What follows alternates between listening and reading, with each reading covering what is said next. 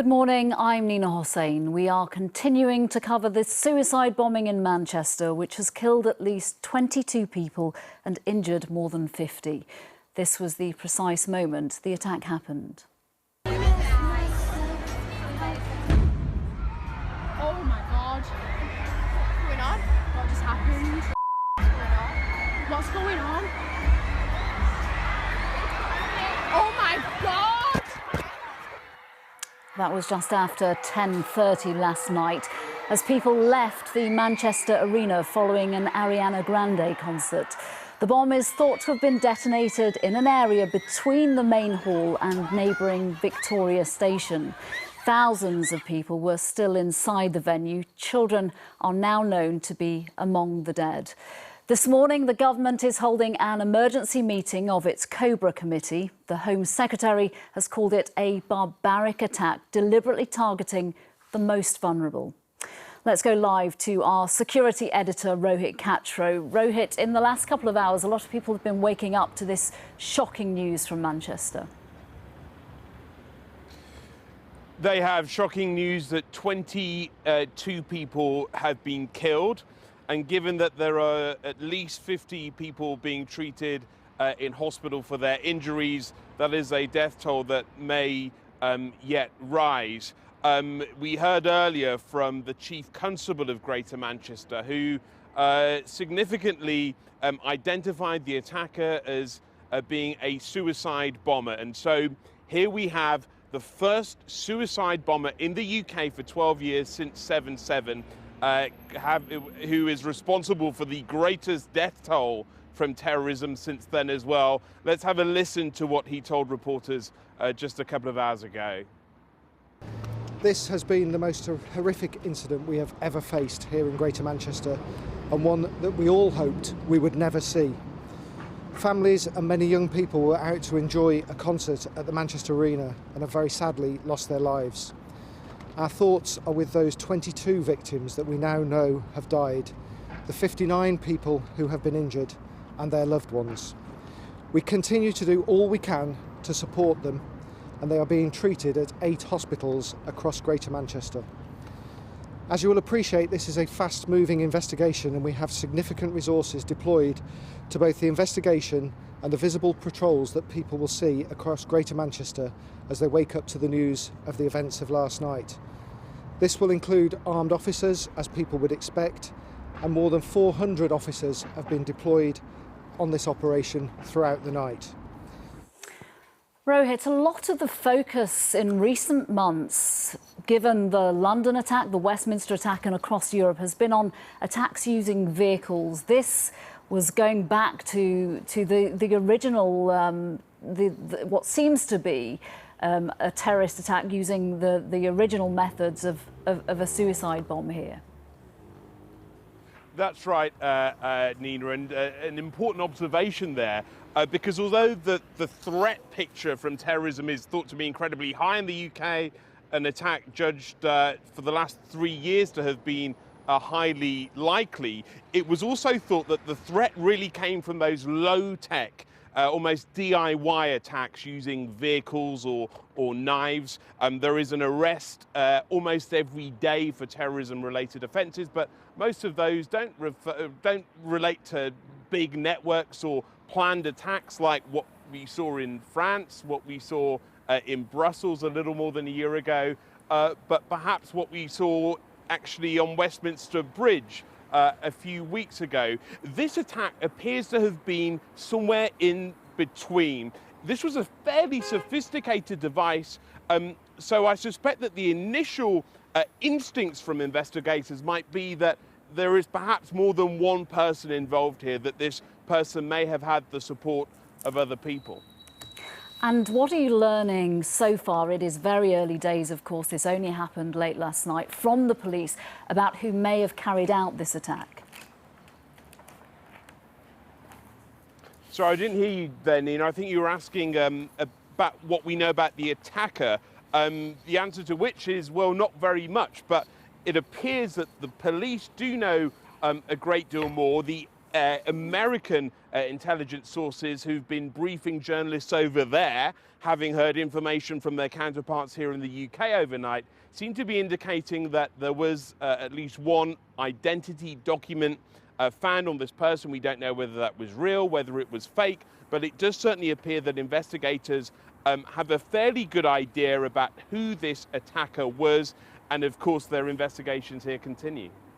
OK, Rohit, for now, thank you very much. Let's go live to the scene now of the Manchester Arena. Our correspondent Damon Green is there for us this morning. Damon, reports of fear and shock in the venue and outside it as that explosion was carried out, and those feelings quickly turning to feelings of anger by some of those, especially parents, picking up their teenagers, their children from that concert last night.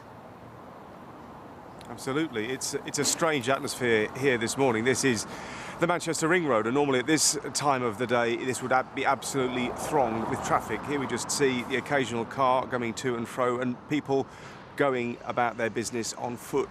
The city is quiet. The city feels almost deserted and people are very, very subdued. As you say, it was a very different scene here yesterday. It was noisy, alarms were sounding, people were crying and shouting, and the dominant feeling here was one of fear. You could taste the fear on the streets. People were afraid, not just because of that explosion, not just because of the stampede that followed it, the urgency to get out of the venue, but this was a family event. People had brought their children here, people had dropped their children off, and in the immediate aftermath, families had become separated. Parents wanted to be reunited with their daughters, and many simply couldn't find them, and the atmosphere was horrific. I saw one man, clearly a father of teenage girls, running from street corner to street corner and back again, searching and checking his phone, and he simply couldn't find his girls. I saw him an hour later and he had been reunited, and the relief on his face was palpable. Certainly for those people who survived this, the relief became a dominant feeling, and when I spoke to people about what they had seen, the relief really shone through. We were in the arena and we had a bang, and I had to run for my life, and they told us to calm down because it was a balloon. It wanted. Who told you it was a balloon? Staff. They stopped us from in. And how did you manage to get out? They told us to be calm, and then a few minutes later they let us out, and then ambulances came and we realised it wasn't a balloon. We were leaving the concert and walking up the stairs to go out, and then when we were near the top we heard a massive bang from the other side of the arena, and then everyone just like spread and started running towards us and then like pushing us and shoving. So then we got out, and then we just thought it was like a balloon or something because she'd had balloons in the concert, and then when we got outside there was another bang, and then people started crying and screaming and running out more, but we don't really know what it was. Just the emergency service just turned. At what point did you think, oh God, something's actually happening? When we saw all the police. When we saw the police, because when everyone started running, we just thought everyone was just getting out, like, because they didn't know what the bang was, but then when all the police and ambulances turned up, and that's when we realised that something had happened. Well, we was just coming up the stairs just after the last song, about 2 or 3 minutes, and we heard a big bang, and everybody started screaming and scattering out, and me and my daughter was on the stairs, and somebody started climbing on top of her and climbing on top of us, and I had to pull her out by her arm and run out of the building, and that's all I heard. Damon, such a difficult watch there, hearing those people's experiences of what happened and the fear that was created. Of course, when we have to witness and learn about attacks like this, there are also people who, hours after the attack, many hours after the attack, still haven't been reunited with their loved ones. When you're talking about mass casualties, it's very difficult for the emergency services to make sure that people do know whether their relatives have been hit. So it's an incredibly difficult time, of course, for anybody still waiting for news this morning. Indeed, there is heartbreak still to come. We have the numbers of the casualties. We don't have names, and we find out that they're people. We find out they have families, and we start to understand the lives that have been lost.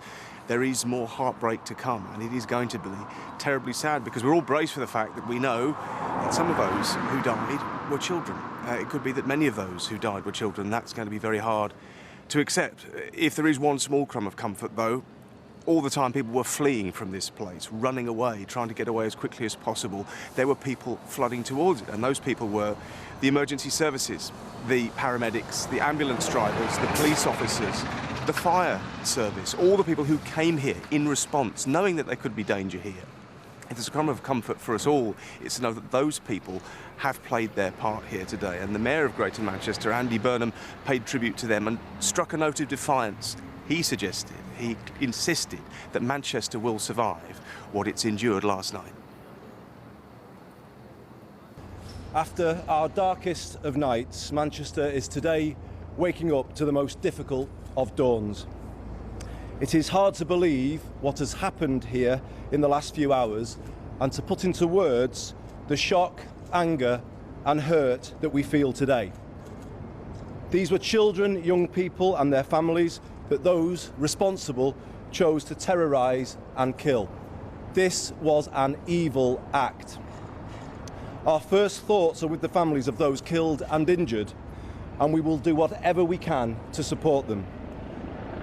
We are grieving today, but we are strong.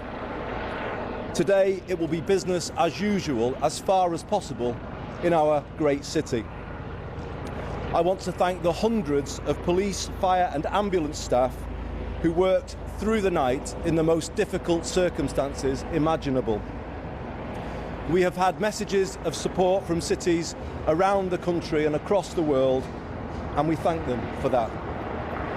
But lastly, I want to thank the people of Manchester. Even in the minutes after the attack, they opened their doors to strangers and drove them away from danger. They gave the best possible immediate response to those who seek to divide us. And it will be that spirit of Manchester that will prevail and hold us together. The newly elected Mayor of Greater Manchester there, Andy Burnham, only been in the job a few weeks and now having to deal with this hideous situation in a city which, of course, has experienced a terror attack before. We don't know in this case what the motivation is, who is behind this attack, but this is a city who has had terror on its doorstep, of course, with the Arndale bomb back in 1996, Damon. Yes, and they hark back to the spirit with which Manchester dealt with that then. No one is pretending that this is easy. No one is pretending that this is not a terrible, terrible tragedy. But there are, as I say, tiny crumbs of comfort. The fact that people are asking each other, asking their neighbours whether they're all right, whether they need anything. People have been offering lifts to the station. People stranded in the city after the concert are being taken for free by cab drivers. They've been put up in each other's hotel rooms. The hotel rooms all around the arena were packed with people. They just invited each other in, stay with me, you can't get home. And that kind of generosity of spirit, that kind of kindness, I think has helped a lot of people to understand and put in context the horror of what they saw last night. Yes, it was an act, as Andy Burnham said, of evil, but people have responded with kindness and with acts of charity. All right, Damon Green for now. Thank you very much. Let's take you round the corner now from where Damon Green was reporting from there, round the corner to one of Manchester's most famous streets, Deansgate, where we can join our reporter Rupert Evelyn, who is joined, I believe, by the Dean of Manchester. Rupert, a very difficult morning and lots of information we are taking in at the moment. That's absolutely right. Deansgate is one of those iconic Manchester streets, and as you can see behind me, other than a few police officers, it is entirely empty, and it has been now for, well, almost 10 to 12 hours. It is this part of town where people came in their hundreds last night. It really was an epicentre once people spilled out of Manchester Arena. And as they did, they went past Manchester Cathedral, which is in itself an iconic building within this city. And I am joined by the very Reverend Rogers Govender. Tell me this, where do you start as a religious person today? How do you explain an atrocity like this? Well, that's a very good question. In many ways, one cannot explain it, and one shouldn't even attempt to explain it. All one can do is really, for me as a religious leader, to offer words of comfort, and words of strength and encouragement to the families of victims and to those injured in hospital. And of course to do what I can to make a difference in the way the rest of the people in our city begin to handle this terrible tragedy in our midst. Even now, since we've been chatting, you know, in the last 5 or 10 minutes, we've seen officers here armed with machine guns outside your cathedral. The tragedy is beyond comprehension, really. Indiscriminate attack on children and on families. People do look to the church and to their religion right now. Can you offer them any comfort? Well, I can do what I can. It's ultimately it's God who will offer the real comfort, really. What we did this morning was to offer our prayers for the victims and those injured. We normally have our prayers every morning at 9 o'clock in our cathedral, but as you can see with the cordon we've not been allowed in. And so what I decided to do this morning was to say our morning prayers, and we did it primarily focused on the families affected by this terrible atrocity. We said prayers right here on the street, and it seemed wholly appropriate to do that. Later, hopefully, later in the day when we're allowed back in the cathedral, the plan is to have to open up the cathedral for a prayer vigil, for people just to come in and be quiet, be prayerful, light a candle, and so on, and just for it to be a place of spiritual refuge and encouragement and succor at a time like this. It's the least that we can offer, and I do believe that at tragic times like these, places of prayer and worship are good places to be, to just be with God and just be with oneself and begin to be in touch with one's own feelings for a bit. An act of terror on your doorstep. I mean, we can see the cathedral there, and just in the distance we have the Manchester Arena. You have a relationship with this, with the arena yourself, don't you? You quite often. The arena, well, certainly they're neighbours to the cathedral, and like I said earlier on many an occasion when big name artists are performing at the arena, they would often come and have a party before or after their concert at the cathedral. And so we have that kind of collaborative element between us. It didn't happen on this occasion, but we are devastated not just for the arena but for the life of our city. And on this occasion, especially for the victims and their families. All right, well, thank you very much for talking to us. It's clearly going to be an important day for you, and you presumably will welcome people into the cathedral for as long as they want to come. The cathedral is here for everybody, and the cathedral is open to everybody. Well, it's not open right now, but it will be open to everybody when we can get in again. Well, the very Reverend Rogers Governor, the Dean of Manchester, thank you very much. You're very welcome. This cordon is likely to stay here for much of the day, so the cathedral may not be accessible, but I imagine that the Dean of Manchester and his people who are all standing with us here will very much be available to any of those people who would like to speak to them throughout the day. Rupert Evelyn in Manchester for now. Thank you very much. Just to bring you some breaking news on a practical level, the Metropolitan Police Commissioner Cressida Dick has just announced that extra police officers have been put on duty in London, in the capital, in the wake of the utterly appalling, Cressida Dick's words, attack in Manchester there. So extra police officers are across the capital, London, this morning in light of what we have seen overnight in Manchester. Well, we know that 22 people have been killed in that attack. More than 50 were injured, and they have been taken to hospitals in and around the city of Manchester.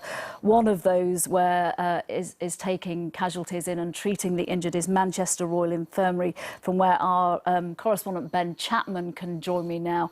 We're talking about mass casualties, the emergency services working at their full capacity overnight and this morning there, Ben.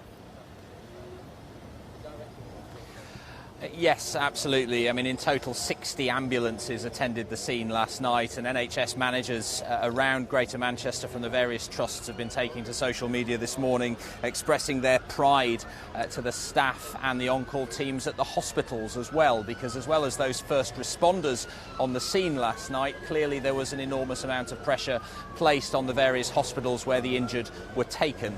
Now, we haven't had official word from this hospital trust as to how many people they are treating here, but we know it is the closest major hospital to where the incident took place last night, to Manchester city centre and to the arena.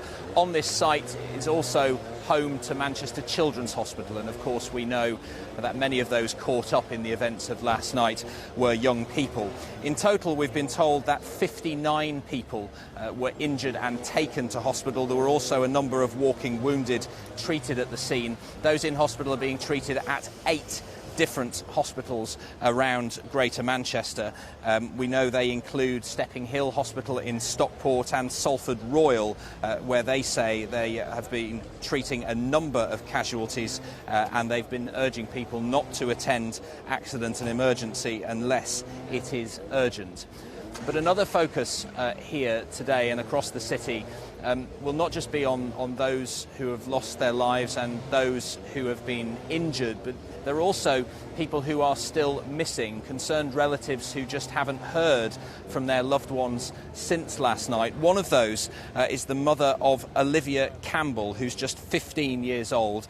She hasn't been heard from since the explosion at the arena last night. Her phone is not being answered.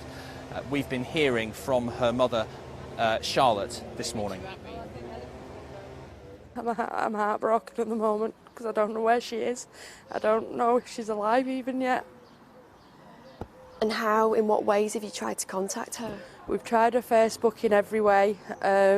People are Twittering her, Instagramming her, FaceTiming her. They're just trying every social media site going. We're constantly ringing her phone, but it's just going straight through, so it cannot be connected at the moment.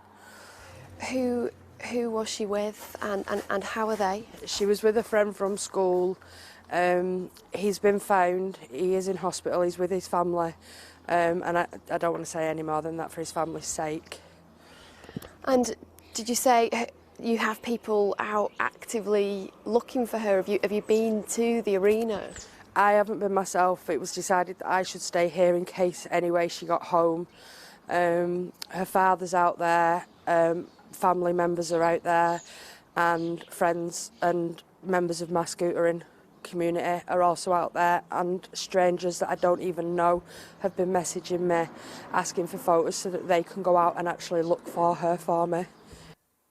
Of course, all our thoughts are with Olivia Campbell's mum and everyone hoping that Olivia will be found among those injured, or perhaps somebody who her phone died and she went into a nearby hotel, that she will be found. We know that a lot of people have been reporting overnight and this morning that they have been reunited with their loved ones because of social media, but there is also a cautionary tale in this age of social media that people have unbelievably been posting false messages about people who aren't actually missing, which, caught up in the whole chaos of the aftermath of an attack, is very difficult for those people in genuine limbo trying to find out where their daughters, where their teenagers, where their children are right now.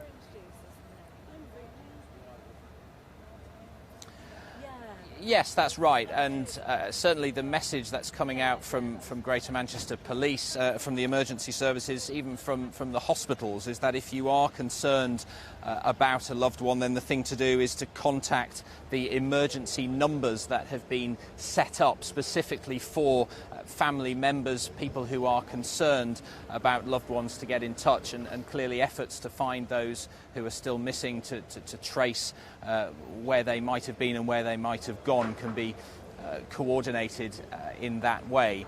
I think these hospitals, clearly, as people are being treated for their injuries, and we're getting a sense of just how serious those injuries are, they will become, I'm sure, a bit of a focal point for friends and family.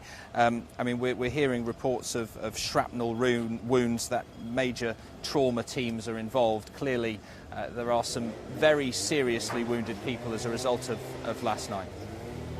Ben Chapman, thank you very much. I'll just bring you that emergency number again from Greater Manchester Police. It is 0161, the code, of course, for Manchester, 0161 856 9400. That number again, 0161 856 9400.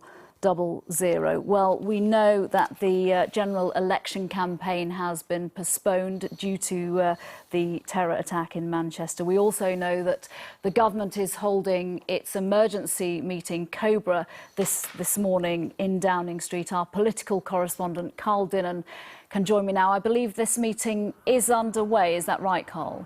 Yes, that's right. The Prime Minister has been chairing a meeting of the Cobra Emergency Committee since 9 o'clock this morning. Here with her are the Foreign Secretary, Boris Johnson. I believe Andy Burnham, the Mayor of Greater Manchester, has joined the meeting by video link from Manchester. And of course also the Home Secretary, Amber Rudd, is also a key player in that meeting. She gave one of the first government reactions to the tragedy in Manchester earlier this morning, and this is what she had to say. This was a barbaric attack, deliberately targeting some of the most vulnerable in our society, young people, children, out at a pop concert. My thoughts and prayers go out to the families, the victims who've been affected, and I know the whole country will share that view. I'd like to pay tribute to the emergency services who've worked throughout the night professionally and effectively. They've done an excellent job. The public should remain alert but not alarmed, and if they have anything to report, they should approach the police. But I have two further things to add. The great city of Manchester has been affected by terrorism before. Its spirit was not bowed, its community continued. This time it has been a particular attack on the most vulnerable in our society. Its intention was to sow fear, its intention is to divide, but it will not succeed. Carl, in the past couple of weeks, we've seen several alleged terror plots foiled. This today, this overnight, comes as a real reminder, I suppose, that while everyone's been focusing on the main issues of the general election campaign, that terrorism, the threat of terrorism, both here and abroad, is a very, very, very imminent problem that the government and this country has to deal with. Yes, and the threat level is one of the things that the Prime Minister and those senior ministers, along with officials from MI5 and MI6, will be considering here today. Now, the threat level has been set at severe for what's called international terrorism. It's been at severe in the UK for about 2 years now, meaning that a threat, an attack, has been considered highly likely. Now, the top level of alert is critical, meaning an attack is thought to be imminent, and the government doesn't often move to that level. They will be considering, of course, what information there is about the attacker who carried out this attack in Manchester, what information is available, and whether that person is thought to have acted with others. The sophistication, the devastating capability of this attack does seem to indicate a step up from what are sometimes termed lone wolf attackers.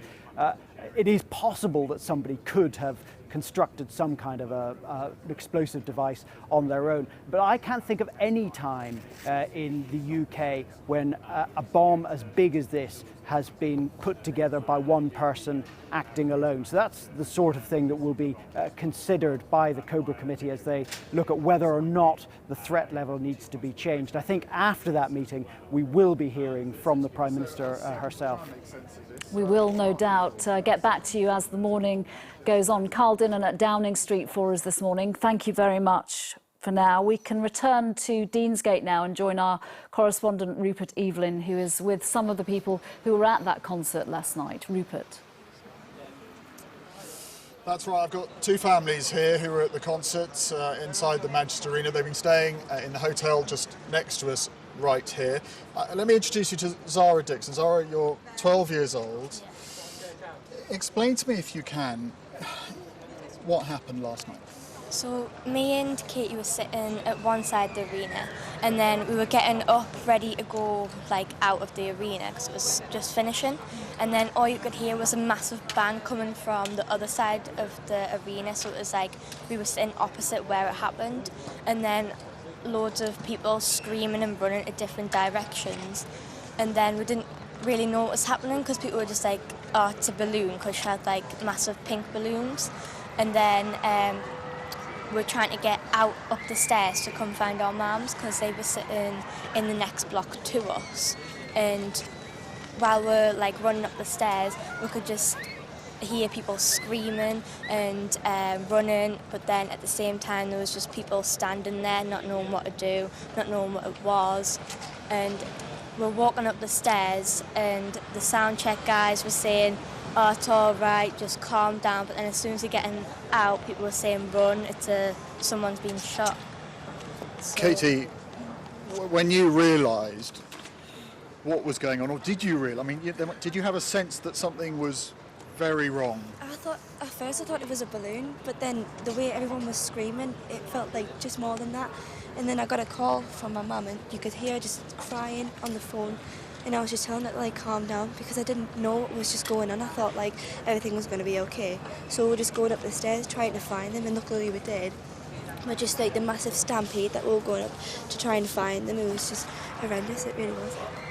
And then you learnt subsequently, like we all did, what happened and the true atrocity.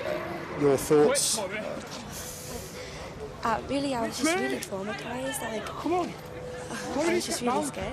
I don't know, because you don't know what's going on in that moment, because I've never encountered anything like such as bad as that. Kelly, we get a sense of the terror that you were feeling as a mum in there last night, unaware of what was going on. That was terrifying, absolutely terrifying. Like, obviously then we sat in the next block to us, so I was constantly ringing Katie, like, to get in touch to meet us outside. And as we were outside waiting for them, that's when we heard the loud bang and just seeing everybody running round the corner. And then managed to get in touch with Katie, but she was obviously in the arena still with Zara, so we had to run back to try and get the kids out. We're constantly like on the phone all the time to Katie, telling her to come like straight out. I mean, it probably only been minutes, but it just seemed like forever. You get a sense of real panic, even though you didn't really know what had happened at that moment in time. Yeah, but it did. I mean, like she's saying about a balloon, it did sound like that, but at first that's what I thought. But then it sounded like a gunshot, and then everybody was just screaming, running, just didn't know what was going to come round the corner after everybody. And my last mum, but you're Kelly's mum, your feelings now, you wake up this morning, did you sleep last night? I had a couple of hours because it was all going on out here, but I was still in shock. I just kind of, the insides are still going round and round. Just still in shock. I don't know how we found the girls. I don't know how, how we managed to get out there, but we did. And we thought it was, say, gunmen. So we had to run back in and get the girls. And everybody was trying to stampede through the foyer, and we're running through them to try and get the girls, not knowing where they were, but I don't know how we found them, but we did. But it was awful. It was just, people didn't know what to do. There was people standing there with the little kids that didn't know what was going on. And I was just telling them to just run, just get out. Just once we're outside, it was a sigh of relief. I spoke to one witness earlier on who said she heard a child saying to her mother, I don't want to die. Was there that sense? Oh, yeah, definitely. We thought that was it. Yeah. And we didn't want to go without the kids. That's why we ran back in. We had to go and get the kids. See, we thought it was gunmen, and we thought, that's it, we're not going to get out. It was just, the sound did sound like a gunshot. Either way, we knew there was something that wasn't right, and we just had to get out. So. All right. Well, look, thank you all very much for speaking to us. I appreciate. Well, we get a sense that it's very difficult to have been a part of that, and thank you very much for taking time to talk to us. These stories are, sadly, given the fact that there were thousands of people in that arena last night, all too familiar. It is a very, very harrowing scene that took place here at Manchester Arena just after 10:30 last night. Rupert Evelyn, thank you. Simply incomprehensible that girls as young as 14 and 12 children are having to deal with what they saw last night. If you have just joined us, it is 10 o'clock. We are continuing to cover the suicide bombing in Manchester, which has killed at least 22 people and injured more than 50. This was the moment the attack happened. Oh my God. What's going on? What just happened? What's going on? Oh my God! Well, that bomb went off just after 10:30 last night as people were leaving the Manchester Arena. They were there to see Ariana Grande in concert, the US pop star. The bomb is thought to have been detonated in an area between the main hall and neighbouring Victoria Station. This morning, as we've been reporting, the government is holding an emergency meeting of its Cobra committee. The Home Secretary, Amber Rudd, has called it a barbaric attack deliberately targeting the most vulnerable. Reaction from the government there, Chris Shipp. Also, you know, the current terror threat is global. Lots of reaction from around the world, including President Trump, who has called the attackers evil losers. Yes, he was making a statement. You know, he's on this tour of the Middle East at the moment, and he was making a statement alongside Mahmoud Abbas, and he said that those who perpetrate these attacks, they want us to call them monsters, but I will call them evil losers. And he used the term losers 4 times. I think we can hear what President Trump said a few moments ago. As President of the United States, on behalf of the people of the United States, I would like to begin by offering my prayers to the people of Manchester in the United Kingdom. I extend my deepest condolences to those so terribly injured in this terrorist attack, and to the many killed and the families, so many families, of the victims. We stand in absolute solidarity with the people of the United Kingdom. So many young, beautiful, innocent people living and enjoying their lives murdered by evil losers in life. I won't call them monsters because they would like that term. They would think that's a great name. I will call them from now on losers, because that's what they are. They're losers. And we'll have more of them. But they're losers. Just remember that. This is what I've spent these last few days talking about during my trip overseas. Our society can have no tolerance for this continuation of bloodshed. We cannot stand a moment longer for the slaughter of innocent people. And in today's attack, it was mostly innocent children. The words, the very specific words there of President Trump. Also, he talked about solidarity, standing in solidarity. We've seen that from leaders in Europe today in light of these attacks, especially in France, which we know terror has visited France so many times in the last couple of years. And they too, that shock this morning of learning that a concert venue had been hit. Of course, Paris was hit in the Bataclan attacks. Yes, of course. And then that word solidarity that came from President Trump has also been used this morning by France's new President Emmanuel Macron. As you say, you think of France, Bataclan, Charlie Hebdo, then there was the truck attack in Nice. And from the Élysée Palace this morning, President Macron said he sends the people of Britain all solidarity and compassion of France. The government here will work in support of the fight against terrorism. He said that he will have a phone call with Theresa May at some point later today. Clearly, Theresa May is involved in this Cobra meeting at the moment. Also from Germany, don't forget we had that truck attack at the Christmas market in Berlin. Chancellor Merkel has expressed her sadness and shock. It's incomprehensible, she said, someone could use a joyful pop concert to kill or seriously injure so many people. Interestingly, across the EU, that sort of sentiment has been coming in. Outside the European Commission this morning, flags have been flying at half-mast. Jean-Claude Juncker, who we've heard a lot about in terms of the Brexit negotiations recently, has said, today we mourn with you, tomorrow we will work side by side with you to fight against terrorism. And then let's just look very briefly at the UK. You mentioned earlier that the Metropolitan Police Commissioner, Cressida Dick, has said that there'll be extra police officers on duty at London. We sort of expect that. But Police Scotland have also said in the past half hour or so there will be armed police at transport hubs in Scotland as well. So, you know, UK-wide. Tomorrow, remember, there is a Europa League final involving Manchester in Stockholm. Manchester United are playing there, but UEFA have issued a statement this morning saying there's no specific intelligence that Stockholm will be a target, but they have urged fans to get to that stadium in Stockholm earlier than they perhaps would have done. All right, Chris Shipp, thank you. Let's return to Damon Green, who is outside the Manchester Arena. Damon, we were just hearing from Rupert, who was speaking to some teenagers, two families that were caught up in what happened last night. Just absolutely dreadful having to hear young teenagers describe their fear and panic about what they've witnessed and what they've been through. Just simply teenagers going to a gig.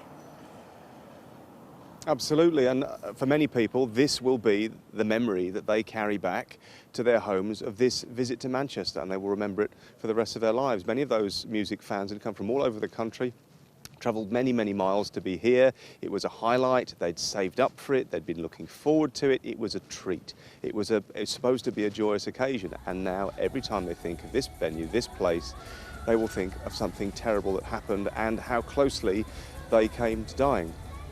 I'm with the Wilson family. They've come all the way from Glasgow. Angeline, we've had to find a chair for you because you're nearly 4 months pregnant and we're waiting for a cab to take you back to the station. You've not slept a wink last night. You got back to your hotel and you had no rest at all. No. What was going through your mind? Just terrified, just playing over and over in my mind, thinking, did that really happen? Because I died there. Because you've got a daughter back in Glasgow, you've come here for a celebration to be with your family, but you must have thought that you weren't going to get back to see her again. Yeah, I just kept on picturing her wee face and thinking, oh my God, she nearly lost her mum. People have been kind to each other, though, in the wake of what happened last night. Yeah. You stayed at that hotel and people were trying to comfort each other, weren't they? Yeah, everybody was just out helping each other. And they were sharing rooms and they were sharing food, and it's hard to think of anything positive coming out of this, but people have showed kindness to each other, haven't they? Yeah, they have.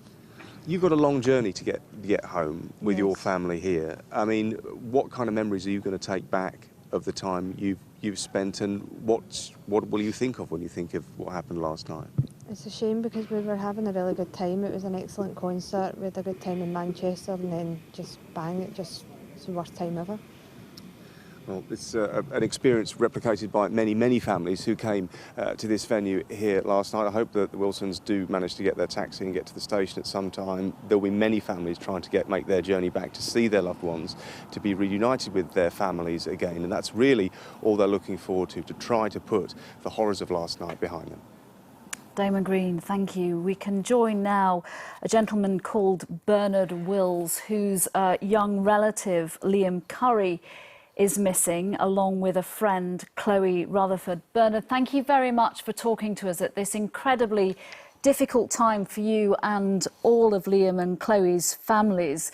What's the latest in terms of what you've been able to find out so far? Sadly, there's no update. Liam's mum, Caroline, she's down in Manchester at the moment as we speak. Spoke to her about 10 minutes ago. Sadly, no update. There was a news story went out, I forget which site, I think it was one of the local ones up north, saying that had been found, but they haven't yet, so still no update, I'm afraid. How's Liam's mum doing? Because none of us can even contemplate what she's going through right now. She's a strong person, but she basically she lost her husband a couple of months ago, Liam's dad. So as strong as she is, she's struggling a little bit at the minute. She can't be dealing with losing somebody else so soon after losing her husband. So as a family, we're trying to do our bit. My mum and dad are in the house watching the TV. I'm doing my bit, getting as much publicity out there as possible. I know there's other families that are losing, that are missing their loved ones as well. So anything anybody can do to help locate them, it's massively appreciated. We've seen Liam and Chloe's pictures all over social media all morning. People are desperately trying to help. I presume the family are also getting help on the ground from the emergency services, from the hospitals. We know that some children were taken to local hotels. Presumably all those bases have been covered by the family. Yeah. I mean, I'm a police officer myself for Northumbria, so I've got full confidence that the emergency services have done absolutely everything they can to reunite everybody with their loved ones. But unfortunately, at the moment, we're still missing ours. We're just, holding up and, crossing my fingers, saying a couple of prayers, and they'll be fine. They're a young couple, but they're a very switched-on young couple. I'm sure they've just dropped their phone in the panic on the way out, or taken that many pictures, have lost some battery, and you don't know your numbers these days. They're all stored in your phone, so I'm sure they're just looking for somewhere to charge the phone up, and then they'll ring me, and we'll no doubt shout at them, call them a few names, but then, the relief will be, amazing once we do actually find them. Bernard, of course, for your family, Liam's family, and of course for Chloe Rutherford's family, we really, really do hope that is the case this morning and you get good news as soon as possible. Bernard Wills, thank you very much for joining us. Good luck with that search for Liam and Chloe. Just to reiterate that emergency number for anyone like Bernard still waiting to hear what happened to their teenagers, their children, or any relatives or friends last night. The emergency numbers from Greater Manchester Police, there are two now that we can bring you. The first is 01618 856 9400, 01618 856 9400. And the second number, obviously these numbers will be busy as we speak, 0161 856 9900. OK, let's go to the police now and join our reporter Jonathan Swain, who's outside the police headquarters in Manchester. Jonathan, we've seen a couple of press conferences from GMP so far this morning. Any updates on what we've heard so far? Morning, Nina. It may look relatively calm here at the moment, but I can tell you behind the scenes, in the building behind me, there'll be a huge amount of activity, not just by the police, but of course by Northwest Counter-Terrorism Commands. They'll be assisted by officers from SO15, that's the counter-terrorism police from the Met down in London. And on my journey up here, Nina, as well, I also was passed by a very discreet team from the counter-terrorism based in London, rushing up here to assist with this investigation. But at the scene this morning, you can bet that those officers will be on the scene looking for the forensics and also looking really for any signatures of the chemicals that may well have been used in this bomb. Now, if it's something called a substance that is TATP, now this is a chemical that has been used in the past in terrorist operations that have been used by the so-called Islamic State. If they do find traces of that chemical, it would give them some indication that it may well be an Islamic State inspired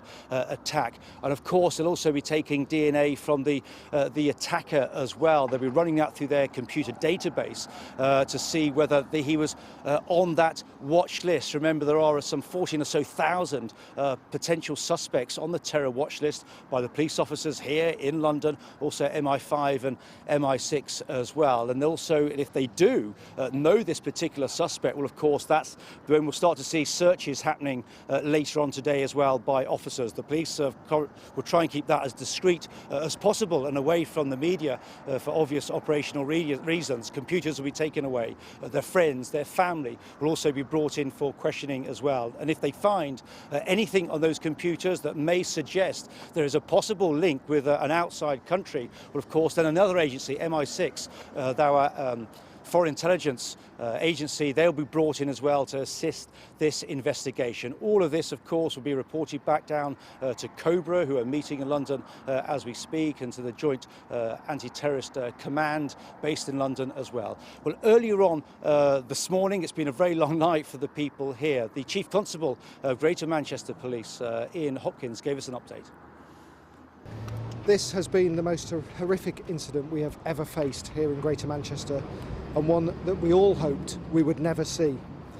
Families and many young people were out to enjoy a concert at the Manchester Arena and have very sadly lost their lives. Our thoughts are with those 22 victims that we now know have died, the 59 people who have been injured, and their loved ones. We have been treating this as a terrorist incident, and we believe at this stage the attack last night was conducted by one man. The priority is to establish whether he was acting alone or as part of a network. The attacker, I can confirm, died at the arena. We believe the attacker was carrying an improvised explosive device which he detonated, causing this atrocity. Jonathan, while we've been on air, we know that the Met Commissioner Cressida Dick has deployed extra officers in London. Also, we're hearing Police Scotland has put armed officers at various transport hubs across Scotland. This presumably is for reassurance as opposed to any intelligence about an ongoing threat today. Well, that's a fairly standard response, really, in light of an attack such as this. As you say, it's all about reassuring the public. Some 400 officers were used in this operation here overnight. And the North West Counter-Terrorism Command is an extremely skilled outfit with all the weapons at their disposal. And, of course, they'll be backed up by other forces around the country as well. We're told that there will be, as you say, increased security and armed officers placed at UK key sites, not just here in Manchester, but as I say, around the country as well. And Britain, I have to say, is the envy really of the world in terms of our police forces and our intelligence and security agencies, because at a time like this and over the years since the days of IRA terrorism, Britain has been unfortunately been on the receiving end of this, so has a very, very efficient response. And people up here in Manchester say that as soon as that explosion went off inside the arena at around 10:30 last night, the emergency services were on the scene very, very quickly, and they've been praised for everything that they have done so far. It's been a hugely distressing night for everybody here, and officers now, of course, be working to ensure that this attacker, to ascertain whether, was he just a lone wolf, as they called, was he just operating on his own, or was he part of a much bigger sally? If that is the case, then that will certainly worry many people here. Jonathan Swain, thank you. Well, those questions will certainly be being discussed in Downing Street this morning. The emergency Cobra meeting has been now going on for just over an hour. Our political correspondent Carl Dinnan is there. Any news from that meeting yet, Carl? Well, I understand the Cobra meeting has just broken up after just over an hour, as you say, and we expect to hear directly from the Prime Minister herself shortly. I can give you an idea of who was at that Cobra meeting, which will give you a sense of the sorts of issues that they were talking about. Obviously, the Prime Minister chaired the meeting, the Home Secretary, the Foreign Secretary were there, also the Transport Secretary, Chris Grayling, he was there. Andy Burnham, the Mayor of Greater Manchester, and Ben Wallace, the Security Minister, both joined the meeting on a video link from Manchester. There was also a Health Minister there, Philip Dunn, to represent the Health Secretary, Jeremy Hunt, who is away at the moment on government business. And of course, then there were the usual security officials that were never told officially about, but that will include people from the security services, MI5, MI6, and also the police. We don't know yet exactly what they talked about. As I say, the Prime Minister will be here quite soon to tell us as much as the government is willing to tell us publicly at the moment. And then I expect her to be travelling to Manchester later this morning. So just to clarify, we have heard already from Amber Rudd this morning, we are expecting Theresa May to come out of Downing Street and make a statement shortly. That's right, and then we will find out whether, for example, there is to be any change to the threat level, which is currently set at severe, meaning an attack is thought to be highly likely. We may hear about additional security measures, as we've already reported this morning. Certainly in London and in Scotland, we know that extra police, armed and unarmed, are out on the streets. In London, the Metropolitan Police have said that is a measure to reassure people who are travelling around the capital today. That's not, as far as we know, because of any imminent threat. It's a measure for reassurance. But the Prime Minister will update us, I'm sure, on whether there are public measures like that which are going to be taken in the light of the Cobra meeting, which went on here for about an hour. Quite a big Cobra meeting, looking at that cast list of ministers who were in attendance. Carlton, and thank you. We will get back to you at Downing Street as soon as we see Theresa May, the Prime Minister, leave the building there. Let's take you straight back to Manchester now and rejoin Rupert Evelyn, who is in Deansgate for us this morning. Deansgate normally bustling on a Tuesday morning. The streets are obviously empty right now. It's all very strange. You know, you go to most of the parts of this city right now and everything seems very normal. And then you come across the cordon, and everything beyond that cordon, and I've been here since the very early hours of this morning, is so still that it just tells you there is something very wrong here. And you know, in the early hours of this morning, I was quite close to Manchester Arena. It was so quiet that quietness was almost deafening in itself. And the only thing really interrupting that noise, and still now, is the occasional sound of a police siren, or perhaps you see a police car or a police officer. And there is a sense of a city very much on edge for very natural reasons. They are in the middle of what has been the most appalling atrocity. And while in some respects there is normality in this city, it is at the same time so totally off the scale. People can't get to their offices, they can't get to their cars, you know, and they can't access those things that they take for granted right now. And all the while in the background, much of it happening out of sight, is the investigation that is going on within Manchester Arena to establish exactly what happened, where it happened, how and when people were injured. And police will be looking, as we've already heard, at every forensic detail, every CCTV camera. There will be hundreds of them in this area that they will be painstakingly right now, much of it out of our sight. They will be painstakingly looking for every single detail to try and establish exactly what happened here last night. Rupert Evelyn, thank you. Rupert Evelyn joins us there from Deansgate. Let's take you back to Manchester Royal Infirmary, where many of those injured are being treated right now. Ben Chapman is there.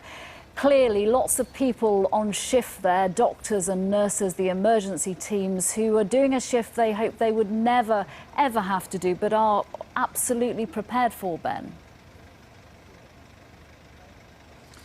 That's right, and we know, as well as the staff who were on duty and the on-call teams, we know that a number of other staff came in to support their colleagues overnight. A huge number of patients with very serious injuries. We're hearing reports of serious shrapnel wounds to deal with in the middle of the night. And we've had some messages on social media this morning. One manager at Salford Royal Hospital said staff have really pulled out all the stops above and beyond. The medical director at Stepping Hill Hospital in Stockport said that he was grateful and proud of a fantastic team effort. We know that there are 59 patients who were taken to hospital last night. A total of 60 ambulances attended the scene. There were a number of walking wounded who were treated by paramedics at the arena as well. And we know those in hospital are being treated at 8 different hospitals across Greater Manchester this morning. Now, this one is the closest to the arena, closest to Manchester city centre in terms of a major hospital, and we understand that a number of patients are being treated here. It is also on the same site home to the Children's Hospital, and of course we know that a number of young people were caught up in the events last night, given the nature of the concert that was taking place at the arena. We know Stepping Hill Hospital in Stockport, Salford Royal are also among the other hospitals involved. And as we talk to people, we start hearing about some of the stories of generosity, which we're hearing across Manchester this morning, stories of people being driven around hospitals by strangers, those who are looking for missing loved ones. Clearly these hospitals will become a bit of a focus for people who are missing, in terms of the families trying to track them down this morning.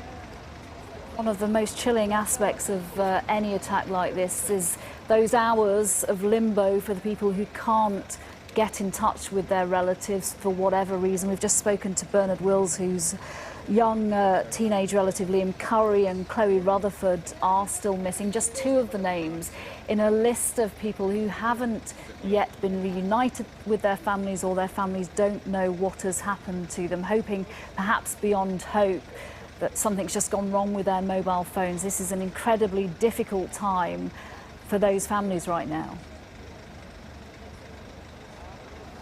And of course they will be hanging on to every scrap of hope, every possible theory such as you described, to avoid thinking about the worst case scenario. There will also be parents of children who are having surgery this morning who are in a similar limbo, knowing that their children have very serious injuries, and they will be very anxious, waiting in hospital waiting rooms for news on how their children are doing. And what we also know, of course, is that these injuries go well beyond the physical as well. I mean, we know that not just those who have been physically hurt, but their families, people who saw what happened, indeed members of the wider public will be experiencing psychological trauma this morning. We've had a statement from the charity Victim Support this morning, who are offering free support from specialist teams to anybody who needs it. And they say it can be days, weeks and months afterwards before the psychological effects of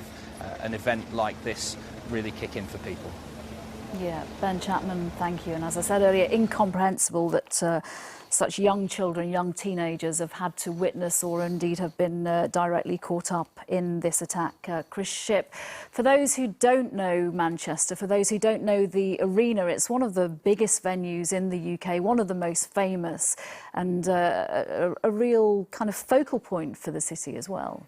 Yes, it is, and it's got a capacity of something like 21,000. It is huge, and the arena managers say that the explosion happened just outside in a public area, crucially, sort of not where people were watching the concert last night.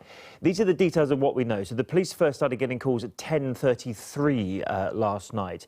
Now have a look here, Manchester Arena, right in the centre of the city of Manchester. And it's right next door to the Victoria Station, I presume that's the second biggest station in Manchester after Piccadilly, and that was closed last night and remains closed all day today. As you can imagine, immediately after, when the police were getting phone calls, there were some scenes of panic outside. We've got some of those to show you as well. Let's have a look at these.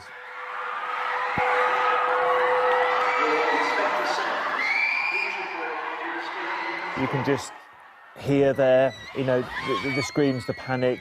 People didn't know which way to run.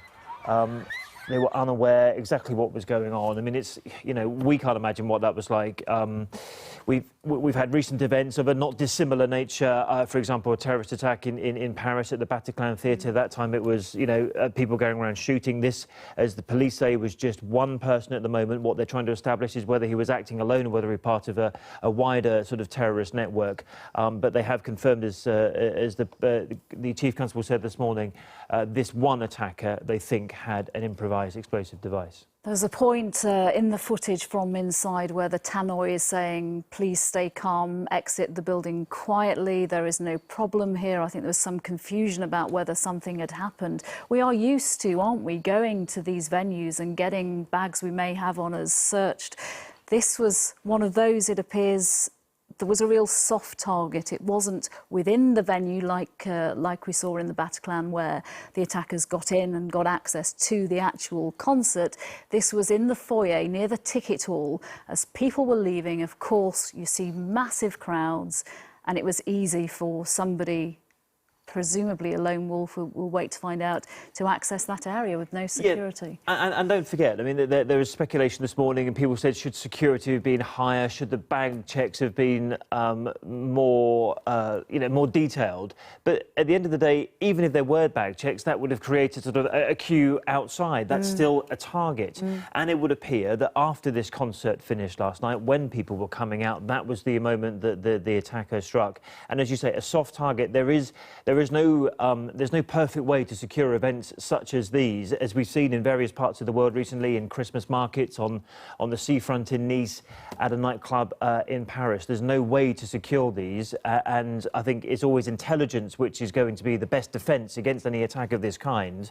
And we will find out through the day whether or not there was any failings in that area. But a lone wolf struck on Westminster Bridge just a few weeks ago. We were sitting in this very studio talking about that attack as it was unfolding, on an afternoon a few weeks ago. And it just means that these soft targets are there, they do happen, and the police do everything they can to try and prevent them. But this is another one that got through. Chris, thank you. We can't really comprehend what it was like to be there last night. Rupert Evelyn is in Deansgate in Manchester for us with some people who were there. Rupert. That's right. I've got Dawn Waddy and her daughter Holly. You were both in the stadium last night. Dawn, just explain to me, even before the concert got underway, you, from your position inside the arena, you had concerns about somebody who was sat near you? Yes, she was well, she rose our suspicion. She was in and out of her bag all the time, on her shoulders, then on the floor, just touching, fidgeting, which obviously we got a little bit worried about. So it was so pronounced in a sense that you thought something's not right here? That's right, yeah. And with such a large capacity of people, you do, and of what's gone on in the past, you do actually worry about being in places like this. So what did you do? So I went to security, who in return asked what seat she was in and what row she was in. I gave him the details, and he passed it on to a higher security guard.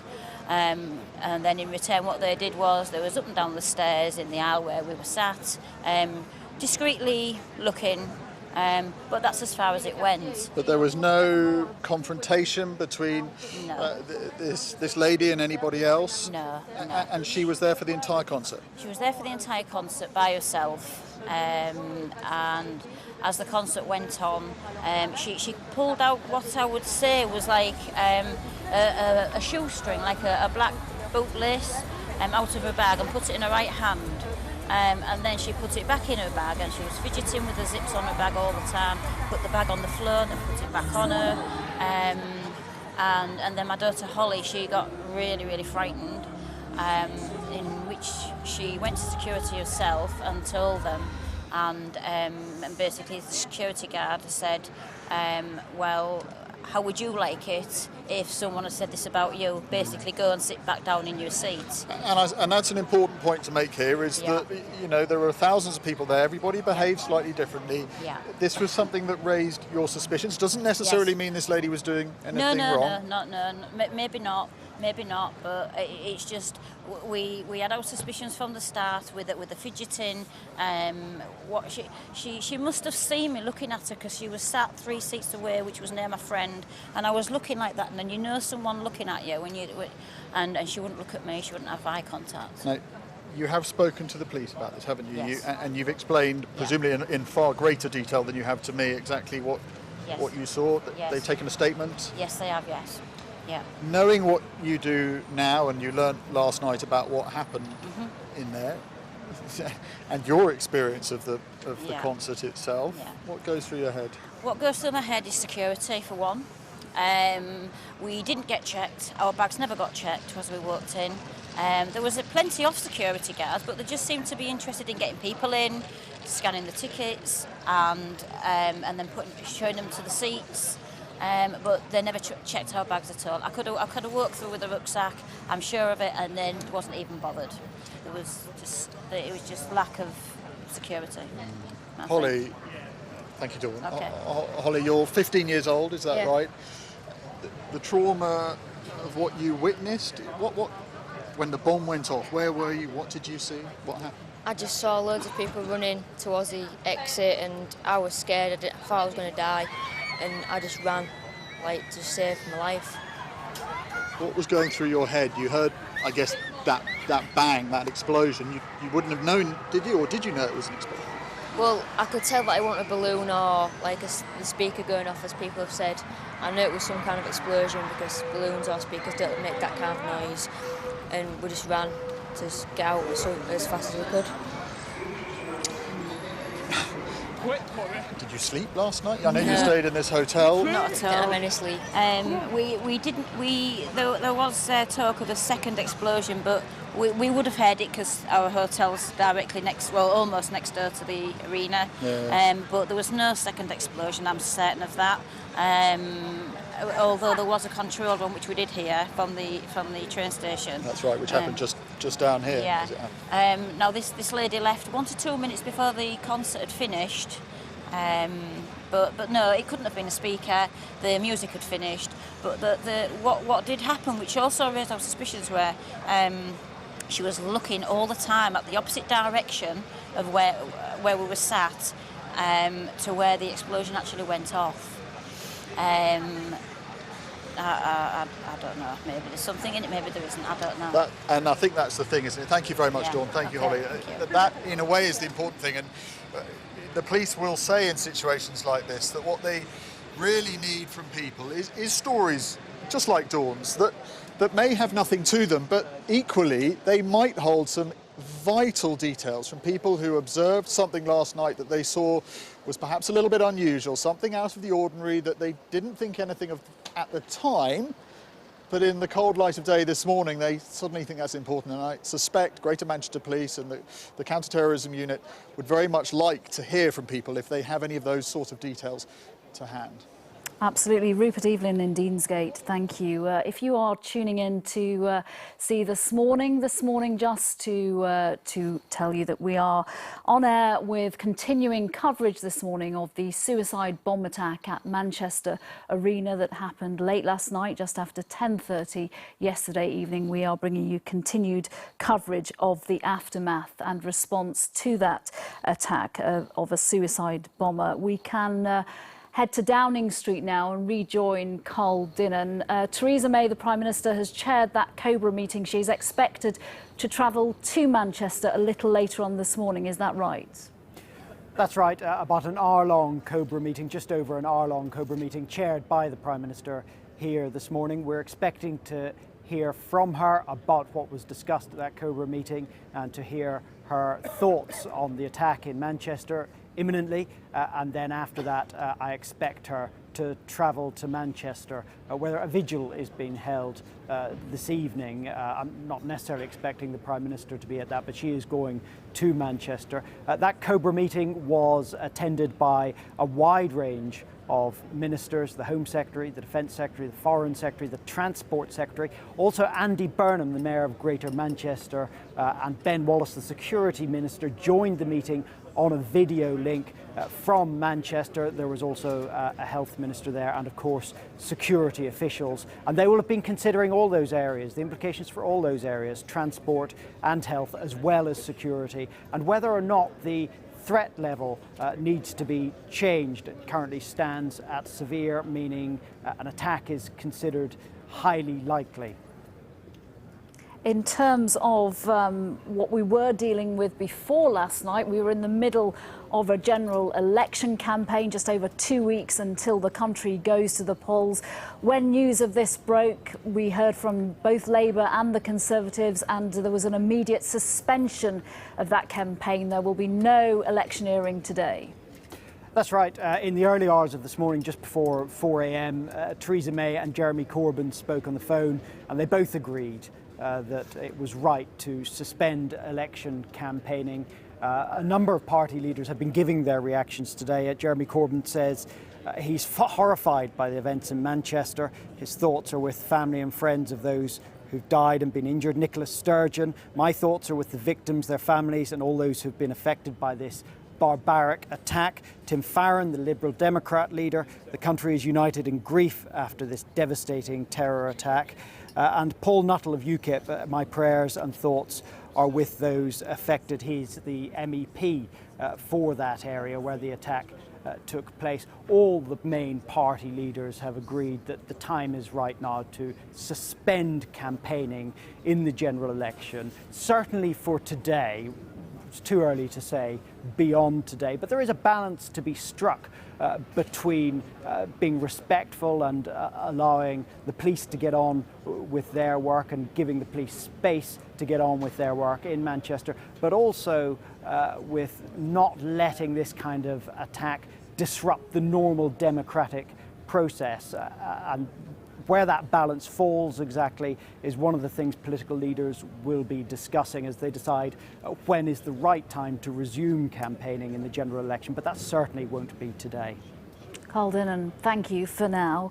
Well, Carl was talking there about Andy Burnham, the Mayor of Greater Manchester, joining that Cobra meeting earlier by video link. I can rejoin Ben Chapman, who is outside one of the main hospitals in Manchester. We heard from Andy Burnham a little earlier, who really is encouraging and describing the city spirit in this city that has once again been the victim of some sort of terror attack.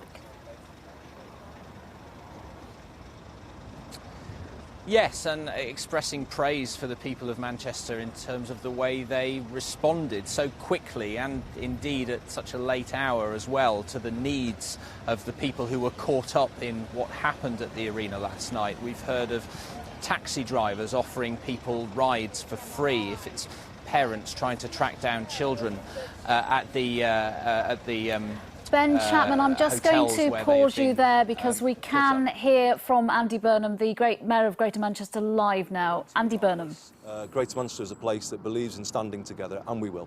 And police are obviously saying priority in their inquiries is whether this was one man acting alone or who might have been acting with. Is that what they're very much saying to you this morning in terms of the priority? Of course, I can't go into details on that, and those investigations are ongoing.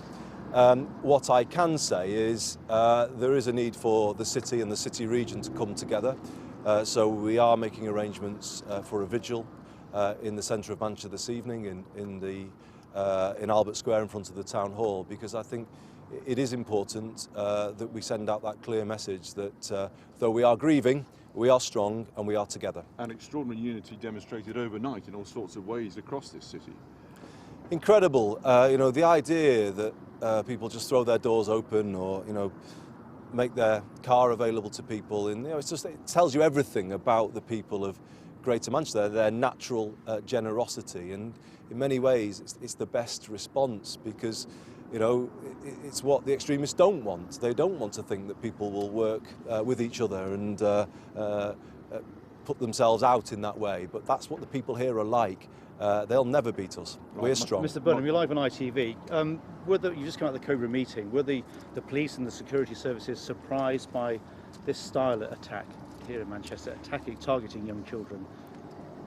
I think it's for them to comment on the precise nature of the attack. I think we all feel a sense of abhorrence at the nature of this attack. I'm not alone in saying that my kids have been at that venue at that particular time of night. I think everybody here has a similar experience where, you know, the chaos of the event ending and the kids coming out all happy and excited. You know, for individuals to go there and seek to terrorise those children and those young people and their families in that way is the most appalling evil act that I can imagine. And everybody's appalled by this, you know, awful tragedy and attack. But do you think communities now in Greater Manchester have a responsibility to, you know, if there are people that they know who may well be responsible, you know, surely there's got to be a change in sort of mindset now, hasn't there, do you think? Of course, if people have any information, they should make that known through the counter-terrorism hotline. I mean, there is a way for them to do that. But what I would also say is that, you know, people perhaps should avoid some of the ill-informed comment on social media. Take the lead from what the police are saying here before people jump to any conclusions about this attack. And for goodness sake, let's not descend into a situation of mutual distrust between our communities. You know, the individual who carried this out is an extremist and doesn't represent any of our communities, does not represent the people of Greater Manchester in any way, shape or form. And I think it's very important that that message is heard. And are they any closer to identifying the attacker at all? That's not for me to comment on. Mr Burnham, as the Mayor of Manchester, what's your message to the people in Manchester of how to cope through what's a horrific situation for, you know, the young girls that were there last night, their families, their friends? Well, I'm just so proud of them because they are already coping. And they responded in the best possible way, with generosity, with kindness. You know, that was, I think, humbling, and that sends a message to the whole world about what kind of people we are here. And you know, that for me is just something that I think should make every person in this darkest hour, every single person in Greater Manchester will be proud that people responded in that particular way. And I'd like to thank them for doing that. It is a case of return to business as usual as far as possible. We will not let these people win.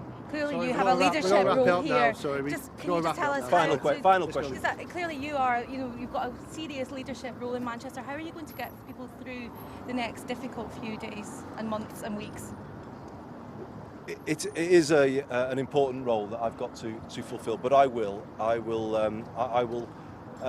ensure that the people of Greater Manchester have confidence in what we are doing as leaders of the city region. Myself and Sir Richard Lees, working with the police, the NHS and the other emergency services. You know, we have, all of us, long experience in politics. We will work closely to ensure that Greater Manchester pulls together and gets things right and gives confidence back to the public. But I would also say, you know, we want to bring this city region back together, and I would urge people to show their support by possibly attending the vigil tonight.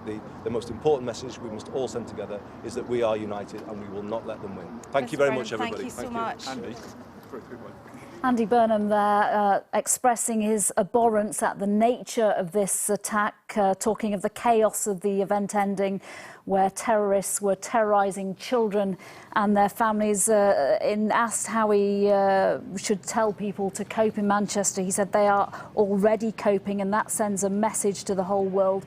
When describing the spirit of Manchester that we have seen in the last few hours, Andy Burnham, the mayor there, said the spirit of people opening their doors, of taxi drivers giving free lifts to people, it's what the extremists do not want. He also, Andy Burnham, urged people not to jump to any conclusions about the people behind this attack, but did say if anybody knew anything in any community in and around Manchester, or indeed the rest of the country, they should be talking to the police about that. We are showing you a picture there of Downing Street because we are expecting the Prime Minister to come out now that Cobra meeting has concluded to make a statement about the Manchester terror attack. Carl Dinnan is there for us. We're expecting her to come out and make this statement and then travel to Manchester, where we know there is a vigil, Andy Burnham mentioned, taking place in the city centre a little later on this evening. Yes, that's right. As you can see, the lectern has been put in place in Downing Street with the Prime Minister's crest on the front of it. She chaired that Cobra meeting for about an hour this morning. That ended just under 45 minutes ago. That meeting attended by senior ministers from across government to consider the implications of this attack for security, of course, but also for the transport systems, for the health system. She was joined on a video link by Andy Burnham, the Mayor of Greater Manchester, and by Ben Wallace, the Security Minister, who is also in Manchester. That Cobra committee will have also been thinking about whether there needs to be any kind of a change to the threat level in the UK, currently set at severe. We heard from the Home Secretary early this morning, before the Cobra meeting, and Amber Rudd said the public should remain alert but not alarmed. If they have anything to report, they should approach the police. And as things stand, that is still the advice from government. Now, we know that some police forces, certainly the Metropolitan Police and police in Scotland, have put extra unarmed and armed officers on the streets, but that is as a matter of reassurance for the public, not as far as we know because anything more is expected. Campaigning has been halted in the general election. It's been suspended by agreement. The Prime Minister phoned Jeremy Corbyn, leader of the Labour Party, in the early hours of this morning once the scale of this tragedy became known, and the two agreed that it was the right thing to do, to suspend all campaigning in the general election. Certainly for today, other party leaders have agreed that that's the right thing to do, and so the campaigning is suspended at least for today. We don't know when they will decide to get back on with the general election campaign. Carl Dinham, we shall return to you as soon as we see the door behind you open. We are expecting, as we were both saying, Theresa May to come out and make a statement before the Prime Minister travels to Manchester. Chris Shipp is with me. We've heard from President Trump this morning, from Angela Merkel and from the new President of France. We've also heard that Theresa May has had correspondence from the EU. Yes, while Theresa May's been dealing with that Cobra meeting, the emergency cabinet meeting, there have been condolences coming on from all around the world. President Putin in Russia, President Trump, as we heard from earlier, the new French President Emmanuel Macron and Chancellor Merkel in Germany. She has just received a letter from Jean-Claude Juncker from the European Commission, and it reads that he was deeply saddened and shocked to hear about last night's brutal attack in Manchester and the tragic loss of so many lives. And he goes on, "It breaks my heart to think that once again terrorism has sought to instill fear where there should be joy, killing and injuring young people and families coming together in celebration." And I think, again, we're going back to, I mean, how can you categorise a terrorist attack? But we are talking here about a concert at which there were many, many young people, and it was deliberately targeted in this way. And I think that's why the shock has been quite so severe around the world, and why so many notes of condolences and solidarity have been coming in from so many other world leaders. It almost shouldn't be more shocking, but it almost certainly is when you're hearing descriptions from young teenagers, girls that we've heard on this programme as young as 12, as young as 14, describing what they've seen, what they've heard, the sheer panic and fear of those parents who have perhaps dropped their teenagers off to the first concert they've gone to alone. And you see in some of the footage the parents in the foyer clearly waiting to pick up their teenagers, expecting them, as you say, to have had this night of joy, and then suddenly that panic of this isn't what they were expecting. They were simply going to a gig, and some of them, we know 22 people have been killed, including children. Some of them didn't make it home. You're right. It's the, just the worst possible thing for any parent to be standing outside that conference and seeing that sort of panic inside. No, but it's terrible for those inside the concert. You can see here moments afterwards. You simply do not know which way to turn, where to run, what's happening, whether the attack is over, whether it is going on. And it's even, look here, you can just see the parents there thinking, just trying to compute, are these people running out for a particular reason? What, just those moments of initial confusion of what's going on there. And even the Mayor of Manchester, Andy Burnham, says like he's been to that concert, he's been with his children to that concert. People have been talking on Twitter and other social media sites this morning about the joy you get from seeing your children enjoy a concert so much, that sort of innocent sort of bubble that they're in when they're watching it, and the way in which this just cut through that atmosphere of joy in an instant last night. And we're now talking here today about 22 people dead and nearly 60 people injured. And the chaos and confusion of a crowd situation, any crowd situation. That venue in particular has several exits, so there were people, once the noise happened, once the panic started, did exit the building and were presuming that nothing had happened from reports that we've seen on Twitter, because they were lucky and went out of the right exit. the others went through the ticket hall and were caught up in this. Of course, and as we now know, that it was a public area in the foyer of the entrance.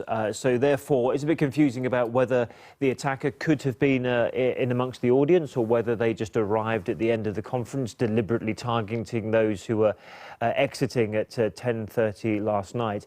And I think if you think back to the attacks, the Bataclan attacks in Paris, different in nature because those were gunmen, but similarly, that similar level of confusion in a sort of fairly dark sort of conference hall. People do not simply know which way to run.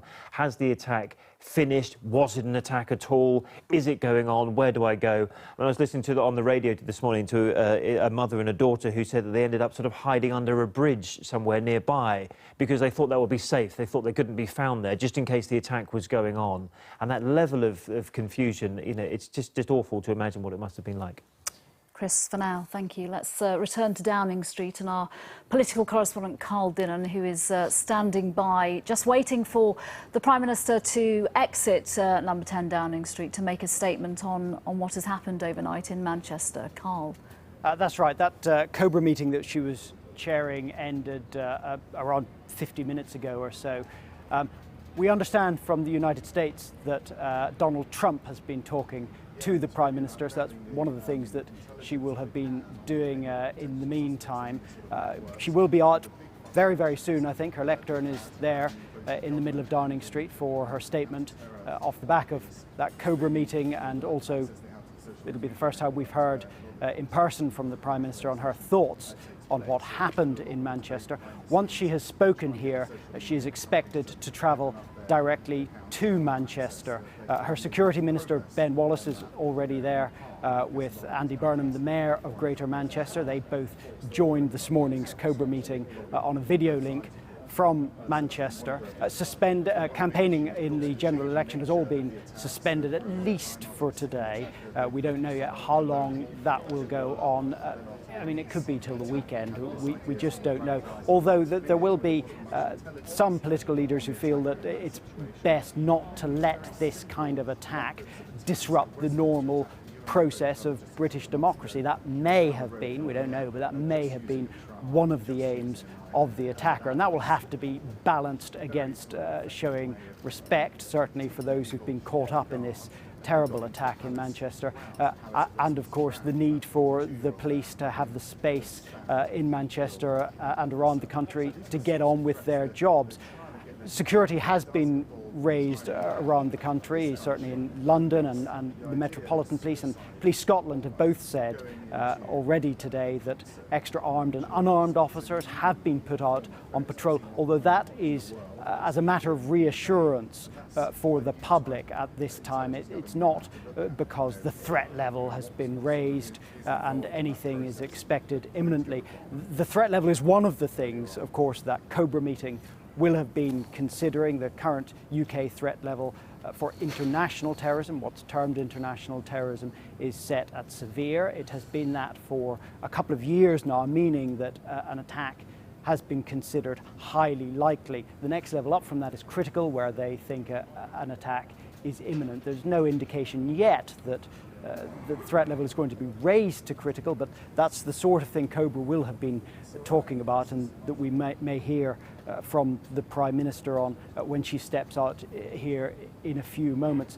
Across government work will be going on, of course, to deal with the implications of this attack. The Cobra meeting, which started here at 9 o'clock this morning, was attended by the Home Secretary, as you would expect, but also the Defence Secretary, Foreign Secretary. There was a representative from the Ministry of Health there as well. The Transport Secretary was there too, because this could have an impact. We don't know yet, but this could have implications right across government, right across the United Kingdom.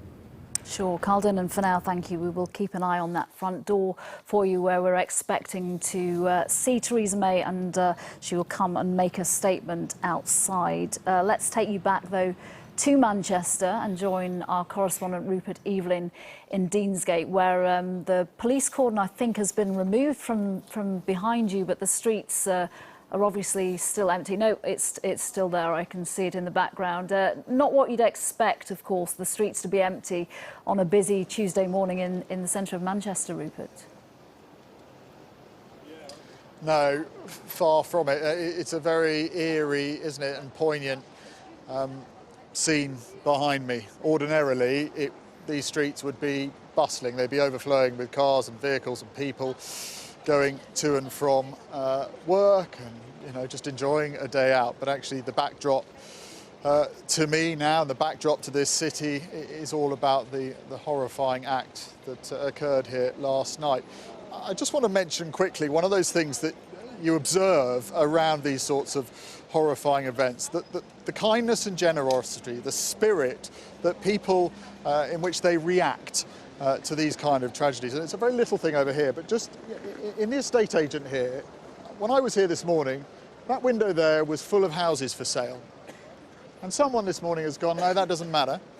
What matters is that we as Manchester stand together as a city and make sure that we stand up and we are not, and don't bow down, I suppose, in a sense, to this kind of atrocity. And it's little things like that that you notice around the edges.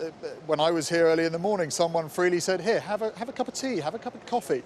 I heard somebody from a nearby gym say, I'm taking some people in, and they went to a hotel and said, do you have some blankets? I watched a couple of people come out of their flat in their pyjamas this morning to a couple of police officers who were on a cordon and offered them a cup of tea.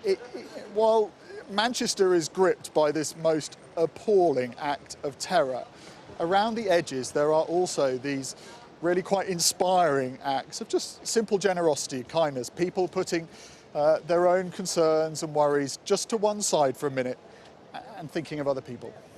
Yeah, sure, Rupert. Those stories, those images you've just brought us, they are really, really heartwarming in a time when people are kind of captivated with this fear, with this shock, with the shock of what we're seeing in terms of the age group of people that were attending that concert and families who were attending that concert. That's all the spirit that we're learning about, and the defiance and the outpouring of help from people supporting those caught up in this. They really contrast with the sheer horror of that confusion, that chaos and the carnage we saw. We're dealing at the moment with 22 people who were killed last night, who were simply going to a concert. We know that more than 50 have been injured. We don't know at this stage the severity of their injuries. Ben Chapman outside the Manchester Royal Infirmary talking earlier about, we know that the emergency services, the doctors and nurses, they are dealing with great physical injuries at the moment, but also the psychological impact on anybody who was at that concert, anybody who was injured or saw somebody injured, of course all those who've lost people, and in general on the city as a whole, how they cope with what has happened again, where this city of Manchester has been once again attacked.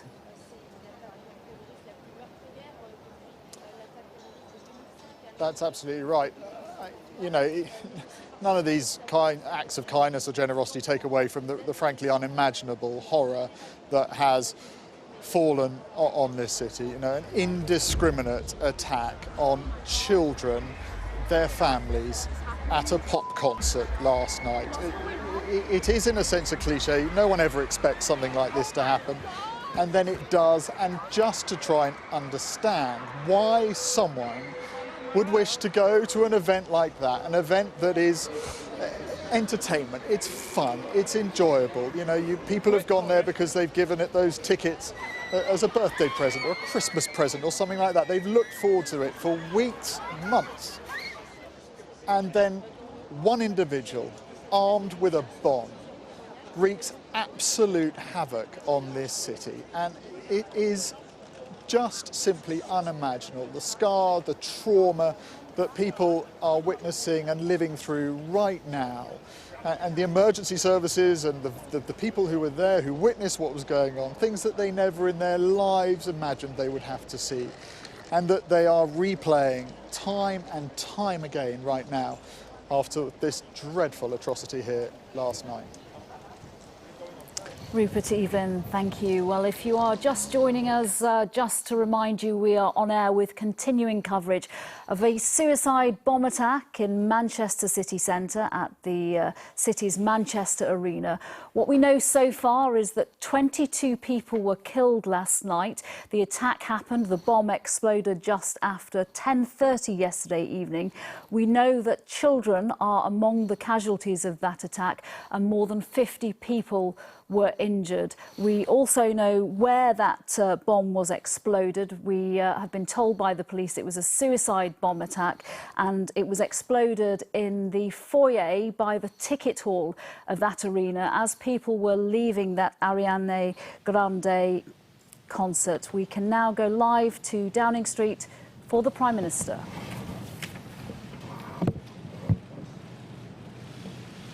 I have just chaired a meeting of the Government's Emergency Committee, Cobra, where we discussed the details of and the response to the appalling events in Manchester last night.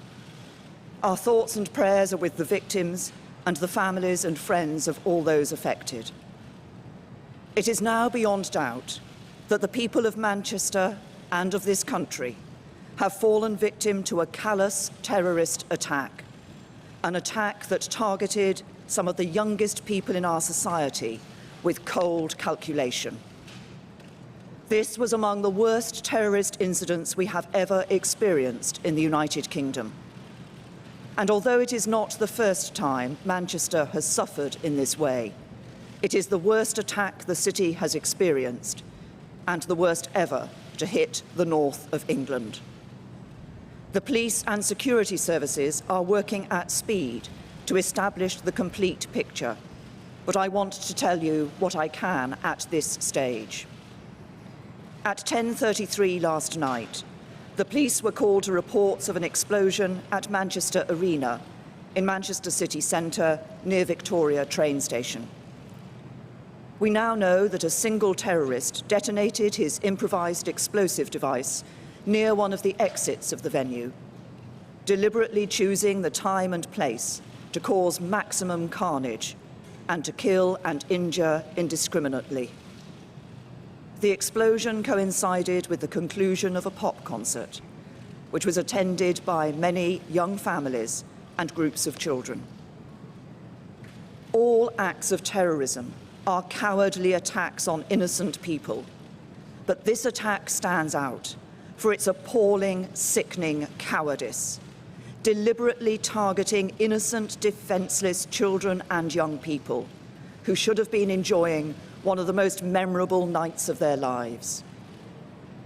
As things stand, I can tell you that, in addition to the attacker, 22 people have died and 59 people have been injured.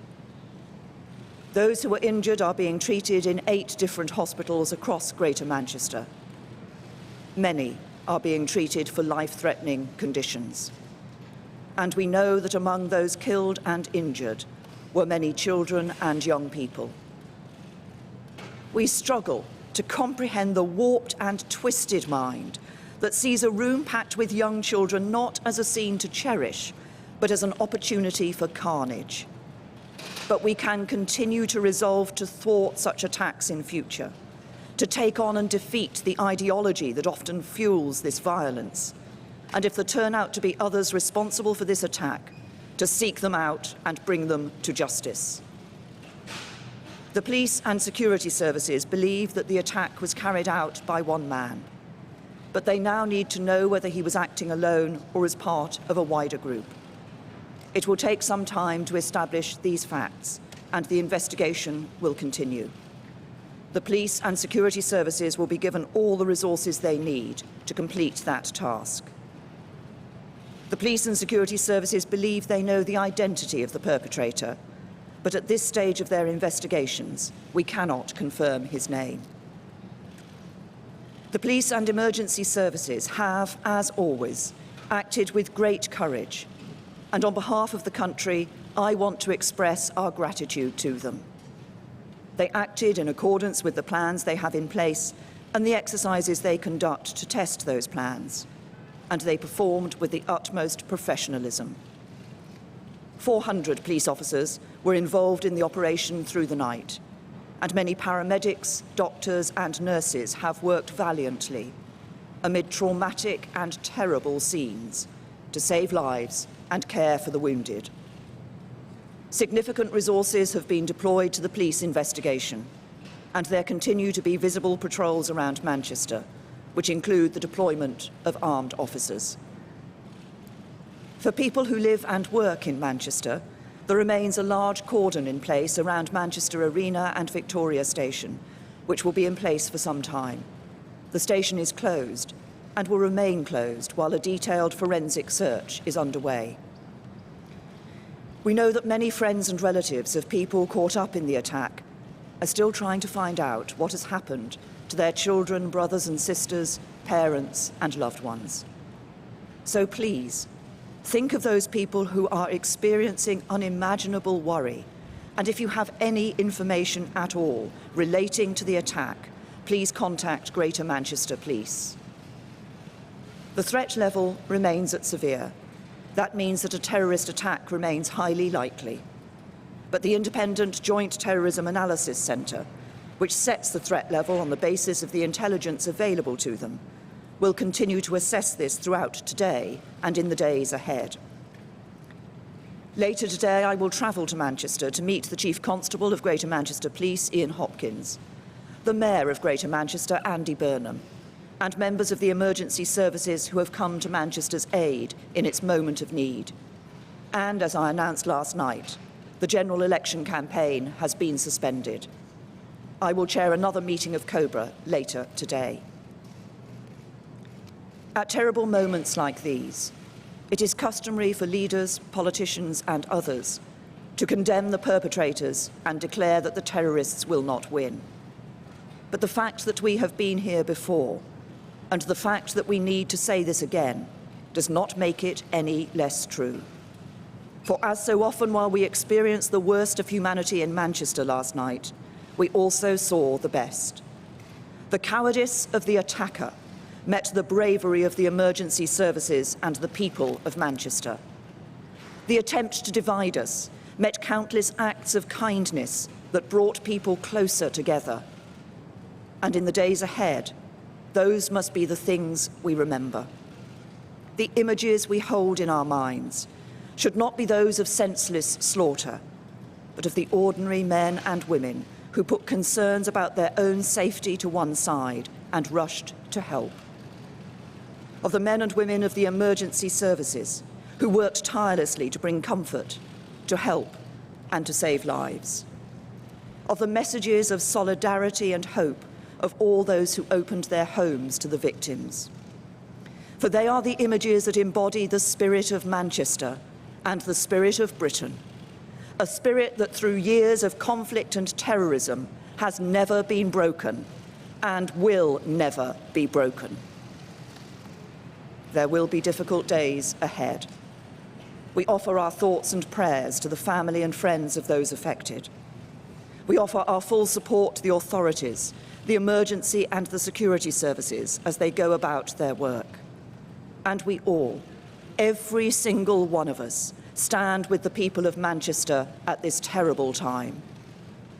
And today, let us remember those who died, and let us celebrate those who helped, safe in the knowledge that the terrorists will never win, and our values, our country and our way of life will always prevail.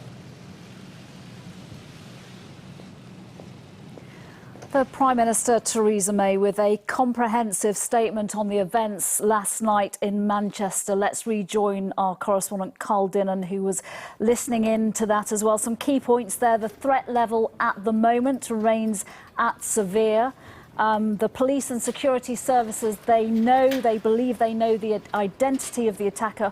One man, Theresa May was saying they don't yet know if he was acting alone. And she condemned the attack, saying it stands out as being, for its appalling sickness and cowardice, a callous terrorist attack. And she confirmed that Cobra, having met this morning, the emergency committee would reconvene later on today, Carl. Yes, that's right. Some new information from the Prime Minister about what happened last night and also how the investigation is progressing. The Prime Minister confirmed that 22 people have been killed, as well as the attacker, so I suppose 23 in all. 59 people have been injured. Some of them have life-threatening injuries. They're being treated in 8 different hospitals across Greater Manchester. And as you say, the Prime Minister confirmed that the police and the security services believe they know the identity of the attacker. Now, she said that this man was acting alone within the Manchester arena, but what police and security services are now trying to work out is whether he had other people working with him to put this attack in place. It's entirely possible for one person to have put together a bomb, but it does seem very unlikely. The level of sophistication, the equipment required would suggest that there may have been support. The Prime Minister also said of this attack that it was deliberately timed to coincide with the end of last night's concert and was deliberately placed near an exit. And that's why she said that it was deliberately chosen at a time and place to cause maximum carnage. And she went on, this attack stands out above all other attacks for its appalling and sickening cowardice. The Prime Minister also said that this was one of the worst attacks that the UK has faced, but it is the worst terrorist attack to have taken place in Manchester and the worst to have taken place in the north of England. And she concluded by paying tribute to the people of Manchester. She paid tribute to the spirit of Manchester, especially those people who yesterday offered their help, their cars and even their homes to people who were caught up in this attack. And she said, we all, every single one of us, stand with the people of Manchester. And she said what Prime Ministers always, I suppose, have to say at times like these. She said it still had to be said that our values will prevail.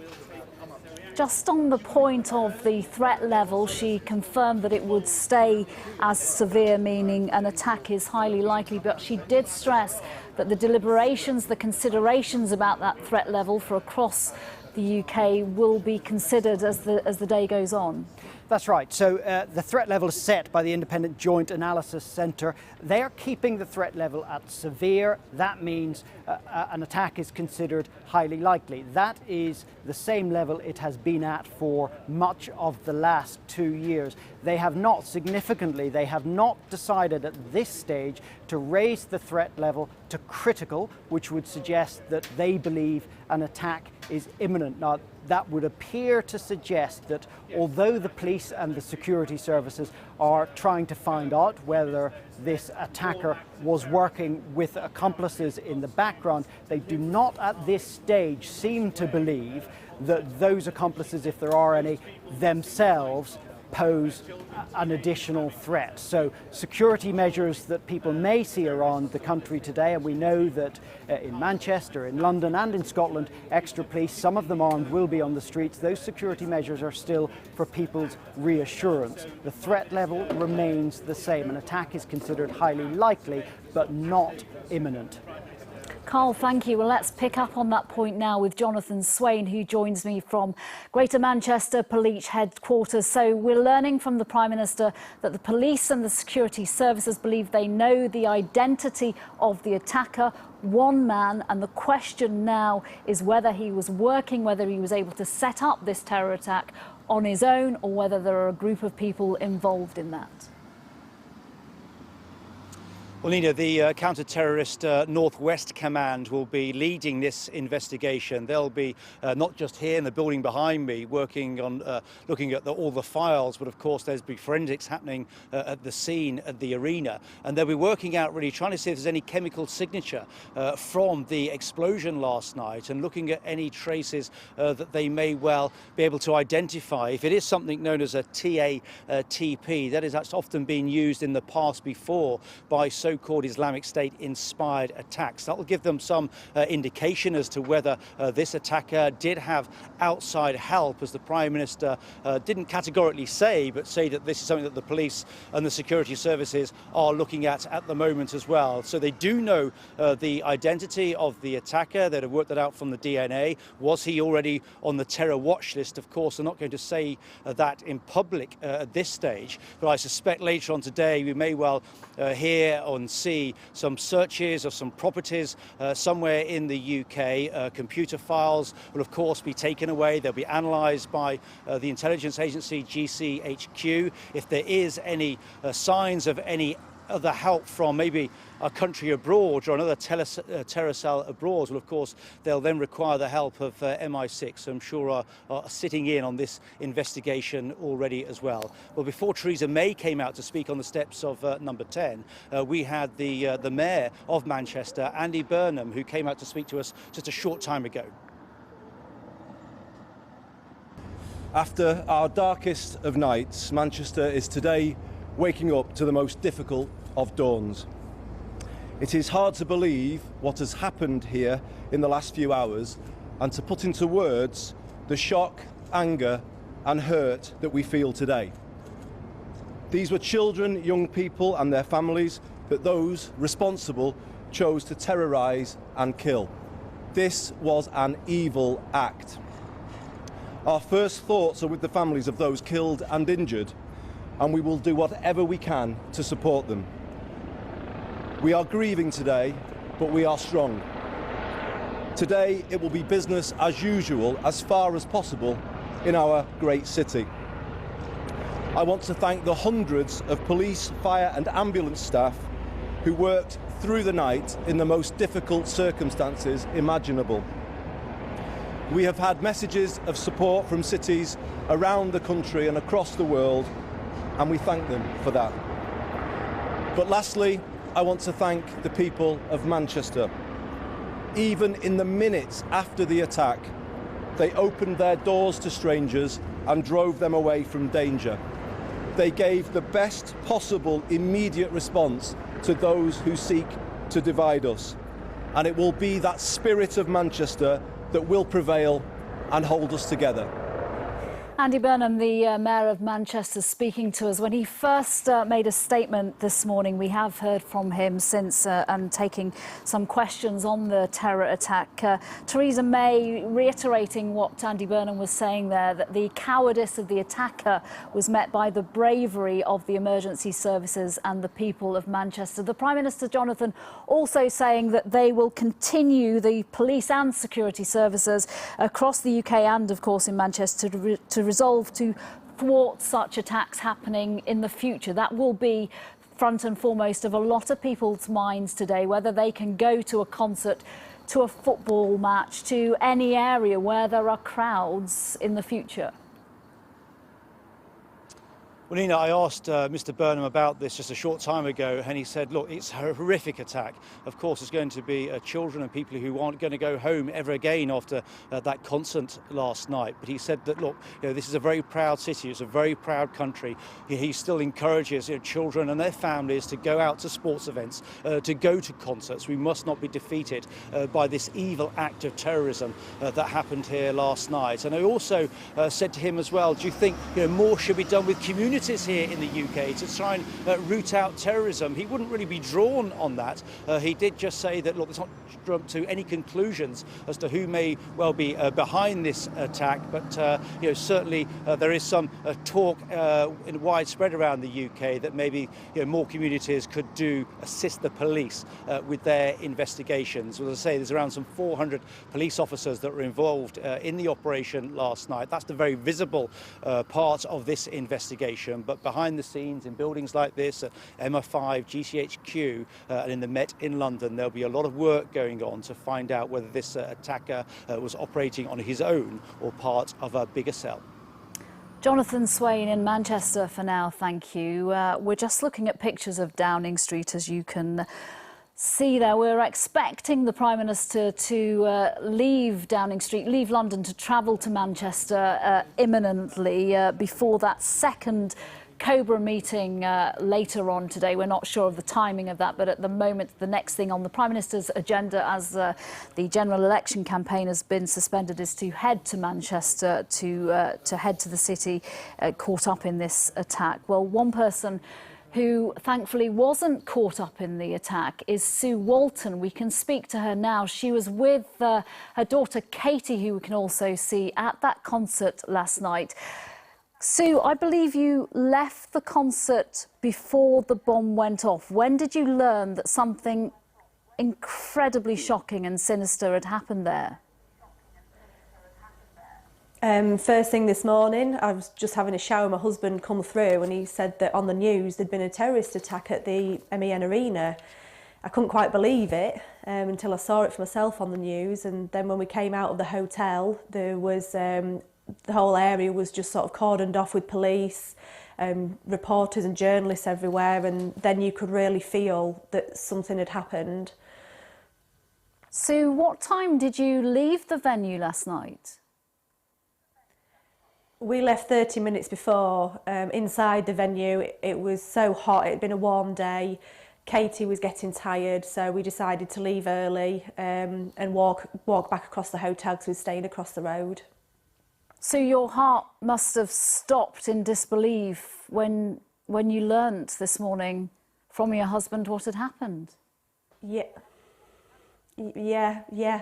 About 10:30 last night, these two had gone to sleep and I actually heard a loud bang, but I just presumed that with us being so close to the arena that it was sort of a big sort of firework grand finale. But now when you realise that was the actual bomb that had gone off, and I just feel incredibly lucky that my daughter hasn't witnessed, you know, any of that, for all the families that have lost children and for people that have been injured. It's just terrible.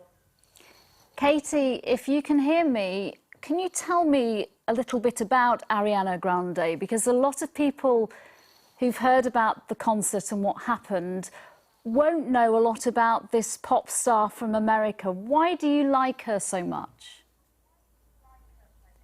I like Ariana Grande because she's very pretty and her songs are very interesting and jazzy to dance to.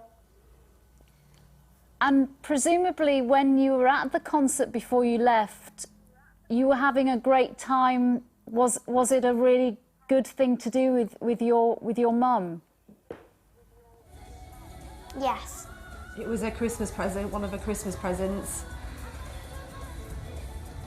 So you must be able to think that you can go to a gig like that with your daughter. How old is Katie? She's 10, and yeah, we've been to many before. Sorry? I just was saying you must be able to believe that you can take your 10-year-old to a concert and you can enjoy the evening without any fear of anything happening to you. Yeah, definitely. You know, we've been to a few before and we've always had a great time. It's just a shame that these people want to ruin these things, you know, for not just children but for adults as well. You know, it's just wrong. A lot of people have spoken. We've just heard from the Prime Minister talking about the callous nature of this attack, targeting this audience in particular, which was made up of young people like Katie and teenagers as well. Tell me about the crowds that you witnessed. Was it a group of lots of teenagers and young people? Again, for those people who don't know this artist very well, who does she attract? Who is her fan base? It was a full arena. It was, I would probably say, mainly young children, mainly young girls. You know, with the parents, with the friends, teenagers with the friends. You know, it was a packed venue at the end of the day. She's very popular. She's a good artist, and it's just a shame that these people want to target things, especially, you know, where young children are going to be. She has tweeted herself that she is broken by what happened last night, saying there are no words. It must be how you are feeling this morning, just a state of utter shock that you were so close to such horror, such carnage. Yeah, very, and I just feel so lucky that we left that 30 minutes before it happened. So lucky. You need to give Katie an extra big hug, I think, this morning, and it's great to see you so safely home in Scunthorpe. Katie and Sue Walton, thank you very much for joining me. Thank you. Thank you. Thank you. Let's return now to Downing Street and join Carl Dinnan. We are expecting Theresa May to leave Downing Street any minute and head to Manchester. That's right. In fact, just in the last couple of minutes, the Prime Minister has left Downing Street with her Chief of Staff. We expect to travel to Manchester. We also know that later today she will be chairing a second Cobra meeting. That's the Cabinet Emergency Committee. They already met here once today. After that meeting, the Prime Minister had a phone conversation, we believe, with President Trump, and then she came here outside the front door of 10 Downing Street to speak to the waiting media, and here's what she had to say. Our thoughts and prayers are with the victims and the families and friends of all those affected.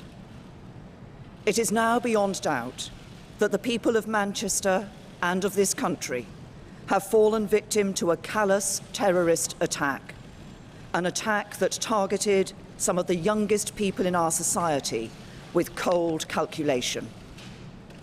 This was among the worst terrorist incidents we have ever experienced in the United Kingdom. And although it is not the first time Manchester has suffered in this way, it is the worst attack the city has experienced and the worst ever to hit the north of England. The Prime Minister confirmed that 22 people were murdered in that attack in Manchester last night. The attacker also died. 59 people are injured and are in hospital across Greater Manchester, many of them with life-threatening injuries. The Prime Minister also told us that the police and the security services believe they know the identity of the man who carried out this attack. They are still trying to establish whether or not he was acting alone or whether anyone else helped him prepare for the attack on Manchester last night. Carl Dinnan in London, thank you. Rupert Evelyn is in Manchester. Let's rejoin him now. Rupert, a city in shock and also a city this afternoon, this morning, on high alert. Really nervous, I think you would describe the mood here just now. I've actually, while you've been listening to the Prime Minister, I've been on standby to speak to you. And while I was doing that, suddenly, from out the corner of my eye, it felt like the street started to move and hundreds of people were running down the street. Now, it wasn't clear what was going on, but there was a real sense of fear about what was going on at that moment in time. Now, behind me, you've got the staff of M&S. They've been evacuated from the food hall here. There is some suggestion, and I have to say this is not verified at the moment, that it may be because of a suspicious package that has been discovered inside the shopping centre here at the moment. There's also rumours, and this is, I think, a sense of how edgy it is right now in this area, rumours of somebody being arrested as well. Now, we will firm up those details one way or the other in time, but this is a really nervous city, and when you see hundreds of people running down the street like we witnessed just now, you get a sense of how scared people are. Here's just one idea from one individual. Oh God! You've just broke the handrail. We was in the handrail and then just everybody started running. They broke the handrail. Things, we've come out the broken glass to the handrail. Oh God, I'm so sorry. I'm a Manchester City Councillor as well, so I'll just keep it. Oh. Are you okay? Yeah. Do you want to sit down somewhere? No, it was in the handrail and then just things were shutting in the handrail and then somebody just all got told to run. And they've smashed all the windows down in the handrail to get out. Some lads have just, and everyone has just ran. So were they? Panic. Okay. Did you hear? Sorry. Did you hear anything No, I explode? thought I heard some bang, and then everyone just started running. So they broke the window. They broke the window and went through it. Were they covered in blood? Yeah, we've gone through broken glass. Everybody. Okay. Were they covered in blood? No. No. Okay. Okay. Okay. I'm so Thank sorry. you. Yeah. Thanks. Rupert, we've covered enough of these terrorist attacks in recent years to know that this is often what happens, that real sense of fear from that woman. We may be dealing with something that's happened now in a separate location to the Manchester Arena, or it may simply be that sense of fear and panic that every noise, every suspicious person, every bang is something or it is nothing. And this is a city really in shock and on high alert, being extra vigilant this morning. That's absolutely right. And that lady that we just saw is not alone. You know, in amongst the crowd there of the workers from MS, you know, I saw 2, 3, 4, 5 people in tears, in shock, looking around, nervously trying to work out what is going on. Actually, while the stampede of people happened, there was a police officer just over my shoulder who said to me, "It's all fine." But, you know, you don't know that, do you? When you see a crowd of people running down the street, you simply have no idea. And the police officer is saying, "It's okay, we're just moving a cordon." So while on the surface, certainly in this part of the city, things look very normal, you just have to scratch beneath the surface to know right now that Manchester is a city on edge. And a city, we've heard from both the Prime Minister and Andy Burnham saying that it's a city that is coping.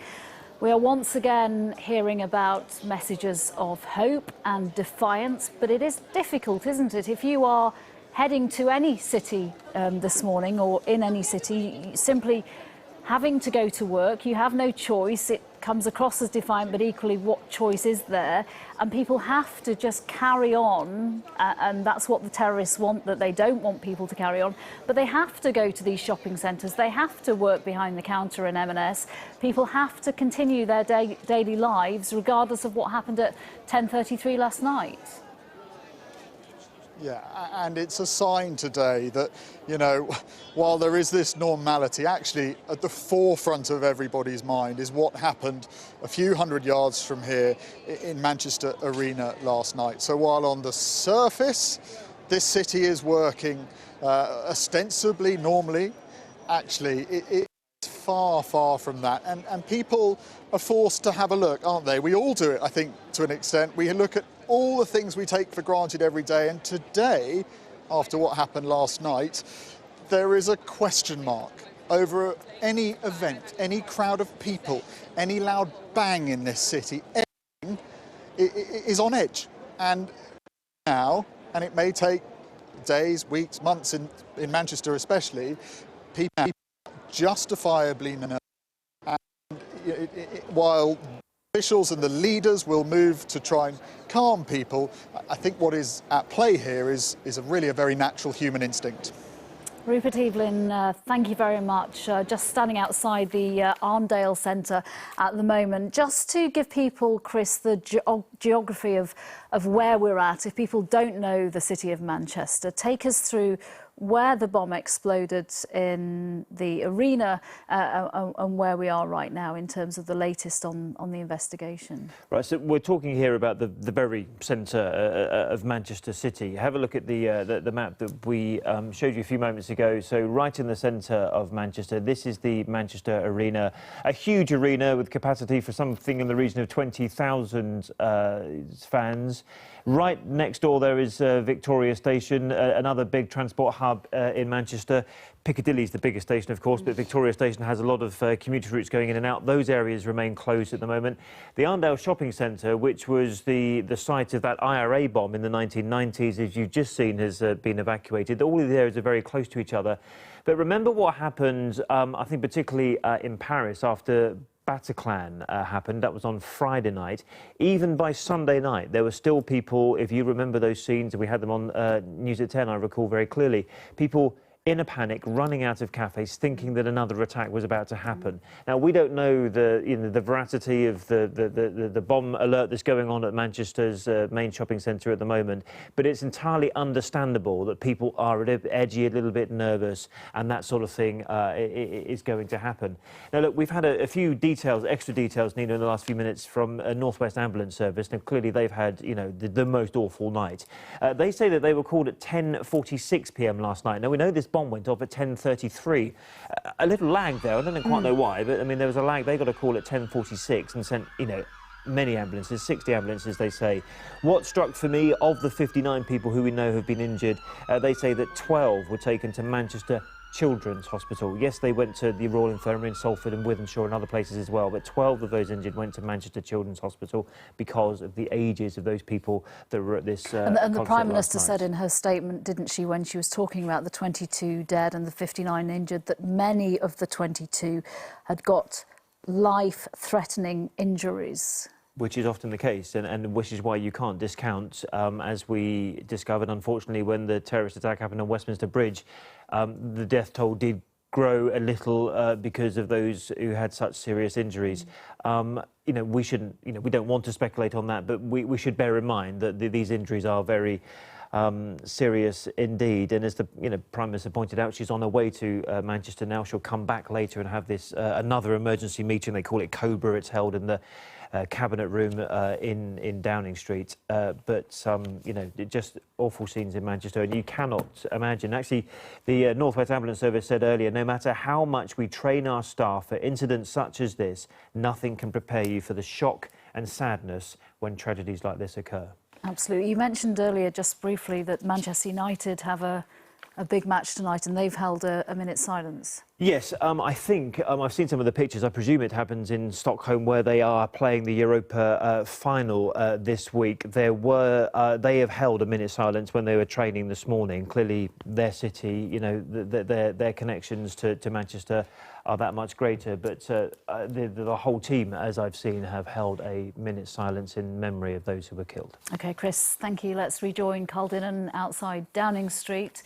We've had a Cobra meeting. We're expecting one a little later on, as the police and the security services really work now to find out, to complete the picture, as Theresa May said, of what happened, who it was carried out by, and what the motivation was. That's right. And the Prime Minister also said that this attack was deliberately timed and placed to cause maximum carnage. Just as that concert hall was emptying, as the concert was drawing to an end, the attack took place at one of the exits. Now, campaigning in the general election has been suspended. The Prime Minister and Jeremy Corbyn agreed that by telephone in the very early hours of this morning, about 4 o'clock this morning, I understand. And in the last few minutes, we have also heard from the Labour leader himself. This is what Jeremy Corbyn had to say.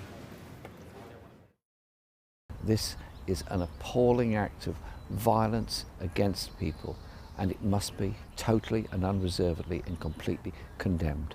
During the night, I've been following events, and I spoke to the Prime Minister early this morning, and we discussed the danger to people, the security needs, and also the great work done by the police, the fire and the ambulance services in supporting people during the night. Any support needed by any of our services must be given, and we must support those people that have suffered so much, those families that have lost young ones, those families that still don't quite know what is happening with their own children. This is the most terrible and traumatic time. In these circumstances, we have to come together. In these circumstances, a city and a community comes together in solidarity and in strength. So we carry on. We don't allow these attacks and these people to divide us or prevent us from leading the decent, normal lives that we all want to lead. I spoke to the Mayor of Manchester, Andy Burnham, about this overnight as well, and he sent out a very strong statement saying exactly that. And he also thanked cities all around the world that have sent their solidarity to Manchester today, as indeed I do myself. And your message to the families of those involved? I'm terribly sorry and terribly sad for you. There can be nothing worse than losing a child in a situation like this.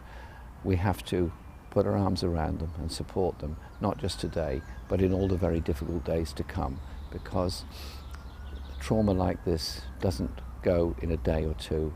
It's there with them for the rest of their lives. We have to give them all the support we possibly can. And also, The Labour leader there, Jeremy Corbyn, speaking about the attack in Manchester. We heard earlier, of course, from the Prime Minister. People will want to know that the security services are doing everything possible to make sure an attack like this doesn't happen again, especially while that threat level remains at severe. And Theresa May said that the security services will continue to thwart such attacks. We know alleged plots are thwarted, are stopped all the time, but people will want reassurance today of all days that they are doing everything they possibly can to stop this happening again. Yes, I think there is some reassurance to be found in the fact that the threat level has not been raised to critical, and that suggests that police and security services who are investigating this attack, while they are looking to find out whether this man had accomplices, don't seem to believe that any potential accomplices are about to carry out another attack. So I think there is some reassurance to be found there. However, I would say that the scale of the killing in Manchester indicates a powerful explosive device. That's not something that is very easily assembled. I can't think of any other attack really in recent years where somebody has been able to put together such a deadly device on their own, and that does suggest that there are other people involved. And if there are other people involved, if this was a conspiracy of some sort, that means they had to communicate with one another. That should have meant that there were opportunities for those communications to have been intercepted. There may therefore have been opportunities for something to have been done about this attack, for some sort of knowledge to be had of that conspiracy going on, if indeed there was one. The security services will be very worried by that. A so-called lone wolf attack, just one person acting off their own bat, as it were, is very difficult to stop because they're not communicating with anyone else. When there's a conspiracy, when there are others involved and it's not stopped, that is a more worrying scenario, although, as I said, the threat level remains severe. It has not been raised to critical. The security services do not seem to think another attack is imminent. Carl, thank you. We know the Prime Minister has left Downing Street now to travel to Manchester. She said in her statement that the injured the total stands at 59. They are being treated at 8 hospitals in and around the city. One of them is the Manchester Royal Infirmary, from where we can speak to our correspondent Ben Chapman. Ben, the Prime Minister described the fact that out of those injured, of the 59 in total, many of them have life-threatening injuries, and they will be being treated with the most emergency and vital care by doctors and nurses behind you, presumably. Yes, and we've had, for the first time, some more detail as to where these 59 patients are being treated. We now know that 9 patients are being treated here at Manchester Royal Infirmary. A further 12 are being treated at Manchester Children's Hospital, which is just a little bit further down from here on the same site. So we know at least 12 of those 59 victims, and I'm sure that the figure will be higher, are children, and we know from what the Prime Minister said that some of those injured have life-threatening injuries, some of the most terrible injuries. We've been hearing about reports of shrapnel injuries from that explosion at the arena last night. We've also been learning a little bit more about the scale of the ambulance service response last night. We know that as well as the ambulances that attended the arena last night, there was also a hazardous area response team along with consultant paramedics and doctors who provided treatment to people at the scene. They were also supported, the North West Ambulance Service, they say, by ambulance teams from the West Midlands, Wales, Yorkshire and the East Midlands. 60 ambulances in all took part last night. They say they are extremely proud of the professional way our staff responded and treated those involved, but they add that no matter how much we train our staff for incidents like this, nothing can prepare you for the shock and sadness when tragedies like this occur. Ben Chapman, outside the Manchester Royal Infirmary for us. Thank you. We now cross to our security editor, Rohit Katru, who is in the centre of Manchester. Rohit, we heard from the Prime Minister a little earlier saying that the attacker is believed to be known to the police and the security services, but they are not releasing the identity of the attacker at this time.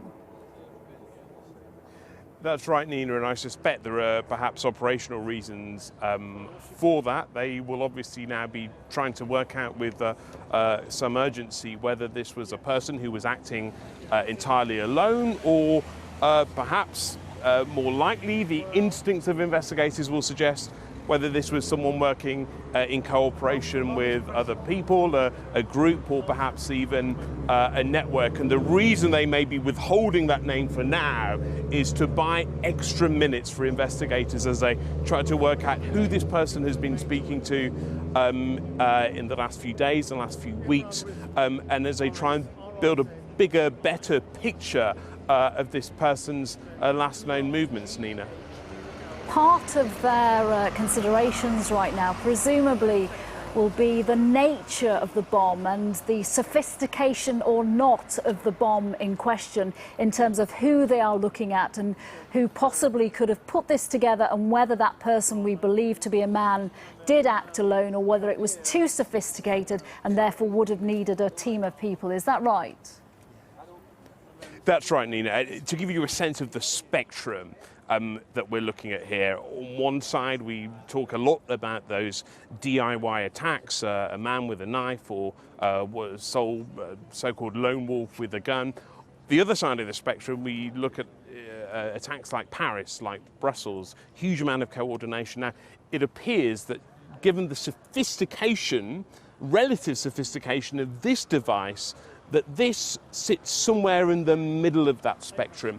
And so obviously the most important question for investigators now is whether there are other people associated with this attacker who are perhaps planning an attack of their own. In terms of the person that they're looking at, we know that he's a man. We don't know any more about the identity of him. And at this stage, presumably, it is too early to speculate on the motivation behind the attack, or are there clues in the makeup of that bomb that you can read into at this stage? I think that's perhaps too much of a leap, Nina, at this point. You know, obviously, this is a sort of device that we saw being used more commonly during the height of Al-Qaeda. We see it less frequently used under so-called Islamic State. And so, yeah, people will be looking at all those sorts of clues. But I think for us, it's too early to make any conclusions. But no doubt investigators are pretty much getting there in terms of what they think motivated this attacker and why he chose last night specifically. And Rohit, all the talk in recent months and recent years has been about the threat of a vehicle attack because, of course, we've seen vehicle attacks in Nice, in Berlin and in London most recently. But presumably behind the scenes, the security services will still have been looking at people who potentially could carry out these type of suicide bomb attacks. Precisely, and the current terror threat level indicates that investigators believe that an attack is at any point highly likely. At the moment, we're seeing around 1 arrest a day for terrorism-related offences, and it does feel that in the last few weeks we've seen a sort of upping in the tempo, and the vast majority of those arrests are for IS-related offences, IS-inspired offences, but clearly at this stage, you know, that is a question right now at the heart of this investigation. We're just getting notification, Rohit, that police in Manchester, Greater Manchester Police, have arrested a 23-year-old man in connection with the Manchester bomb attack. That presumably is the first arrest since it happened last night. That is the first arrest, and actually I'm seeing, you're telling me that firsthand. I hadn't read that update, so that's the first arrest in this investigation, and clearly, you know, as I say, that the priority for investigators now, not just from the North West Counter-Terrorism Unit, from Greater Manchester Police, from MI5, is to join the dots, if there are dots to join, and to work out who the network was, if there was one. And that's where the urgency lies, talking to people close to this investigation. That is obviously where their priority is right now, rather than trying to figure out the things that might interest journalists about the character, about the personality, about what this person had done. Their priority is no doubt trying to work out whether he's working or has worked with anyone else. Rohit, for now, thank you. The Prime Minister described this attack as a callous terrorist attack, standing out for its appalling sickness and cowardice because of the people it targeted. She used the words deliberately targeting people as they were leaving, young families and teenagers leaving that venue last night. We can join Rupert Evelyn, who I believe is with a father and daughter who were at that concert yesterday night. Rupert. That's right, I've got Jason Walker, his daughter Madison. You're 11 years old, aren't you, Madison? Jason, before I talk about the concert last night, about 15 minutes ago we were stood ready to do exactly what we're doing now. Yes. Then what happened? There was just a stampede of people running down the road saying, run, quick, everybody run. So we just run off in that direction. And how far did you, I mean, you disappeared, didn't you? Yeah, I just grabbed Madison. We went about 100 yards. And then somebody said, oh, it's false alarm. But another frightening moment. Oh, yeah, of course, yeah. It is, it's scary, very scary. And in a sense for you, that's the second time you've had to run away from something in the last 12 hours. They don't want to be in Manchester at the moment. Just tell me what happened last night. So last night we were at the concert, me and Madison. It was the end of the show. She'd just done a final song. The curtains are closed. The lights came back on. We was going out to the exit through the tunnel, and just above me on the top tier was a loud bang, a loud explosion. I looked up to see where it come from, and I just seen a cascade of people falling down the church and running away and screaming. And for those who don't know, it's on a very steep seating, banked very steep arena, seating, isn't it? Yeah. And what people were they were falling down the chairs, down the aisles, trying to get away. Just screaming and shouting, people falling over each other, pushing each other out the way. It was just panic. It was a nightmare, complete nightmare. And I'm imagining I grabbed Madison by the arm and we just legged it. We were off. That's what I was getting. Madison, and presumably Dad had you. I was scared. You were scared? Yeah. What did you think was going on? I have no idea because I've never witnessed anything like that before. It was scary, very scary. Very scary. Describe the moment of the bang. The bang. The bang. Well, I was just going down the tunnel. My shoulders shook with the bang. I was like, shocked and alerted to it. I looked up to see what was going on, and they heard people say bomb and run and quick. So we grabbed Madison and we were off. As we were leaving, there were people falling all over down the corridor. There were an old gentleman with blood dripping off his face, injured. We got out through the main door. There were people trying to get back in to look for the children. We got out and we just went. We didn't hang around. Yeah. And then you got back to your hotel. Got back to our hotel and stuck the news on, and we're seeing the casualties coming in and the numbers going up, fatalities, and it's heartbreaking. And the moment you realised and it became clear that it was something. Yeah, we were there. That's surreal. Serious. It's surreal. It's very, very scary. And even now, you said it when we started to speak. You want to get out of Manchester? Yeah, we do. We want to get back home. Yeah. We don't want to hang about. Well, fair enough. Yeah. So, thank you both very much for talking to us. It's a very natural feeling, isn't it? Not only what happened here last night, but seeing hundreds of people run down the road for no reason, seemingly no reason just now. It's a terrifying experience for many people here who are already living with this appalling terrorist atrocity. Rupert Evelyn, thank you. Of course, that bomb went off at Manchester Arena. One of the other big venues in the city is the Etihad Stadium, Manchester City's ground. That was set up as a makeshift emergency centre once that attack had taken place. Peter Smith, our reporter, joins us from there now. Peter, what is happening at the stadium right now? Well, it's Gate 11, Nina. Gate 11 at the Etihad Stadium, Manchester City's football stadium, that has been set up and recommended by Greater Manchester Police as a rendezvous point for anyone who's looking for help or assistance after the attacks last night. It has become a focal point for those who haven't heard from their relatives or loved ones to come here and seek information. It has been very calm so far. There are a handful of families inside who are waiting for more information. They haven't heard from their loved ones. Now, of course, many of them are holding out hope that in the panic of that attack last night, that perhaps mobile phones were dropped, maybe mobile batteries had died, and that's why they haven't heard from their loved ones. But it's very clear here that there is a calm atmosphere, but it's also very tense because people are waiting for any news at all. Manchester City have actually lowered their club flag to half-mast in a sign of respect, but a detail that perhaps hits home how grave this situation is for some of these people is that we have seen emergency services bringing in DNA kits into the stadium behind me. That's obviously to try and help with identification. And many of the families we're seeing here, they're young families, young people who it's children who they're waiting to hear from, brothers and sisters, and that's a detail that hits home as well, because this, of course, was a pop concert that their children were at last night. They were there to have fun. Little boys, little girls dancing with their friends, teenagers, there to do what teenagers do, and their world came into collision with a world that it should never come into collision with, the world of the twisted ideology of the terrorist that created this violence. And that's why these families are here today and just hoping and praying for any news, for the best news that they can get. But for many of the families, it will not be good news. And at the moment, the atmosphere is here, we've heard this word used all day today. It's very eerie, this silence. The families, of course, are inside there just now, and they're asking anyone with any information about those who are missing or they haven't heard from, if anyone has any information, to come forward. And we are at Gate 11 at the Manchester City Football Stadium, and this is the place to come if you have any information or indeed if you are looking for assistance.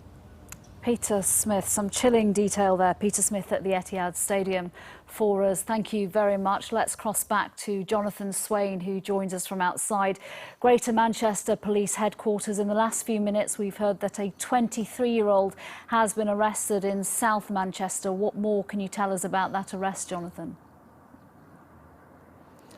Nina, this is hugely significant because, as we've been saying all morning and earlier on in the programme, really, the police now be looking into the background of the attacker.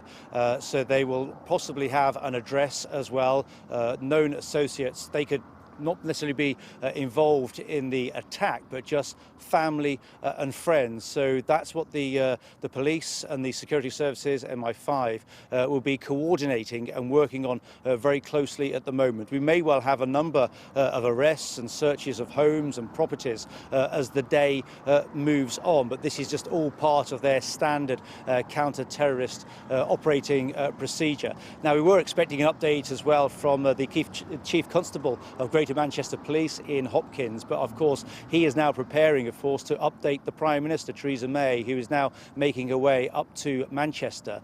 He was involved in the Cobra meetings via video link from the headquarters here about an hour or two ago to update the Prime Minister on what they know from the ground here in central Manchester, and that all gets fed back into the Joint Counter-Terrorism Command Control, which is based down in London. Well, let's just hear a little bit, shall we, from Ian Hopkins, who spoke to us earlier on. This has been the most horrific incident we have ever faced here in Greater Manchester, and one that we all hoped we would never see. Families and many young people were out to enjoy a concert at the Manchester Arena and have very sadly lost their lives. Our thoughts are with those 22 victims that we now know have died, the 59 people who have been injured, and their loved ones. We continue to do all we can to support them, and they are being treated at 8 hospitals across Greater Manchester. As you will appreciate, this is a fast-moving investigation, and we have significant resources deployed to both the investigation and the visible patrols that people will see across Greater Manchester as they wake up to the news of the events of last night. This will include armed officers, as people would expect, and more than 400 officers have been deployed on this operation throughout the night.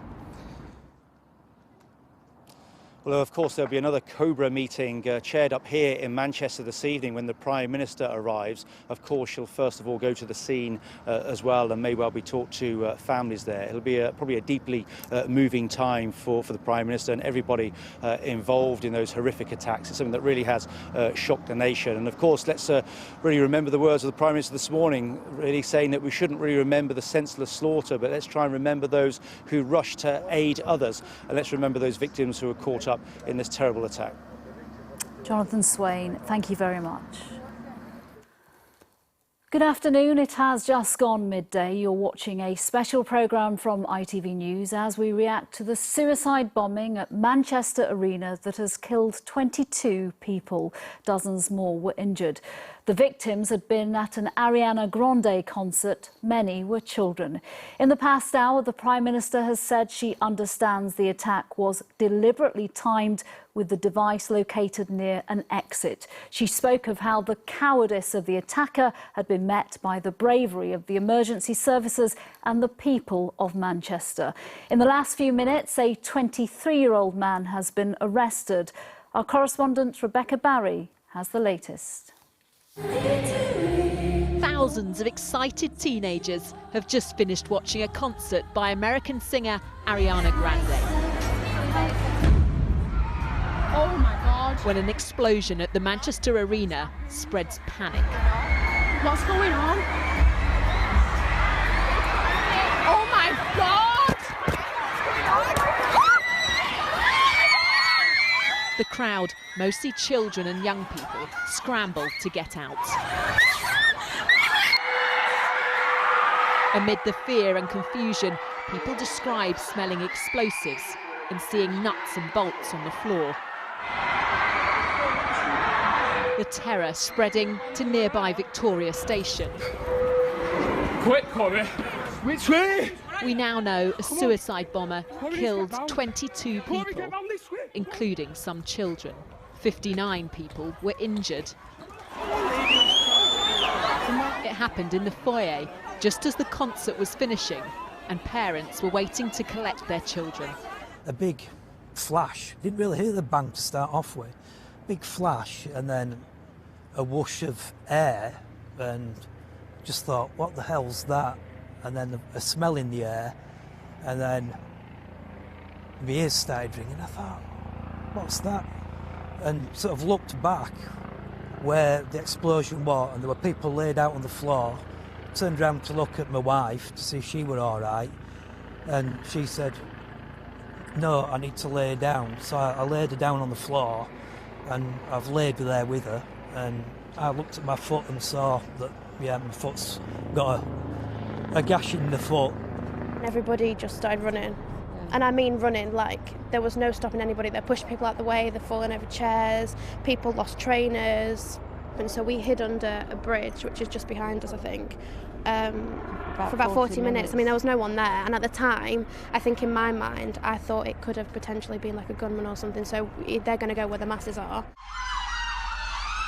It's the deadliest terror attack in the UK since 56 people were killed in the 7/7 London bombings in 2005. This has been the most horrific incident we have ever faced here in Greater Manchester, and one that we all hoped we would never see. Families and many young people were out to enjoy a concert at the Manchester Arena and have very sadly lost their lives. Our thoughts are with those 22 victims that we now know have died, the 59 people who have been injured, and their loved ones. We continue to do all we can to support them, and they are being treated at 8 hospitals across Greater Manchester. As worried parents were reunited with their children, some are still desperately waiting for news, like those of 15-year-old Olivia Campbell, missing since the concert. I'm heartbroken at the moment because I don't know where she is. I don't know if she's alive even yet. Every possible scenario that she's just going to walk through this door any minute like she's not even known what's going on, that she's in a hospital somewhere wanting me, but no one can get hold of me because they don't know who she is, or that she's dead, because I just don't know. All general election campaigning has been suspended, the Prime Minister chairing a meeting of the government's emergency Cobra committee.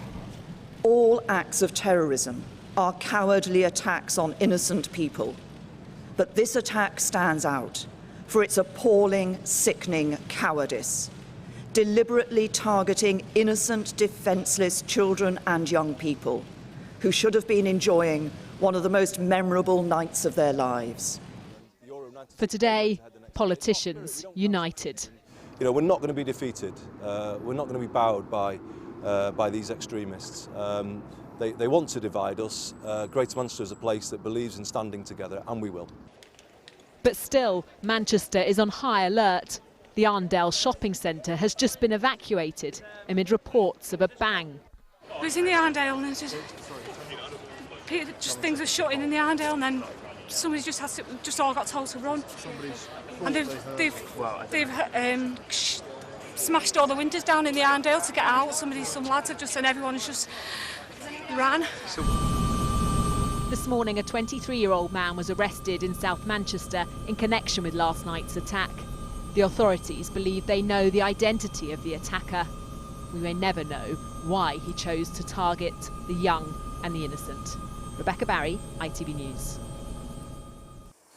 Well, this lunchtime, the first victim has been named. She is Georgina Callender, who was 18 years old.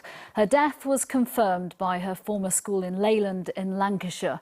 In a statement, they said Georgina was a lovely young student who was very popular with her peers and the staff and always made the most of the opportunities she had at the school. Our thoughts and prayers go out to Georgina's family at this terrible time. The bombing happened outside the Manchester Arena, close to the city's Victoria train station. The Ariana Grande concert finished around 10:30 and 21,000 fans were making their way out through the 4 main exits.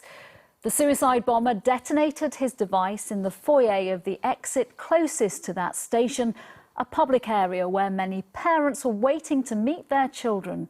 Victoria Station was immediately closed and the surrounding streets cordoned off. 400 police officers and 60 ambulances were deployed. The injured are now being treated at 8 hospitals across Greater Manchester. Well, we have correspondents across the city. Rohit Khatru is outside the arena. Rupert Evelyn is on Manchester's Deansgate. And Ben Chapman is at the Manchester Royal Infirmary. Rohit, if I can start with you, let's get the latest on this confirmation of a first arrest, a 23-year-old man arrested in South Manchester. Yeah, this perhaps a significant moment in the investigation. We won't know until later on, of course, but this is the first person to be arrested as part of this investigation, and it follows, you know, really the priority for investigators, which is to work out whether this attacker had been acting on his own or with other people. Now, one key factor to consider here is the sophistication of the device. The more sophisticated the bomb, the more likely it was that he was working with one or more people. The sophistication of this device seems to be somewhere in the middle, so it's quite possible that he had the backing of one, more people, a network, a gang perhaps. But of course, that's something for investigators to look at over the coming hours. And they are very clear that that is their number one priority at the moment. And Rohit, we saw this attack taking place on what we've been describing for years now as a soft target. This wasn't through into the arena itself. It wasn't where bags would have been checked. It was in the foyer where anybody has access. Yeah, and perhaps the greatest parallels with the attack in Paris in November 2015, the attack at the Bataclan. This arena now becomes Britain's Bataclan. It is the most similar modus operandi, but also it really follows a lot of propaganda from many terrorist groups, including IS, but also other terrorist groups who've been calling not only for the so-called lone wolf attacks, using a knife, using a gun, but also for people to go into public events like concerts, like shopping centres, and to attack in locations like that. And so really, what does this tell us about who might have been behind this? The tactics used, well, really not a great deal. But yeah, this is a soft target, relatively soft, but it's the sort of attack that we've seen before elsewhere in Europe. Rohit Kachru, thank you very much. Let's join Rupert Evelyn now. A term there that we never really wanted to hear, of course, Britain's Bataclan. So many teenagers, children going alone or with their families. Rupert, I think we've lost you there. Let's try instead to go to Ben Chapman, who's outside the Manchester Royal Infirmary for us this lunchtime.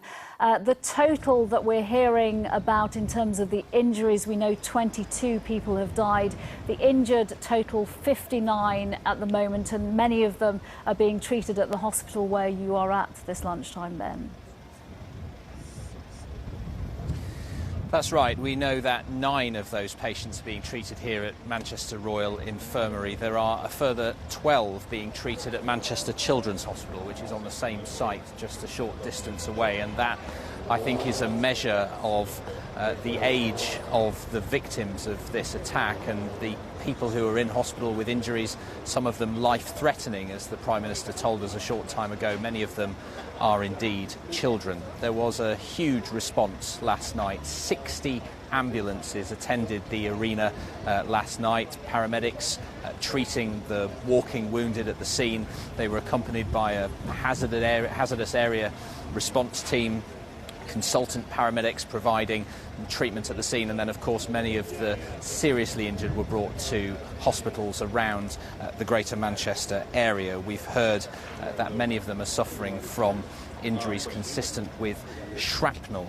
The Prime Minister praised the utmost professionalism of the paramedics, doctors and nurses, who she said acted valiantly overnight. It has certainly been a huge response, staff being praised for coming in when they weren't on duty and they weren't on call to support their colleagues to provide the best possible care to those injured. And we've also heard about the generosity of spirit here in Manchester overnight, generally in terms of people offering free lifts to people who are trying to go around hospitals looking for loved ones who are missing, but also the ambulance service praised the extremely heartwarming offers of things like blankets and first aid skills, even tea, to support the teams who are doing such valuable and traumatic work to treat those so badly injured in this attack. Ben Chapman, thank you very much. Of course, the main focus is on the city of Manchester this lunchtime, but also there are a lot of eyes on Downing Street, from where the Prime Minister chaired an emergency Cobra meeting. She has now left to travel to Manchester. Our correspondent Carl Dinnan is still there. And just to reiterate and to stress that the Prime Minister has said the official terror threat is remaining at severe, but that will be assessed throughout the day in the wake of this attack.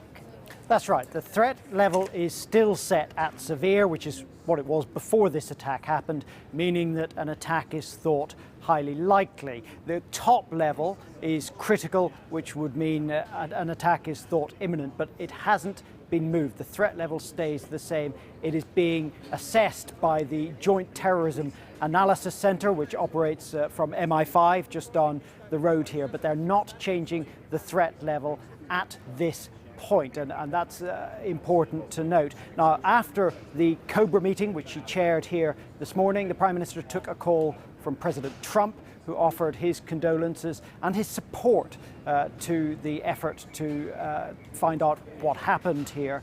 She's also on the way to Manchester, taking calls from other leaders. But this is what Mrs. May had to say before she left. I have just chaired a meeting of the Government's Emergency Committee, Cobra, where we discussed the details of and the response to the appalling events in Manchester last night. Our thoughts and prayers are with the victims and the families and friends of all those affected. It is now beyond doubt that the people of Manchester and of this country have fallen victim to a callous terrorist attack, an attack that targeted some of the youngest people in our society with cold calculation.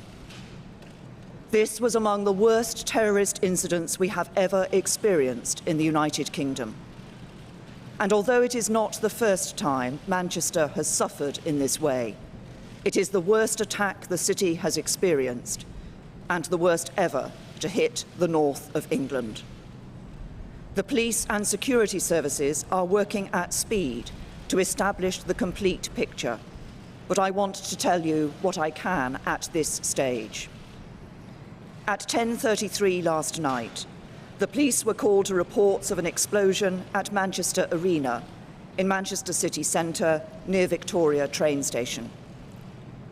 We now know that a single terrorist detonated his improvised explosive device near one of the exits of the venue, deliberately choosing the time and place to cause maximum carnage and to kill and injure indiscriminately. The explosion coincided with the conclusion of a pop concert, which was attended by many young families and groups of children. All acts of terrorism are cowardly attacks on innocent people, but this attack stands out for its appalling, sickening cowardice, deliberately targeting innocent, defenceless children and young people who should have been enjoying one of the most memorable nights of their lives. The Prime Minister there talking just before she left Downing Street to travel to Manchester, where she will meet the Chief Constable of Greater Manchester Police and also the Mayor of Greater Manchester, Andy Burnham. Before she left, she agreed with Jeremy Corbyn that campaigning in the general election would be suspended until further notice. All the other party leaders have also agreed that that is the right course of action for the time being. Carl Dinnan, thank you. Theresa May there condemning this attack as callous and also obviously saying that it was the worst terror attack to hit northern England. We've had a statement now in from the Queen on this attack. Yeah, this arrived in my inbox, Nina, in just the last few minutes. It's a message from Her Majesty the Queen to the Lord Lieutenant of Greater Manchester, the Lord Lieutenants as her representatives in the various counties in the UK. And this is the message from the Queen this morning. The whole nation has been shocked by the death and injury in Manchester last night of so many people, adults and children, who had just been enjoying a concert. I know I speak for everyone in expressing my deepest sympathy to all who have been affected by this dreadful event, and especially to the families and friends of those who have died or were injured. And the last part of the Queen's message this morning reads, I want to thank all the members of the emergency services who have responded with such professionalism and care. And I'd like to express my admiration for the way the people of Manchester have responded, and she says, with humanity and compassion to this act of barbarity. And it's signed Elizabeth R. Now, the Queen is due to attend a garden party this afternoon. It's quite odd to use the word party, and it's this, so we say a garden reception this afternoon in Buckingham Palace. Palace officials tell me she's still due to attend that. Whether they're sort of slightly changing the order or the choreography of that event, we don't yet know. But that message from Her Majesty the Queen has just been released in the last few minutes. We've had, in the last hour or so, the first arrest. We've also had the first victim named in Georgina Callender, an 18-year-old from Lancashire. It really is just a dreadful phrase to have to say out loud, but we heard Rohit describe it there as Britain's Bataclan, and that's what we're dealing with now, the fact that this fear for so long that a big venue, be it a football match or a concert, would be attacked on these shores, and that has now happened, and everybody, from the Prime Minister to President Trump, condemning it for the nature of the audience that were at that concert, which we believe, from what the Prime Minister said, was deliberately targeted a younger audience than normal concert Exactly, goers. and we know from North West Ambulance that 12 of the injured, as we've been saying, are at Manchester Children's Hospital, you know, because of the age, because of their, you know, their young years. Of the arrests of which you speak, there was the 23-year-old man arrested in Manchester, was in connection with last night's attack. There has been another arrest, Greater Manchester Police say, in connection with what happened at the Arndale Centre. We saw pictures earlier of people running out of Manchester's main shopping centre. That arrest was not connected to last night, so I think we can assume from that it was connected to the hoax that happened there, understandable as these hoaxes are. Interesting also tonight, vigils have been announced. There's one vigil in Manchester in Albert Square. Albert Square is outside Manchester's main town hall, that beautiful building in the centre of Manchester at 6 p.m. But that's not the only vigil that will go on tonight. There's various other ones going around the country. The other one I note, there's one in Glasgow in George Square tonight at 5:30. So vigils will be going on in various parts of the country, but I think the main one and the nation's focus tonight will be on the one outside Manchester Town Hall at 6 p.m. OK, Chris, for now, thank you. Well, let's rejoin Ben Chapman. He's at one of the 8 hospitals where the injured from last night's terrorist attack are being treated. We know with you there are about 9 people who are being treated there. Any updates on any of the conditions of these victims? We heard the Prime Minister talk earlier about the fact that many of the people who were injured had life-threatening injuries, as you might expect from a bomb being exploded in a crowded area. No, we haven't had any more details on the nature of the injuries or indeed the condition of those who are being treated here and at other hospitals around Greater Manchester. We're expecting an update from Manchester Royal Infirmary here in the next hour or so, we're told. There are 9 patients being treated here. There are another 12 patients being treated at Manchester Children's Hospital, which is on the same site, just a short distance from here. And you can only imagine how worried their families will be as they are treated for injuries as serious as we're being told they have. We have, in the last half an hour or so, confirmed the name of the first victim of last night's attack. She is an 18-year-old student called Georgina Calendar. She is from Leyland in Lancashire, and she was a pupil at Runshaw College. She's described as popular and loving, and we know that she was an Ariana Grande fan. There is a photograph of her meeting the singer at a previous concert that she'd attended. Right. So she was just one of thousands of very dedicated young fans who were at that concert last night. She'd met her idol on a previous occasion and was back there for another memorable, what should have been a very memorable and enjoyable night last night. Her college say that they are offering support and counselling to fellow students as they face a very traumatic time as a school community. Ben Chapman, thank you very much. It's always worst when a number, the death toll is 22, turns into a name, a person, somebody with history, and that dreadful picture there that she had met one of her heroes, Ariana Grande, and now she becomes the first named victim, Georgina Calendar, an 18-year-old from Lancashire who was killed in last night's terror attack.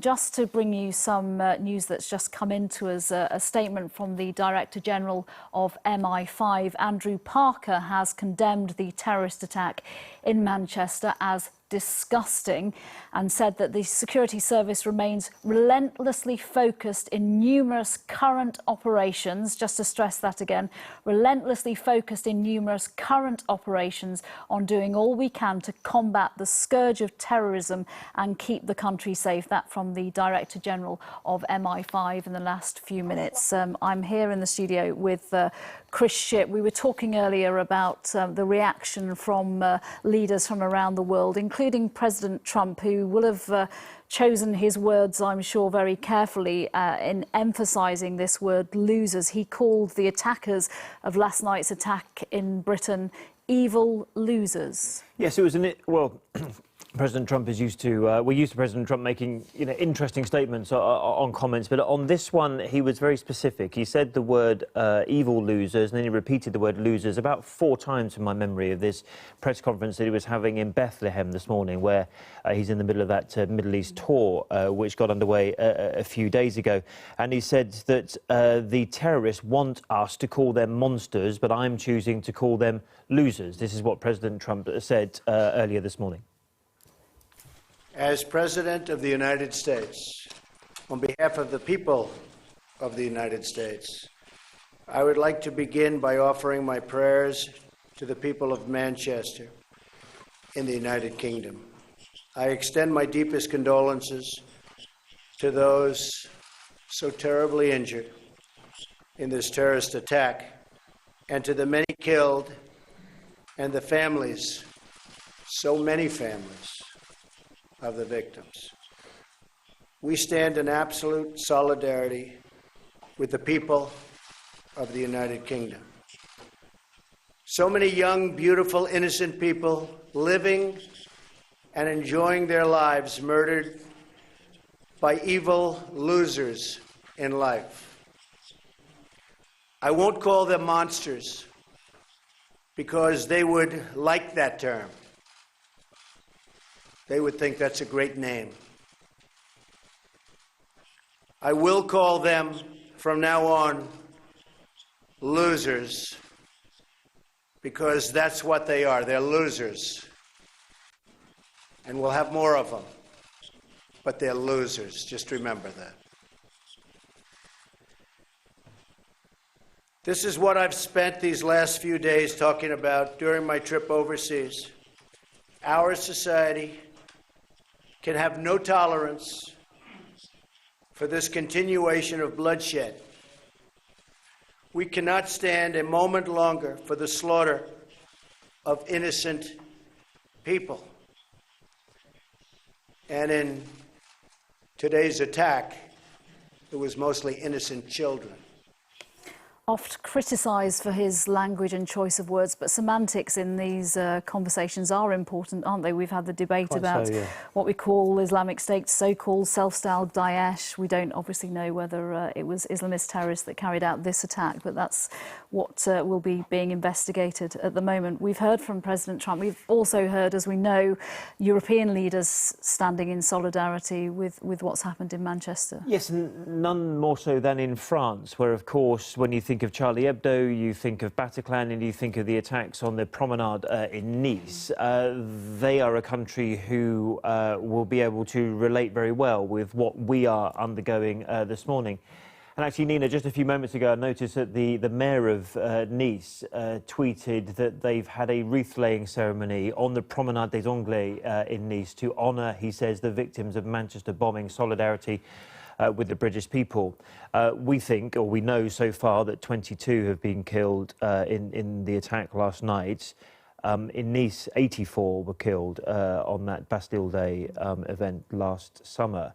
And, you know, I think France have sent plenty of messages of support. The new president in France, Emmanuel Macron, said earlier that he was going to call Theresa May. He stands in solidarity. He offers all the sort of support possible. And that's quite normal. How many times have we heard a British Prime Minister send those similar messages abroad when there have been similar events? But I think it'll be fair to say that in France, where they've not only had a series of attacks, but the Bataclan, although the terrorists there did it in a different way, if you like, they did it with guns, they've experienced a mass attack of this scale in a nightclub in one of their big cities. And I think in France they are you know, the solidarity in France, from what I've seen, is quite acute, I think.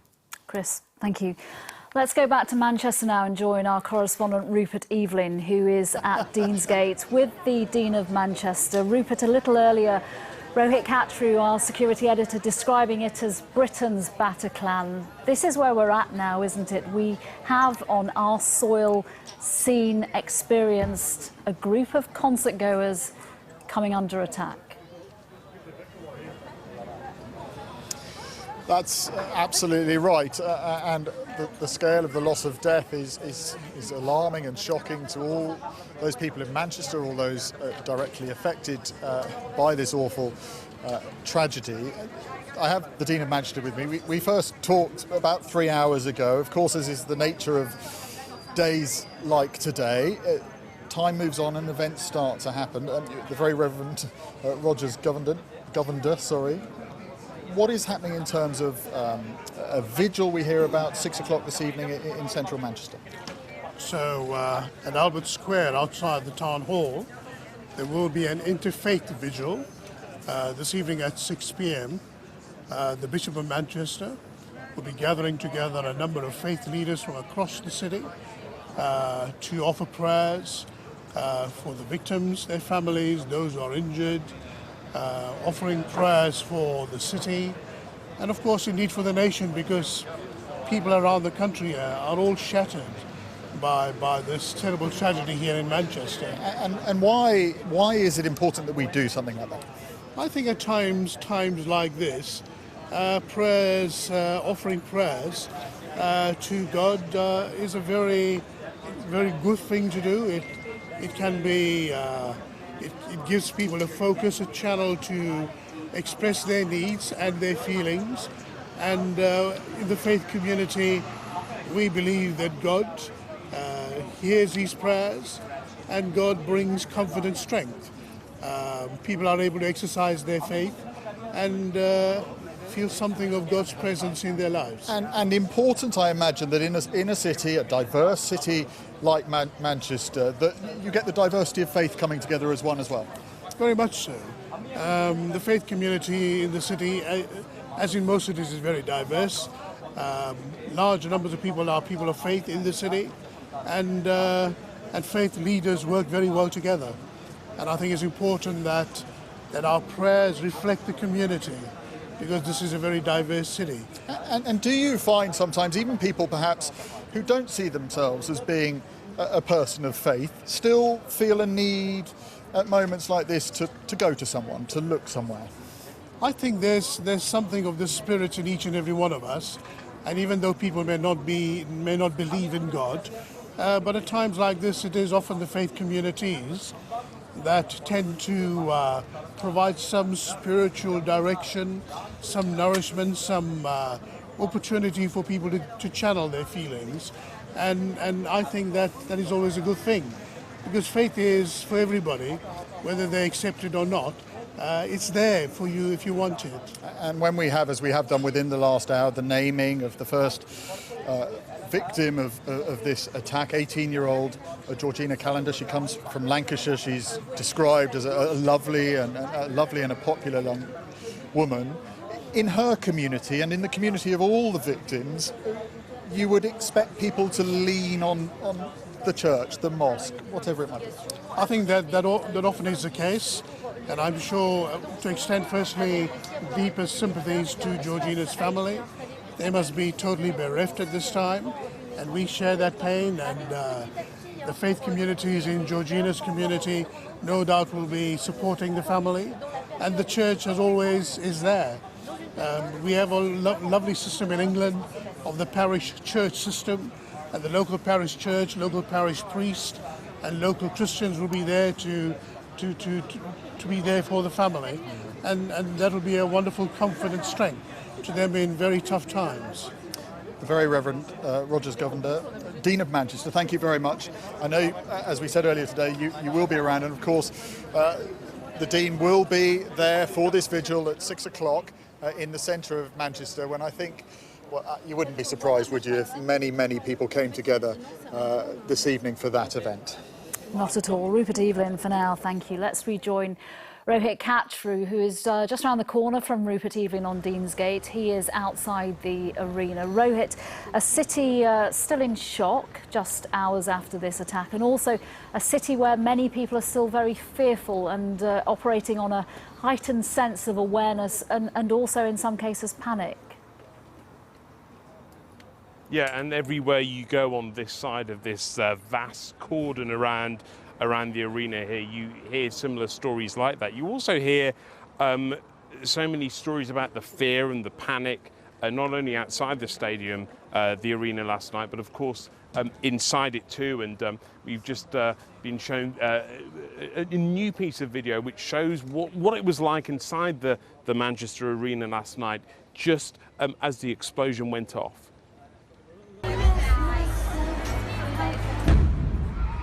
Oh my God. What's going on? What just happened? And that gives you a sense of what it was like in there. And there are many hours of footage that show similar things, really. And we've just been hearing from Andy Burnham, the new sort of Metro Mayor of the Greater Manchester region, who is in his first few days in the job, facing perhaps the greatest challenge that any Metro Mayor can face. And here's what he's saying about the way people in this city are coming together. Well, we've just finished the Cobra meeting, and obviously it's been a very difficult 12 hours for everybody here in Greater Manchester. Investigations are ongoing, so there's a limit to what I can say right now. But the main message from my point of view is that it's business as usual as far as possible. You know, we want Greater Manchester to pull together and get back. Because get if back not, to that's being giving what we in. are. Sorry. If not, that is giving in, isn't it? Very much so. I mean, that's the message that always has come out of Greater Manchester. Back in 1996, when people may remember the IRA bomb, then the Euro 96 game went ahead the next day. It's our spirit. We don't cancel things, and you know, we're not going to be defeated. We're not going to be bowed by these extremists. They want to divide us. Greater Manchester is a place that believes in standing together, and we will. Rohit, we've said it so many times this morning, but when you see those pictures of inside the arena, you really get the sense of how young that crowd were last night, and that sense of shock that targeting people of that age group, teenagers and younger, where this terror threat is going right now. Targeting not only youngsters, but targeting them with what was a fairly sophisticated device. I keep hearing a great deal of speculation saying that this was a crude device. Let's be clear, it's difficult to make a bomb, and the more sophisticated it is, the more likely that you've drawn in help from other people, perhaps from a network, perhaps from a gang. It's difficult to construct a device like this one. The most common explosive used actually in the UK and around Europe is TATP, known as the mother of Satan, which was used in Brussels, it was used in Paris, and so I'd be interested to see whether it was used in this device here. It is a hallmark of IS in Europe, but it was also used on 7/7 12 years ago now. But what is clear from the more we learn about the device inside the arena is that this was not something that was knocked up in a few minutes. It required a great deal of work, which leads to the next question: were there more people who were working alongside this attacker? Rohit Kachru, for now, thank you. We've got correspondents across the city this afternoon, one of whom is Peter Smith. We joined him earlier at the Etihad Stadium. He has now moved to the HQ of Greater Manchester Police. Peter, if you can, give me an update on the arrests so far in this, what is understandably a developing investigation. We know of one arrest of a 23-year-old man and another which is not in connection with this incident, but is in connection to something that happened at the Arndale Centre a little earlier. That's right, Nina. Now, police are playing their cards very close to their chest on this one. We know about this 23-year-old, but obviously this is an ongoing investigation from Greater Manchester Police and indeed security services across the UK just now. They have to prepare for the possibility that this wasn't a lone wolf attack, that this could be part of a network. So they are being very sparing with the detail that they are giving to the media, giving to us, while they conduct their own investigations. We can, expect that they will be looking into more people who were the friends of the attacker. They are not telling us even the identity of the bomber last night. We understand they do know the identity of the bomber, and they are working away at his network, who he knows and who is in his network, to try and ascertain if this is just a lone wolf attack or if this could be part of a bigger terrorist plan.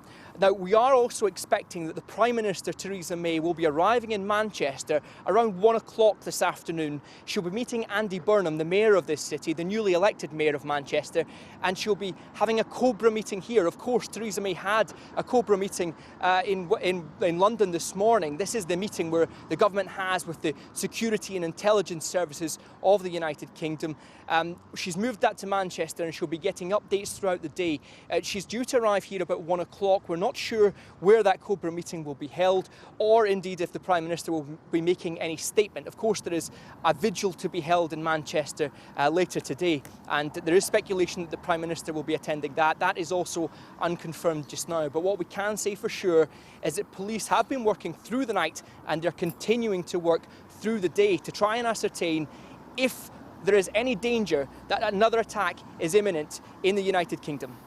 Prime Minister due there in around 20 minutes' time, then we'll keep a watch out for that. As she said in her earlier statement today, the scale of the police operation was simply massive, talking of 400 police officers deployed overnight since they first got the call about a possible explosion just after 10:30 last night.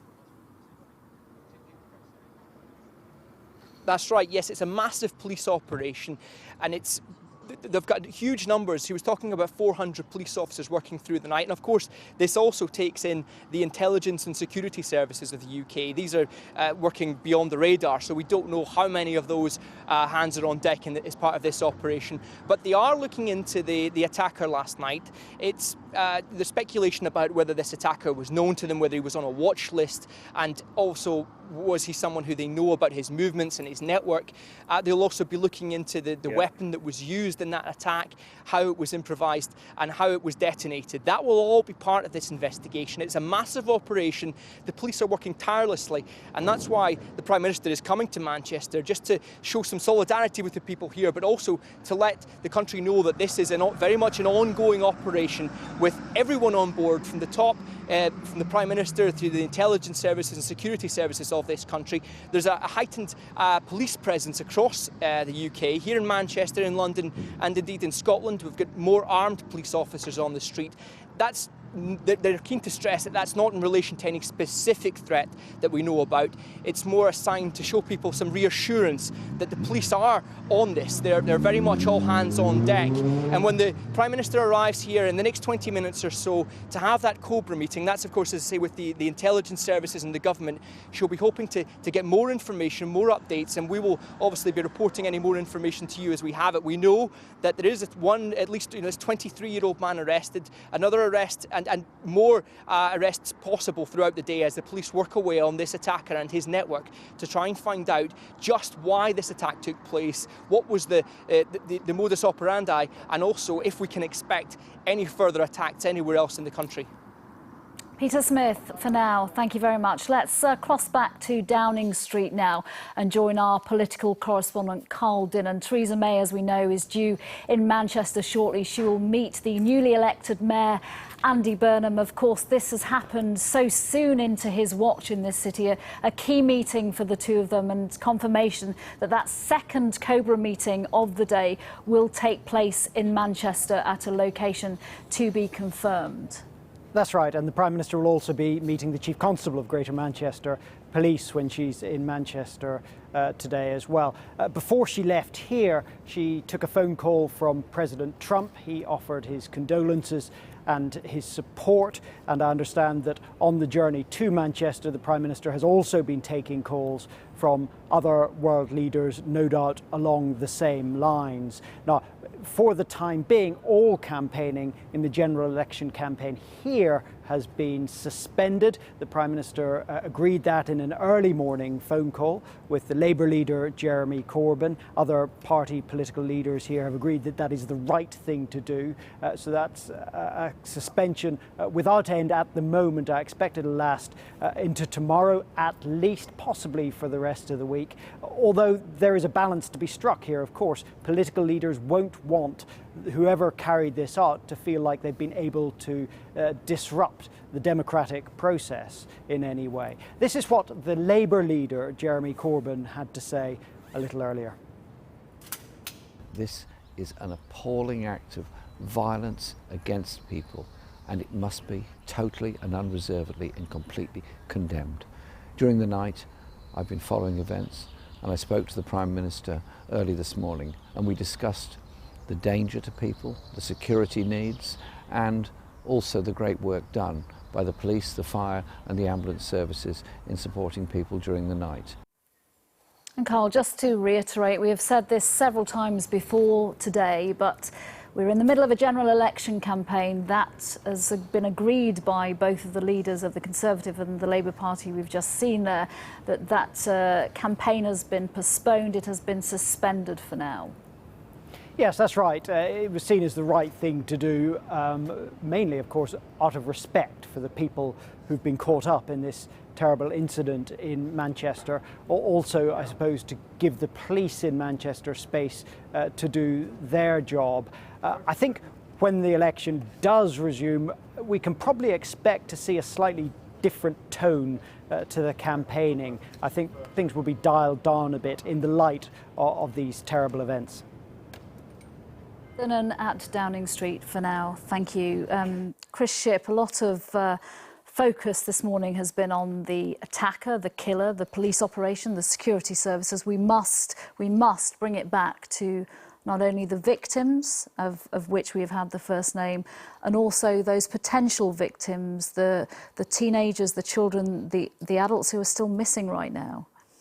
You're absolutely right. I mean, let's move on to what we know of the victims. So we know of 22 fatalities, but only one has so far been confirmed. So she was Georgina Calendar. She was 18 years of age. She went, there's a picture of her there, she went to Runshaw College in Leyland in Lancashire, and her death has been confirmed. She is one of the 22 victims of this terrorist attack last night. This is a picture of her with the pop star, the US pop star in question, Ariana Grande, whose concert all these guys were at. For many people, Ariana Grande was a real hero, and you know this. We heard earlier, didn't we? One of the parents that you were speaking to was a Christmas present. It was bought for Christmas. They'd been looking forward to this for the last sort of 5 or 6 months. Now, that Georgina is one of the 22 victims, that means there are 21 others which are yet to be identified. And dare we even go to how those parents are feeling? It must be the absolutely worst possible time of their lives right now. There's been a lot of stuff on social media today where people are sharing names. We're not going to share a lot of names because it would be irresponsible to do so. There are lots of names I'm sort of looking at on my feed here.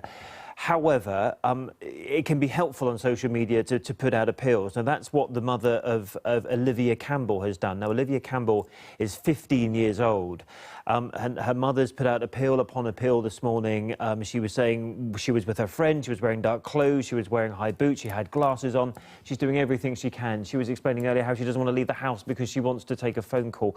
Now, we are not highlighting Olivia as you know, for any particular reason, other than the fact we know for sure that she is one of those missing, and we spoke earlier to her mother. I'm heartbroken at the moment because I don't know where she is. I don't know if she's alive even yet. And how, in what ways have you tried to contact her? We've tried her Facebook in every way. People are Twittering her, Instagramming her, FaceTiming her. They're just trying every social media site going. We're constantly ringing her phone, but it's just going straight through, so it cannot be connected at the moment. Who was she with, and how are they? She was with a friend from school. He's been found. He is in hospital. He's with his family. And I don't want to say any more than that for his family's sake. And did you say you have people out actively looking for her? Have you been to the arena? I haven't been myself. It was decided that I should stay here in case anyway she got home. Her father's out there. Family members are out there, and friends and members of my scootering community are also out there, and strangers that I don't even know have been messaging me asking for photos so that they can go out and actually look for her for me. It is simply incomprehensible what that poor woman is going through right now. And I think you mentioned social media, looking on Twitter and Facebook, that sense of when terror attacks happened back in the day before social media was so popular. Now it's clear for everybody to see that so many hours after an attacker strikes, people are left in this heartbreaking limbo, desperately appealing for any news of somebody that is close to them. And so many hours after, still no news for obvious reasons, because of phones or because of the worst case scenario. Of course, you know, and I think, you know, if you were in that situation, you would be looking for signs of optimism, like maybe their phone ran out of battery, maybe they, you know, took too many pictures, maybe their phone, they dropped it and they've lost it. I mean, you would look for any sign of optimism, but, you know, this is just one mother. And there were 21 victims. We don't know their names, we don't know their ages, whether they were children or adults. You know, we don't have that information yet. But on social media, there's lots of speculation. There's even been some stuff this morning where people are showing the wrong names. I mean, so we have to be very, very careful. The reason we've shown that interview with Olivia's mother is because we know for sure she's one of those missing. And, you know, she's doing everything she can. She's on television, she's on social media, but she just wants some answers. At the moment, she has none. And just again to reiterate that the Prime Minister talked about this attack being callous because of the very nature of who was at that concert, who that audience was made up, young fans of this American pop star. And some young fans with their parents, of course, but some, you know, slightly older teenagers, maybe 15, 16, might have been there on their own, which is clearly the case with Olivia. So there have a couple of numbers have been issued by Greater Manchester Police, who are in charge of this, for anyone worrying, and those numbers, I think we're just going to put up on the screen now. 01618569400 and a second number 01618569900, and those numbers are the official numbers that have been issued by Greater Manchester Police. All right, Chris, thank you.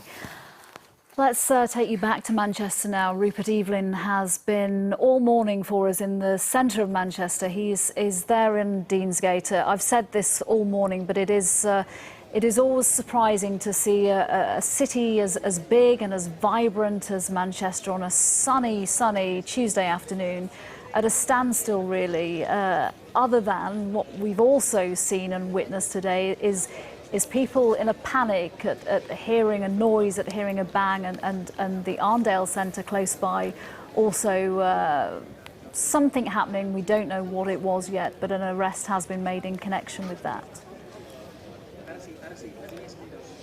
Yeah, let's just try and clarify that arrest. It is not, say, Greater Manchester Police connected to this investigation, although it did, when it happened, cause some alarm to the point at which we got hundreds of people streaming down the street, running away. It was a very nervous reaction to something that actually turned out to be totally unrelated to the investigation as is going on. But it does give you a sense when you suddenly see people running for no apparent reason of how on edge this city is. Somebody did contact me on Twitter and also make the point that, you know, this city is strong and resolute as well, and while there is a nervousness here, it is not necessarily the overriding feeling. And of course we're very close, aren't we? We're a quarter of a mile from the arena here. We're on the edge of a corner, and there's an awful lot of police officers around in this area, and of course naturally you would expect the heightened nervousness. I've just been given a copy of the Manchester Evening News. I think here we are, terror at the arena. It's clearly that the image there of a wounded woman from inside the arena. The Manchester Evening News, a very well-known local paper, and spelling out, I think in very simple words, what happened in this city last night. It was an act of terrorism that took the lives of children and their families on something that for many of these people would have been an exciting night out. They would have been on the receiving end, perhaps some of the children, of gifts. It may have been a Christmas present to come here last night, or a birthday present. It was certainly a night to look forward to that has ended in a most awful tragedy. Rupert Evelyn in Deansgate, thank you very much. Well, just to bring you an update, some breaking news. We have had notification that the so-called Islamic State terror group has claimed responsibility for the Manchester bomb attack. That coming into us in the last few minutes. ISIS claiming responsibility for the Manchester bomb attack. Should we question the veracity of this statement? They would say that, wouldn't they? Yes, of course. And obviously, we're still in very early stages at the moment. But ISIS have previously claimed attacks which have turned out not to be theirs. It suits their narrative, it suits their propaganda to claim something like this, which is right now being reported, clearly not just here, right across Europe, in America, on the other side of the world as well. So it suits their narrative. So we have to be very cautious, but the fact that we've had this may not come as a surprise to a lot of people, but you know, this is just we'll wait to see what Greater Manchester Police say, the official statement from them. But I think, you know, it is pretty significant that Islamic State, ISIS, Daesh, call them what you will, are claiming that one of their disciples, men, fighters, whatever they call them, that they carried out this attack last night, which, as we know, has killed 22 people. So much reaction, understandably, from around the world and also from Buckingham Palace. Yes, I mean, it's not always that the Queen will make a statement. I was quite struck by the very direct tone of the Queen's statement. Let me just read you a bit of it now. This was a message from Her Majesty the Queen this morning via her representative in Greater Manchester. It says, "I know I speak for everyone in expressing my deepest sympathy to all who have been affected by this dreadful event, and especially to the families and friends of those who have died or were injured." And the Queen goes on to say, "I want to thank all the members of the emergency services who have responded with such professionalism and care. And I'd like to express my admiration for the way the people of Manchester have responded," she writes, "with humanity and compassion to this act of barbarity." And I think that is one of the stories that is coming up again and again, just from people that we've been speaking to on this programme. But if you look on social media, the way in which the taxi drivers last night were offering free rides home for anyone stuck in the centre of Manchester, to those who said, "You can stay in my room," that's what the Queen's referring to when she refers to the humanity and compassion that's been shown. And actually, as Theresa May said something not dissimilar earlier, she said last night, the barbarity of these terrorists, I haven't got the words in front of me here, but the barbarity of these terrorists met the bravery of Manchester. And I think, we should remember at a time like this, that is we've seen the good side of humanity over these past few hours, as well as the most dreadful side. We're expecting to see pictures of the Prime Minister arriving in Manchester in the next few minutes. She was due there around 1 o'clock this afternoon. We can join our correspondent Peter Smith, who's outside the police headquarters in Greater Manchester. Peter, as is ever with these types of investigations, there are lots of developments, but it is key that the Prime Minister is due to arrive there any minute in Greater Manchester. Absolutely. Lots of speculation about what's happened through the night and what's continuing to happen with this police investigation. But we do know, yes, that Theresa May, the Prime Minister, she left London after her Cobra meeting this morning. She is expected in Manchester this afternoon, where she'll be meeting with Greater Manchester Police Chief Constable Ian Hopkins and the Mayor of Greater Manchester, Andy Burnham. Now, Andy Burnham was speaking to media earlier today, and this is what he had to say. Well, we've just finished the Cobra meeting, and obviously it's been a very, very difficult 12 hours for everybody here in Greater Manchester. Investigations are ongoing, so there's a limit to what I can say right now. But the main message from my point of view is that it's business as usual as far as possible. We want Greater Manchester to pull together and get back. Because get if back not, to that's being giving what we in. are. Sorry. If not, that is giving in, isn't it? Very much so. I mean, that's the message that always has come out of Greater Manchester. Back in 1996, when people may remember the IRA bomb, then the Euro '96 game went ahead the next day. It's our spirit. We don't cancel things, and we're not going to be defeated. We're not going to be bowed by these extremists. They want to divide us. Greater Manchester is a place that believes in standing together, and we will.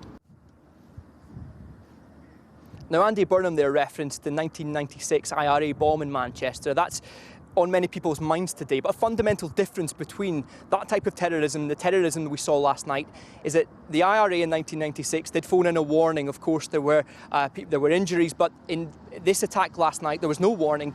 It was a terrorist attack that was designed to kill.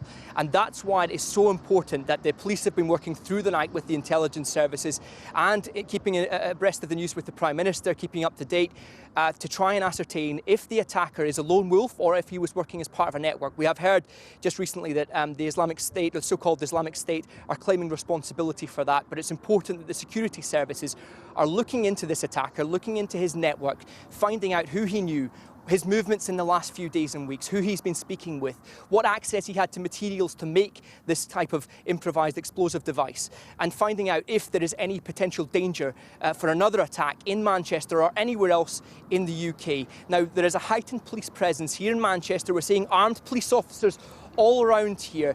You'll see more police presence across the UK. We've heard from the Met Police in London and Police Scotland that that's the case.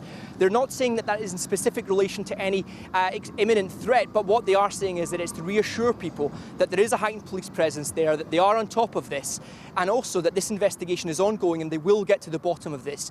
So while we were expecting the Prime Minister to arrive in Manchester this afternoon, meeting with Chief Constable Ian Hopkins of Greater Manchester Police and the newly elected Mayor Andy Burnham of Greater Manchester, we'll be keeping up to date and getting more information from them as we have it.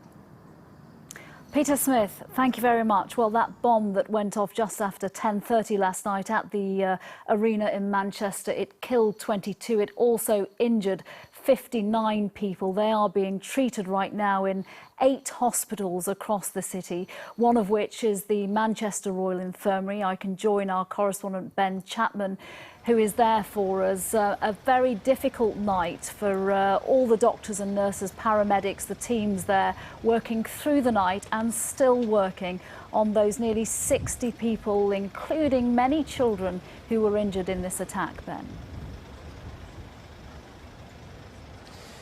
Yes, we know that 9 of those who were injured last night are being treated here at Manchester Royal Infirmary. Another 12 are being treated at Manchester Children's Hospital, which is on the same site, just a little bit further down. And they are among 59 people in total who were injured last night, brought to hospitals across Greater Manchester, many of them children. The Prime Minister praised the efforts of paramedics, doctors and nurses. She said that they took to their task with the utmost professionalism, performing valiantly under extremely traumatic circumstances. And when we start to hear about the nature of some of the injuries, when we hear about shrapnel wounds and when we hear about children being hurt in this way, one can only imagine the traumatic nature of the injuries that those medical professionals had to confront last night. They've also praised the spirit of Manchester that has really come out and shone since last night, even through the night. Taxi drivers offering free lifts for people who wanted to come to various hospitals to check to see whether their children who are still missing are in those hospitals. We've heard from the ambulance service that they had offers of volunteers, blankets, first aid, even tea. They said it is an extremely heartwarming response which demonstrates how a city can come together during these difficult times. Ben, we don't, of course, yet know how the injured are made up in terms of how many are children, teenagers or adults, but it is telling. You've spoken earlier today about the fact that many of those injured were taken to a nearby children's hospital specifically. That's right. We know that 12 people are being treated in Manchester Children's Hospital, so we know that at least 12 of those 59 who were injured are children, but of course they've been taken to 8 hospitals in total across Greater Manchester, so we would expect that many of the others who are being treated in some of those smaller hospitals are children also. And those parents of those children will be sitting in hospital waiting rooms today. Some of those children will be having surgery in an attempt to save their lives, and those parents will be sitting there waiting for news from doctors who are working on them. An extremely worrying time for them. Ben Chapman outside the Royal Infirmary in Manchester, thank you very much. Well, our coverage continues now from Manchester. Let's join Mary Nightingale, who is outside the city's arena. Mary. Thank you, Nina. Good afternoon from Manchester. In the wake of this country's biggest act of terrorism since the 7/7 attack 12 years ago, 22 people were killed by a suicide bomber as they left an Ariana Grande pop concert at the arena behind me. Dozens more were injured. Many of those were children. The Prime Minister has described it as a sickening act of cowardice that targeted defenceless young people. In the past hour, Islamic State has claimed it was behind the bombing. This lunchtime events are continuing to develop quickly as the first victim's name has emerged and an arrest has been made in the south of the city of Manchester. Our correspondent Rebecca Barry has the very latest. She was a huge fan of the pop star Ariana Grande, here photographed with her in 2015. And last night's concert should have been a memory she'd treasure for life. Instead, it was the last night of her life.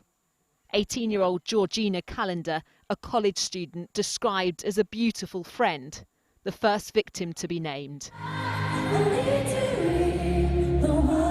Thousands of excited teenagers had just finished watching the gig.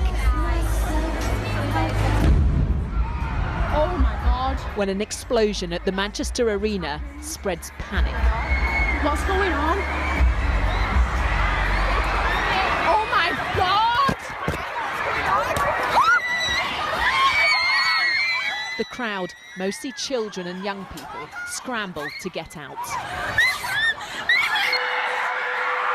Amid the fear and confusion, people describe smelling explosives and seeing nuts and bolts on the floor. The terror spreading to nearby Victoria Station. Quick, Cobra! Which way? We now know a suicide bomber killed 22 people, including some children. 59 people were injured. It happened in the foyer, just as the concert was finishing, and parents were waiting to collect their children. A big flash. Didn't really hear the bang to start off with. Big flash, and then a whoosh of air, and just thought, what the hell's that? And then a smell in the air, and I looked at my foot and saw that, yeah, my foot's got a gash in the foot. Everybody just started running. And I mean running, like there was no stopping anybody. They're pushing people out the way, they're falling over chairs, people lost trainers. It's the deadliest terror attack in the UK since the 7/7 London bombings in 2005. This has been the most horrific incident we have ever faced here in Greater Manchester, and one that we all hoped we would never see. Families and many young people were out to enjoy a concert at the Manchester Arena and have very sadly lost their lives. Our thoughts are with those 22 victims that we now know have died, the 59 people who have been injured, and their loved ones. We continue to do all we can to support them, and they are being treated at 8 hospitals across Greater Manchester. As worried parents were reunited with their children, some are still desperately waiting for news, like those of 15-year-old Olivia Campbell, missing since the concert. I'm heartbroken at the moment because I don't know where she is. I don't know if she's alive even yet. Every possible scenario that she's just going to walk through this door any minute like she's not even known what's going on, that she's in a hospital somewhere wanting me, but no one can get hold of me because they don't know who she is, or that she's dead, because I just don't know. All general election campaigning has been suspended, the Prime Minister chairing a meeting of the government's emergency Cobra committee. All acts of terrorism are cowardly attacks on innocent people. But this attack stands out for its appalling, sickening cowardice, deliberately targeting innocent, defenceless children and young people who should have been enjoying one of the most memorable nights of their lives. For today, politicians united. You know, we're not going to be defeated. We're not going to be bowed by these extremists. They want to divide us. Greater Manchester is a place that believes in standing together, and we will. But still, Manchester is on high alert. The Arndale shopping centre has just been evacuated amid reports of a bang. It was in the Arndale and just things were shutting in the Arndale, and then somebody just all got told to run. And they've smashed all the windows down in the Arndale to get out. Some lads have just, and everyone's just ran. This morning, a 23-year-old man was arrested in South Manchester in connection with last night's attack. The so-called Islamic State says one of its members was responsible. The authorities say they know the identity of the attacker. We may never know why he chose to target the young and the innocent. Rebecca Barry, ITV News. OK, so things are developing very quickly, as you can imagine, this morning. But let's go through what we know about the suicide bombing so far. It happened just outside the concert hall in a foyer area between the arena and the Victoria train station. Ariana Grande finished her performance at around 10:30 p.m, meaning around 21,000 fans were making their way out through the 4 main exits of the venue. The suicide bomber detonated his device near the exit closest to the station. This is a public area where many parents would have been waiting to meet their children. Victoria Station was immediately closed and the surrounding streets were then immediately cordoned off. 400 police officers and 60 ambulances were deployed. The injured are now being treated at 8 hospitals across Greater Manchester. Well, this lunchtime we have correspondents right across the city. Rupert Evelyn is on Deansgate, where many affected by last night's attack have been returning this morning.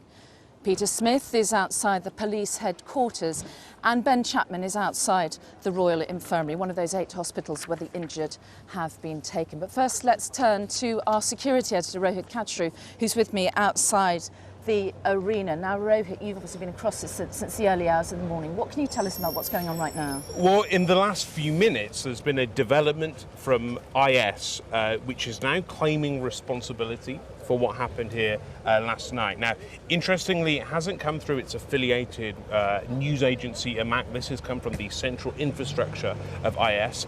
Interestingly, too, they also claim that this was not a suicide bomber. What we can imply from that is not clear, but is it credible? Well, you know, they rarely fabricate these sorts of claims of responsibility. They often exaggerate them. For example, the Westminster attacker, there was not a great deal of association found by investigators between him and IS, and yet IS had initially claimed that. But it does appear to be a significant development in this investigation. And in terms of what's happening now, well, police here in Greater Manchester and the entire counter-terrorism network around the country will be trying to establish with a great deal of urgency whether this was somebody who was acting on their own or whether it was someone who was working with a gang, with a network. Now, one of the key indicators of that will be the potency and the complexity of the device that was used. A lot of people think it's easy to knock together a bunch of explosives and create a bomb. It's really not. There are far more failures than successes for would-be terrorists. And so the nature of this device will be a key bit of evidence, but also, you know, what sort of explosive was used. TATP is the primary explosive used by IS in Europe. It was used in Brussels, it was used in Paris. And one question for investigators now will be whether this hallmark explosive was part of the bomb that was detonated at 20 to 11 yesterday evening. Because what people are saying is it is a more sophisticated approach than perhaps that which was deployed on Westminster Bridge, which was knives, of course, and a car. This is something different altogether. We've had so many conversations, Mary, about these lone wolf, so-called lone wolf attacks using knives, using guns perhaps. We've spoken too about the more sophisticated attacks that we saw in Paris, we saw in Brussels, and that we've seen elsewhere. Now, this was clearly somewhere in the middle, and so there are very few early clues about who else might have been responsible. We do know that a 23-year-old man has been arrested here in Manchester, and the search for other potential suspects continues, of course. You have many links with the police and you track what they're up to and you're involved in understanding what they're up to. How close do you think they will be? How strong will be their suspicions about who might have been responsible and whether there is a wider cell in play? Well, what's significant to note is that they knew who this suspect was fairly early on. They identified him in the very first few hours, and so that's a significant breakthrough. Why haven't they released that name to us? I suspect they're trying to buy themselves more time to try and find out who this guy was talking to, who were his associates, who was he hanging around with, what was he doing for the last few days, the last few weeks, as they try and piece together precisely what it was that led him to this place last night. The security alert status has been severe for some months now, if not years. Was this a case of when, not if? Was it inevitable? Yeah, it was inevitable. It's been severe for 3 years now, which means by definition that an attack is highly likely. It would only be raised to that top level if an attack was known to be imminent, and that hasn't been raised as a result here of what happened last night. And so, yes, absolutely inevitable. There is an arrest almost every day now for terrorism offences in the UK, and that is really symptomatic of the threat picture from terrorism that this country is facing now. Because in a sense, the police have to succeed all the time, don't they? But the attacker only has to succeed once. Yeah, absolutely. And that is really one of the great fears of this sort of lower level individual form of terrorism that was less common during the high point of Al-Qaeda, when terrorists really were far more used to operating as part of gangs. They are likely to strike bigger, but they're also easier to detect. Whereas the recent attackers, like the attacker in Westminster a few weeks ago, this is the lone wolf, the so-called lone wolf, who was acting on his own, so far more difficult to detect, but obviously with less weaponry to cause a greater loss of life. But the havoc is nonetheless, in a sense, is it? Because it's another attack, and whether that claims 6 lives Absolutely. or 22 Absolutely. lives today, the impact is no less. Absolutely, the impact is no less. And here is somebody who was really somewhere in the middle of that spectrum, from the so-called lone wolf to the IS-directed attacks that we saw in Paris and Brussels. I mean, the indication in some of the language used in this statement from IS is that they might be claiming that this was something that was directed from Syria, but how much value we should treat those statements with is really another question. But quite often they are based on at least a grain of truth. That's what the recent history of these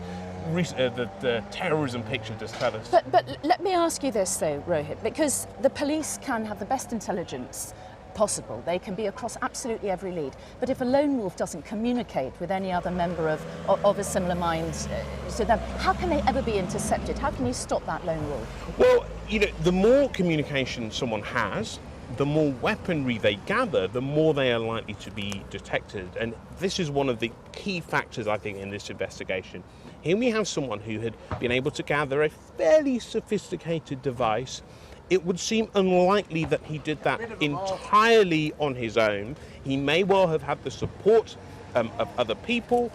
This isn't something that he just Googled on the internet and learned how to do. This is a far more complicated process. And as I say, explosives are not easy to put together. Yeah. There are far more failures from terrorists or would-be terrorists than there are successes. OK, for the moment, Rohit, thank you very much indeed. I'll come back to you in a few minutes. But right now, let's go to our correspondent, Rupert Evelyn, who spent the day talking to people caught up in the events of last night. Now, Rupert, more victims of this terrible attack are now being named. That's right. We were warned very early on after this attack that the victims, a number of them, would be children. And we've had confirmation within the last half hour of a girl, Safi Roussos, who we understand is around 8 years old. 8 years old, we understand. Now, Safi comes from a place called Tarleton, near Preston, in Lancashire. And we have a statement from her school head teacher, Chris Upton. He says, "News of Safi's death in this appalling attack has come as a tremendous shock to all of us. And I would like to send our deepest condolences to all of her family and friends. The thought that anyone could go out to a concert and not come home is heartbreaking. Safi was simply a beautiful little girl in every aspect of the word. She was loved by everyone, and her warmth and kindness will be remembered fondly. Safi was quiet and unassuming with a creative flair. Our focus is now on helping pupils and staff cope with this shocking news, and we have called in specialist support from Lancashire County Council to help us do that. We are a tight-knit school and wider community, and will give each other the support that we need at this difficult time." Now, that is a statement from the head teacher of Tarleton Community Primary School, Chris Upton. He has issued that statement on the news of the death of one of his pupils, Safi Roussos, who we understand to be just 8 years old. Now, just over an hour ago, we also had confirmation of the name of one of the other victims of this terror attack, Georgina Callender, 18 years old, and she too is also was also from Lancashire. She was studying in a place called Leyland, and she was understood to be a lively and very popular young woman. So, as you would expect with such a high death toll, we are gradually, through this morning and into this afternoon, learning a little bit about who the victims were. And as we were told very early on after this explosion, some of those are young children. So, Rupert, what are people there saying to you about what happened last night? What is the feeling there? Well, this area, I mean, the Manchester Arena is about a quarter of a mile behind me. But there are an awful lot of hotels in this area. So what happened after this explosion, after the panic, was many of the people went back to where they were staying. And when I got here in the early hours of this morning, and from dawn, people started coming out of their hotels who'd witnessed everything. And what they described was a scene of shock initially. They didn't really know what was going on, but clearly the sound of that explosion was something so unusual that they knew, the people knew in that arena that something was very wrong indeed. And of course it transpired as they tried to get out and escape. There was almost a stampede of people trying to get out of the Manchester Arena. And as people did that, of course, many of them witnessed some truly horrific images of dead and wounded people. And it was only really at that moment that I think the full horror of what had happened in that arena last night became very clear to the many thousands of people who were there. And speaking to some of those today, it's fair to say that it really hasn't sunk in. And I think for very understandable reasons, you know, as the head teacher of Safi Roussos's school said, you know, these were people who went to a concert and didn't come home. And the horror of that and the experience of that will take a very long time to sink in. Yeah, Rupert, Evelyn, thank you very much for the moment, and your heart really has to go out to those people for whom there are loved ones still missing or confirmed dead. And there are 2 emergency numbers for anyone who's worried or in need of more information this afternoon. The numbers are 0161 856 9400. I'll repeat that one, 0161 856 9400 and 0161 856 9900. And that one just once more, 0161 856 9900. Those numbers in case you need more information or that you need help in tracing somebody. OK, Peter Smith is outside Greater Manchester Police Headquarters. Peter, a huge police operation is now underway. Absolutely. We heard the Prime Minister, Theresa May, pay tribute to the emergency services, the first responders who have been working through the night. And in her tribute, she mentioned the fact that there were 400 police officers who've been working through the night, and that operation continues through this day. It's an ongoing investigation, and Theresa May, after her Cobra meeting in London this morning, she's on her way to Manchester. She's expected to meet the newly elected Mayor of Greater Manchester, Andy Burnham, as well as the Chief Constable of Greater Manchester Police, Ian Hopkins. Now, the Chief Constable spoke with the media earlier today. He was updating us on the latest of this investigation. This is what he had to say. This has been the most horrific incident we have ever faced here in Greater Manchester, and one that we all hoped we would never see. Families and many young people were out to enjoy a concert at the Manchester Arena and have very sadly lost their lives.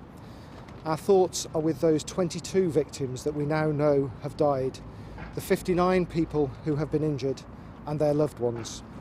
We continue to do all we can to support them, and they are being treated at 8 hospitals across Greater Manchester. As you will appreciate, this is a fast-moving investigation, and we have significant resources deployed to both the investigation and the visible patrols that people will see across Greater Manchester as they wake up to the news of the events of last night. This will include armed officers, as people would expect, and more than 400 officers have been deployed on this operation throughout the night. Well, as you said, the Prime Minister is due to arrive at police headquarters at some point in the next few minutes. What are police there saying to you unofficially? We heard the statement. Absolutely. Well, unofficially, we've heard these updates through the day, but it's important to stress that for the police and the Prime Minister, they're aware of the sensitivity of this operation. They are playing their cards close to their chest because it's an ongoing investigation. They will have identified the attacker, and they will want to know the attacker's movements in the recent days and weeks, who he's been speaking with, how he obtained the materials to make a bomb, and who his network is as well. Now, as well as that, one prong of that investigation from the police, they also have to go through those who have died, the 22 victims of this terror attack, and notify their relatives. Once they've identified them, they have to notify the loved ones. That obviously is a very delicate and complex operation from the police. We know that many of the relatives were taken to the Etihad Stadium, Manchester City Football Club's stadium, where they're being given support and information. We saw earlier today that there were emergency services going in there with DNA kits, a rather grave detail that gives you some indication of how they are identifying the victims and how they're notifying the relatives. So we can expect an update from the Prime Minister after she's met with Andy Burnham and Chief Constable Ian Hopkins later this afternoon. We will also expect there'll be a vigil later tonight. It's my understanding the Prime Minister won't attend that vigil, but obviously when the Prime Minister has more information and the police have more information on this investigation, they are keeping us up to date, but keeping in mind they don't want to do anything to jeopardise what is a major ongoing investigation. Peter Smith, thank you very much indeed for the moment. Let's turn now to Ben Chapman, who's outside the Manchester Royal Infirmary, one of the 8 hospitals where the injured have been were taken last night. What can you tell us, Ben, about what's happening there now? Well, we know that 21 patients were brought to this site as part of those 59 people who were injured last night, and we know at least 12 of them are children, and that is because they are being treated at Manchester Children's Hospital, which is just a short distance away from here. Indeed, in the last few minutes we've had an update here in which we've been told there are a number of children under 16 who have critical injuries and who will be in hospital for a very long time. Let's hear a little bit more about that update, which we had here just in the last few minutes. So if I could just kick off by, of course, first expressing our deep condolences in terms of the victims and their families. It's been a terrible night and morning in terms of Greater Manchester, although we've also seen some of the best aspects of Greater Manchester and the people who live there as well. We're going to present to the team because we've been working as a team over the last 18 hours or so, and I'm going to start by asking David to talk about what happened last night, the response, how we organised the response, and where people were taken to. So, good afternoon. So last night when I arrived in the control centre shortly after the incident was declared, which was around 10:46 p.m, we'd already mounted the beginnings of our response. We sent 60 vehicles to the site, along with highly specialised crews, highly specialised teams that were able to stabilise patients at the scene, ensure that they received the right treatment at the scene before evacuation to the hospital, where we took 59 patients to the local A&Es around the Greater Manchester area. We've worked in collaboration with John and his partners for quite some time, preparing plans for situations such as this. We put those plans into place. We know each other well. We work together well as a team. Those plans were implemented and patients were cared for appropriately, quickly, with very good leadership from the local teams, and then very good care once they arrived in the hospitals, and they were straight to theatre if necessary, with hardly any delay at all for nearly all the hospitals around the region. Ben, there's been widespread praise, hasn't there, for the speed of the response by the emergency services? Yes, there has. I mean, the Prime Minister described it as a valiant effort in some of the most traumatic circumstances. We understand that about 300 NHS staff were involved across Greater Manchester last night. That's paramedics as well as doctors and nurses at the hospitals. There was a huge ambulance service response. 60 ambulances attended the arena last night, as well as a hazardous area support unit. Consultants, paramedics provided treatment on the scene for many of the patients who were injured, and then of course those ambulances brought those 59 injured to hospitals, and that is where the strain was then transferred to NHS staff who worked tirelessly through the night. We understand that colleagues who weren't on shift or on call came in to support their colleagues to treat those some of those very injured people. What we've been told this lunchtime is that there was a test a few months ago that the NHS here underwent in case of an incident such as this.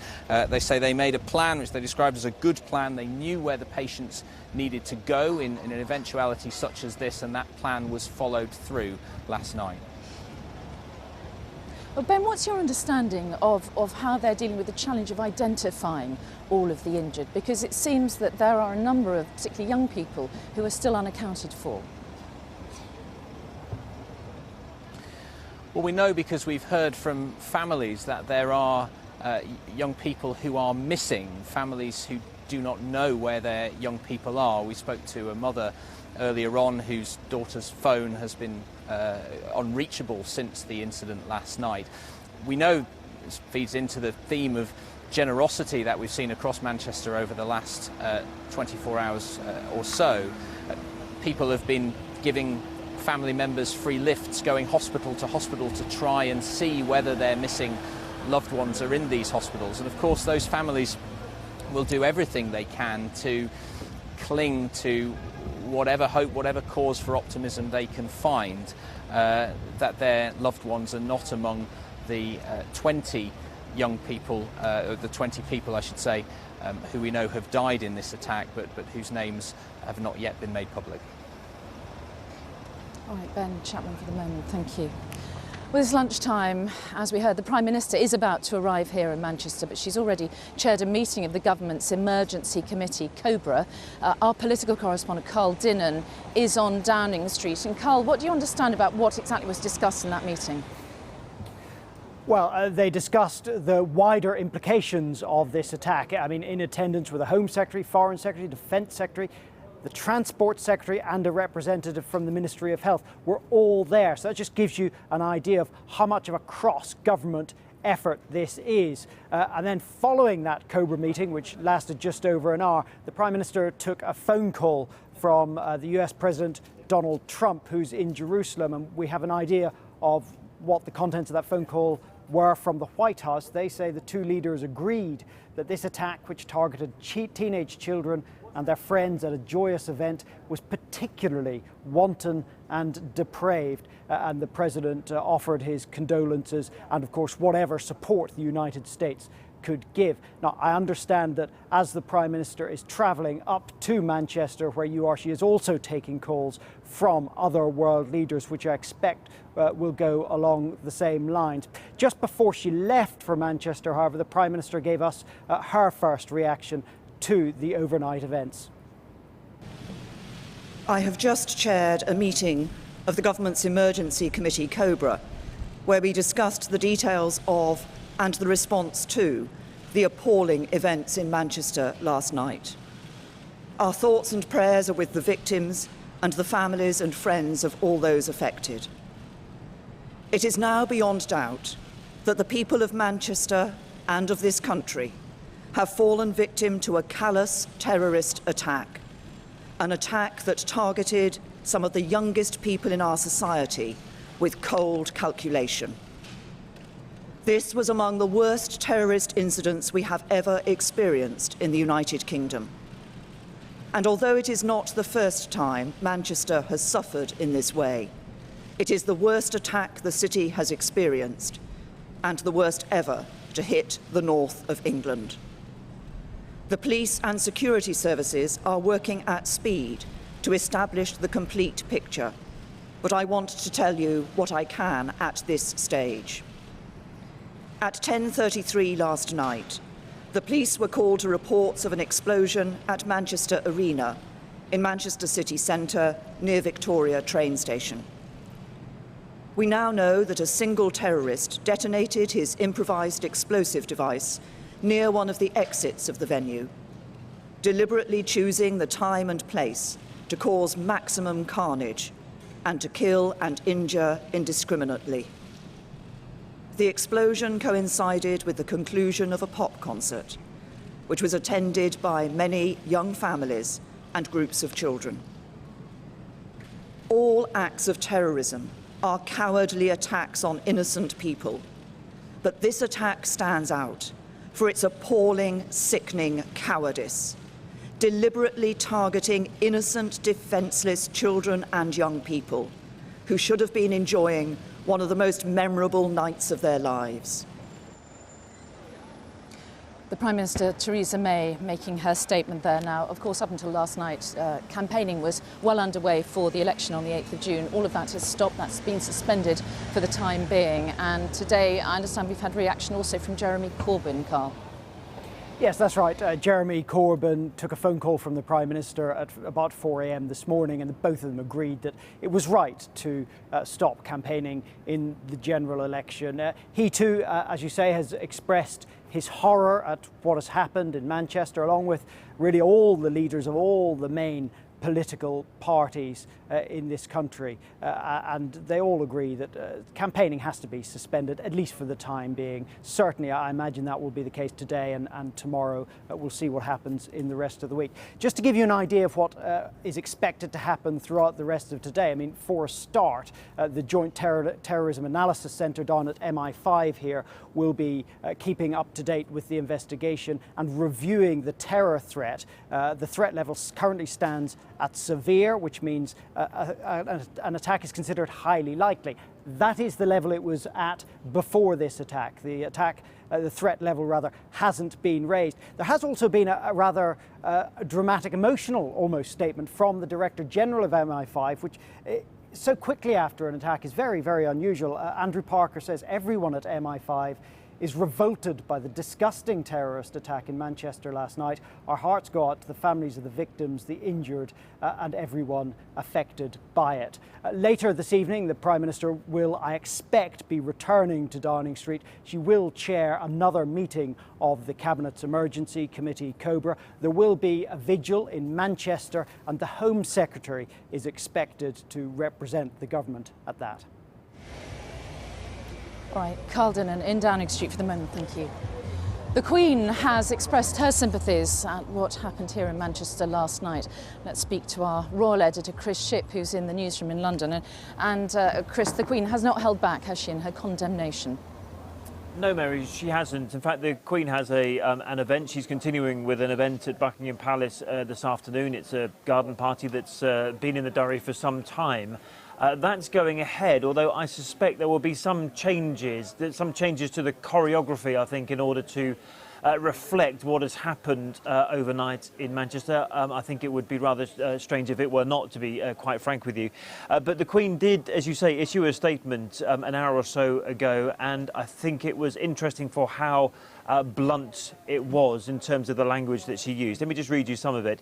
The Queen said, "I know I speak for everyone in expressing my deepest sympathy to all who have been affected by this dreadful event, and especially to the families and friends of those who have died or were injured." And she goes on, "I would like to express my admiration for the way the people of Manchester have responded," and she says, "with humanity and compassion to this act of barbarity."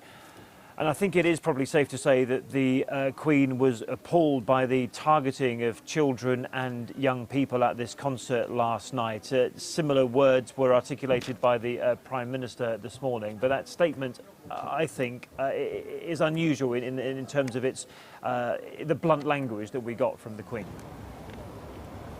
And Chris, there's also been worldwide condemnation, hasn't there, of the attack? Yeah, there has, not least from France, Mary, because France is no stranger to acts of mass murder as a result of terrorism. If you think of Charlie Hebdo, if you think of the Bataclan Theatre, and you think back to the attack using the lorry on the promenade in Nice. In Nice this morning, actually, they laid wreaths for the victims of Manchester in a city which has experienced its own mass murder. But the condemnation came quite swiftly and has really been led by President Trump, who chose to call the attacker losers. He used the word quite a few times, the word losers, and he said that attackers want us to refer to them as monsters, but he said at a press conference in Bethlehem this morning, he says he's choosing to call them losers.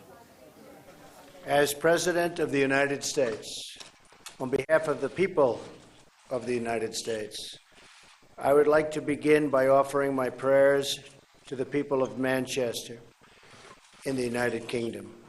I extend my deepest condolences to those so terribly injured in this terrorist attack, and to the many killed and the families, so many families, of the victims. We stand in absolute solidarity with the people of the United Kingdom. So many young, beautiful, innocent people living and enjoying their lives murdered by evil losers in life. I won't call them monsters because they would like that term. They would think that's a great name.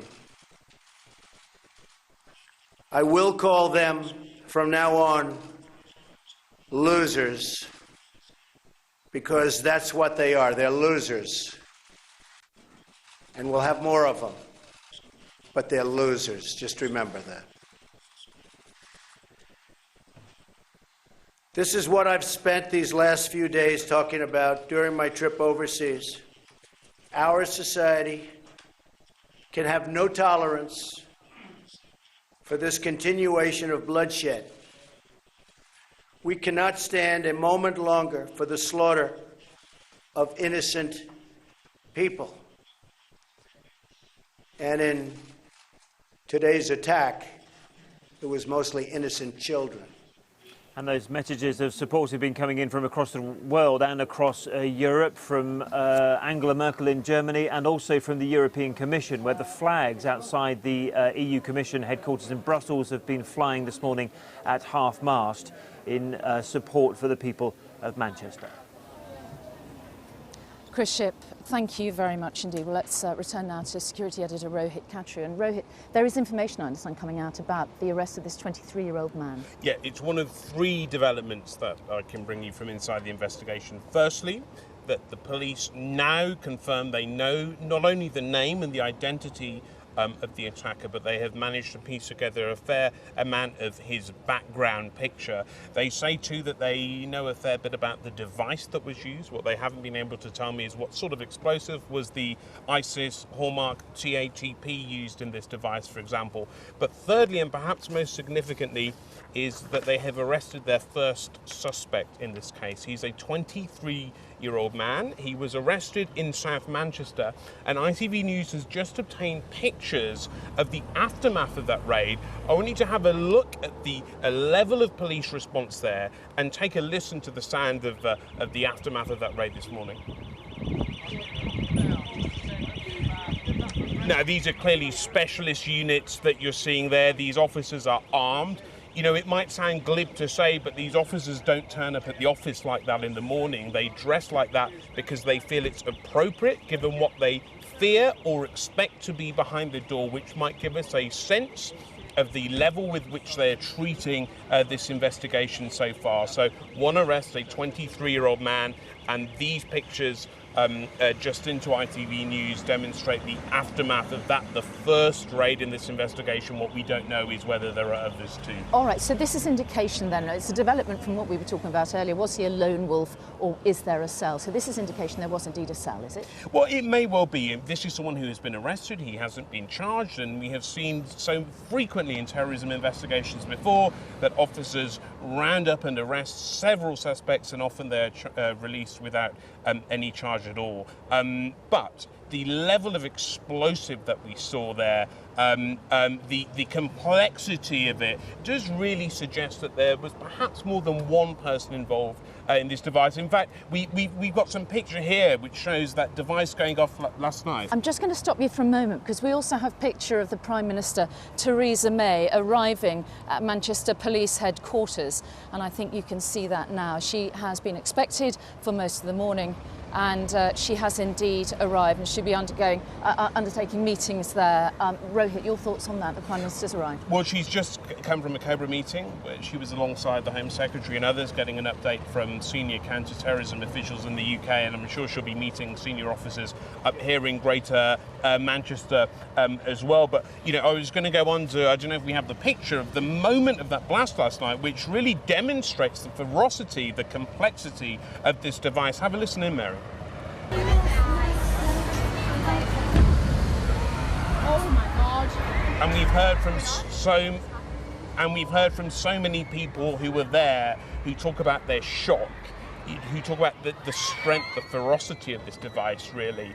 And it might be difficult initially, those assumptions might be incorrect, but initially it does seem difficult to believe, and I suspect this is where the instincts of investigators will initially go. It might be difficult to conclude that this was the work of one man who had Googled a device and made it up in his bedroom. I mean, it does seem that the investigation is assuming in the early stages that there might be more people involved.